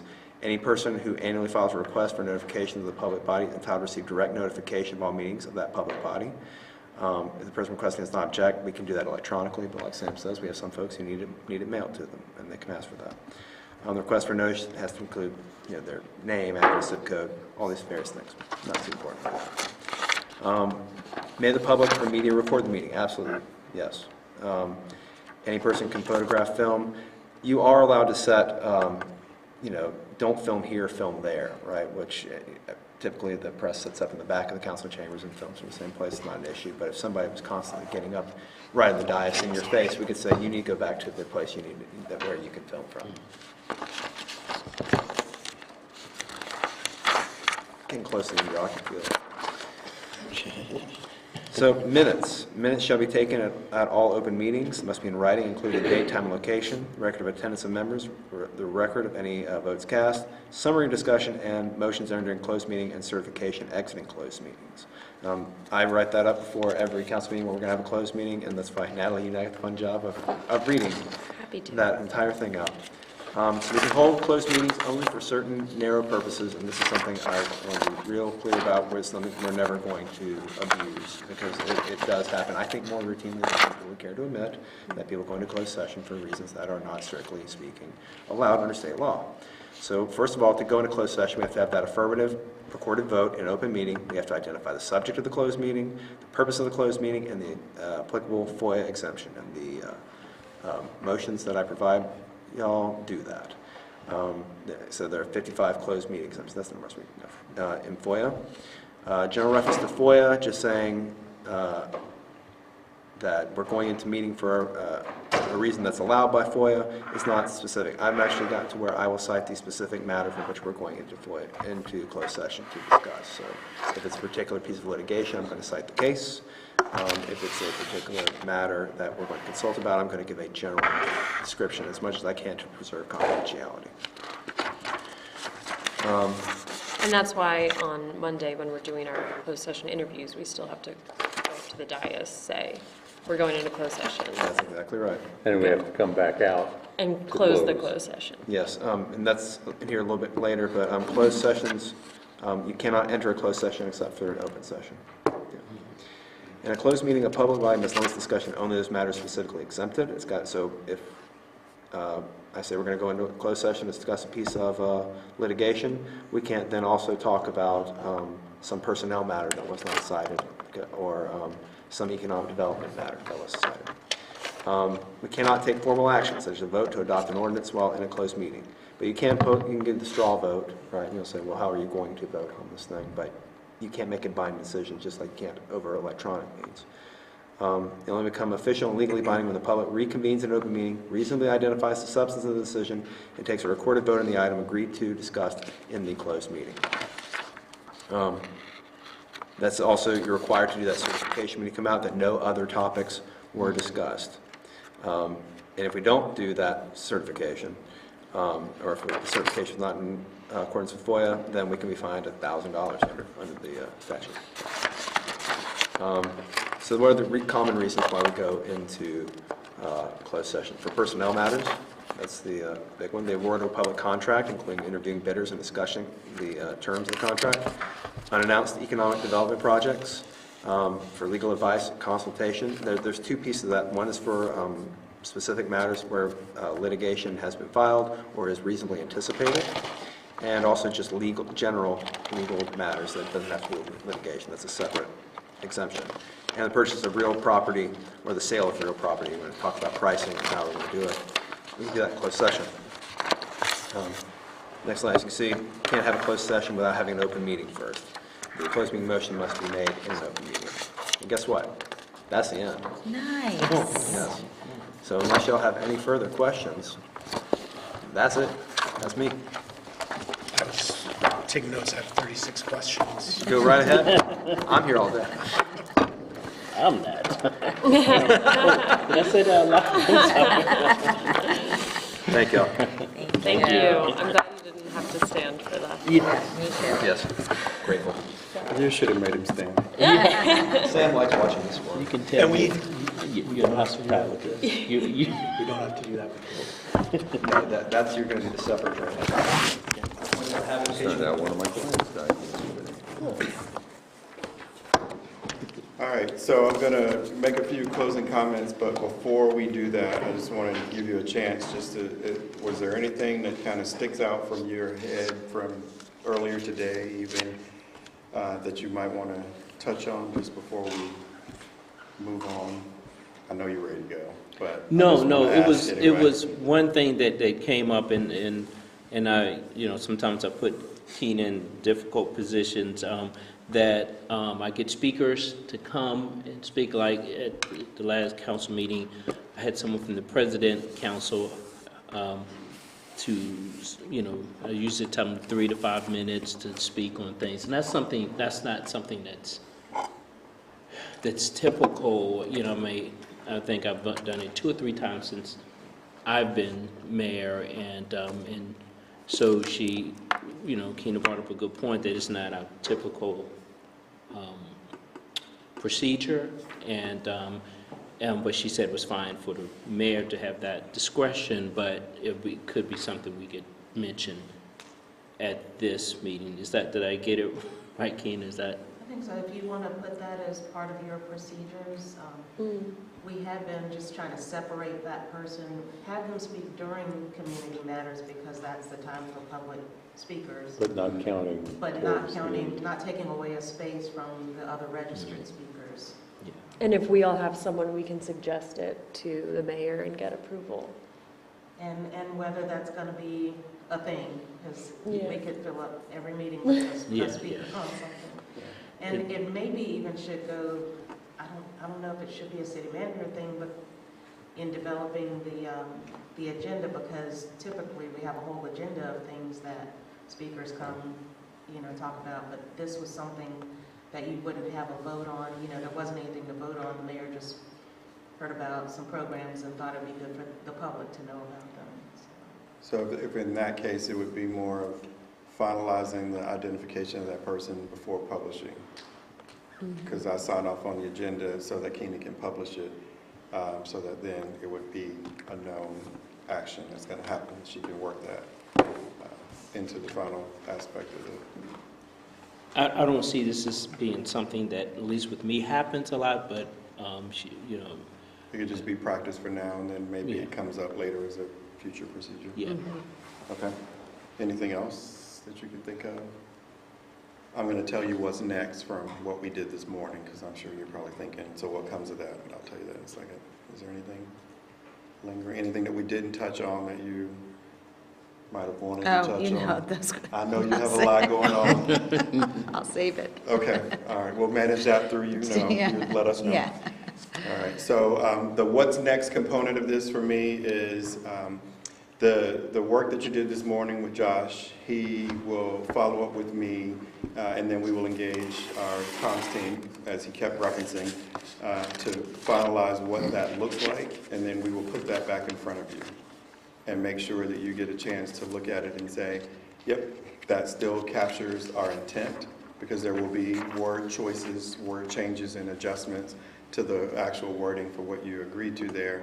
But the goal would be to make sure that you don't indicate that, nah, that doesn't do it, and there's a need for us to have further conversation. We'll then figure out, if it does require that, we'll figure out when to do that. So what's next is going to be that we will bring that back to you, so you'll be able to take a look at that. The other what's next in regards to that is when that is finalized, that then gets handed over to our strategy team, who are going to begin working on the 5-year strategic plan based on that particular set of actions, of identification of goals. Becomes the feature of what the preparation of that document is. And also what's next is going to be us making sure that we close out the 3-year period and get that information back to you. John will be having a follow-up conversation with the extended leadership team next month on the managing of the changes of procedures, especially the first and second reading, just so that we can get that spread out across the rest of the group. I think that's it. Those are the main takeaways for the day. I'm going to send you electronically VN's presentation and ask you just for another opportunity for you to say, is there anything that you would like more information about as it relates to that presentation? And then Chrissy will work with her to pull that together. She noted for me that she captured the questions that she could not answer, and she will get us answers, but she'll get those back to us through Chrissy. Okay. But if there's anything else after you just take another pass, I'll give you a round and a nudge to take a look at this and let me know if there's anything else so that we can add to that for closing out that process. You want me to forward it now? Yes, you can do that. And that'll be it's the posted on trigger. the website. Yeah, It's so it's posted posted. with the agenda materials. Right. And then for the public, we will be posting a set of materials from Josh's presentation this morning. VN's presentation is posted, and John's is going to get posted. We'll make sure. Yeah, we'll figure out a way, make sure we get that as well, because we want to make sure that folks can engage with that information. Should they have further questions, they can get back to us. And outside of that, thank you all. Thank you, leadership team, for being present, and they did not need you, so I'm glad I had you here just in case. Thank you. And we can get started on our weekend. All right, thank you. Thanks so much. You want to adjourn? Oh, is there a motion to adjourn? So moved. All in favor, please say yes. Yes. All opposed, please say no. Thank you. Okay.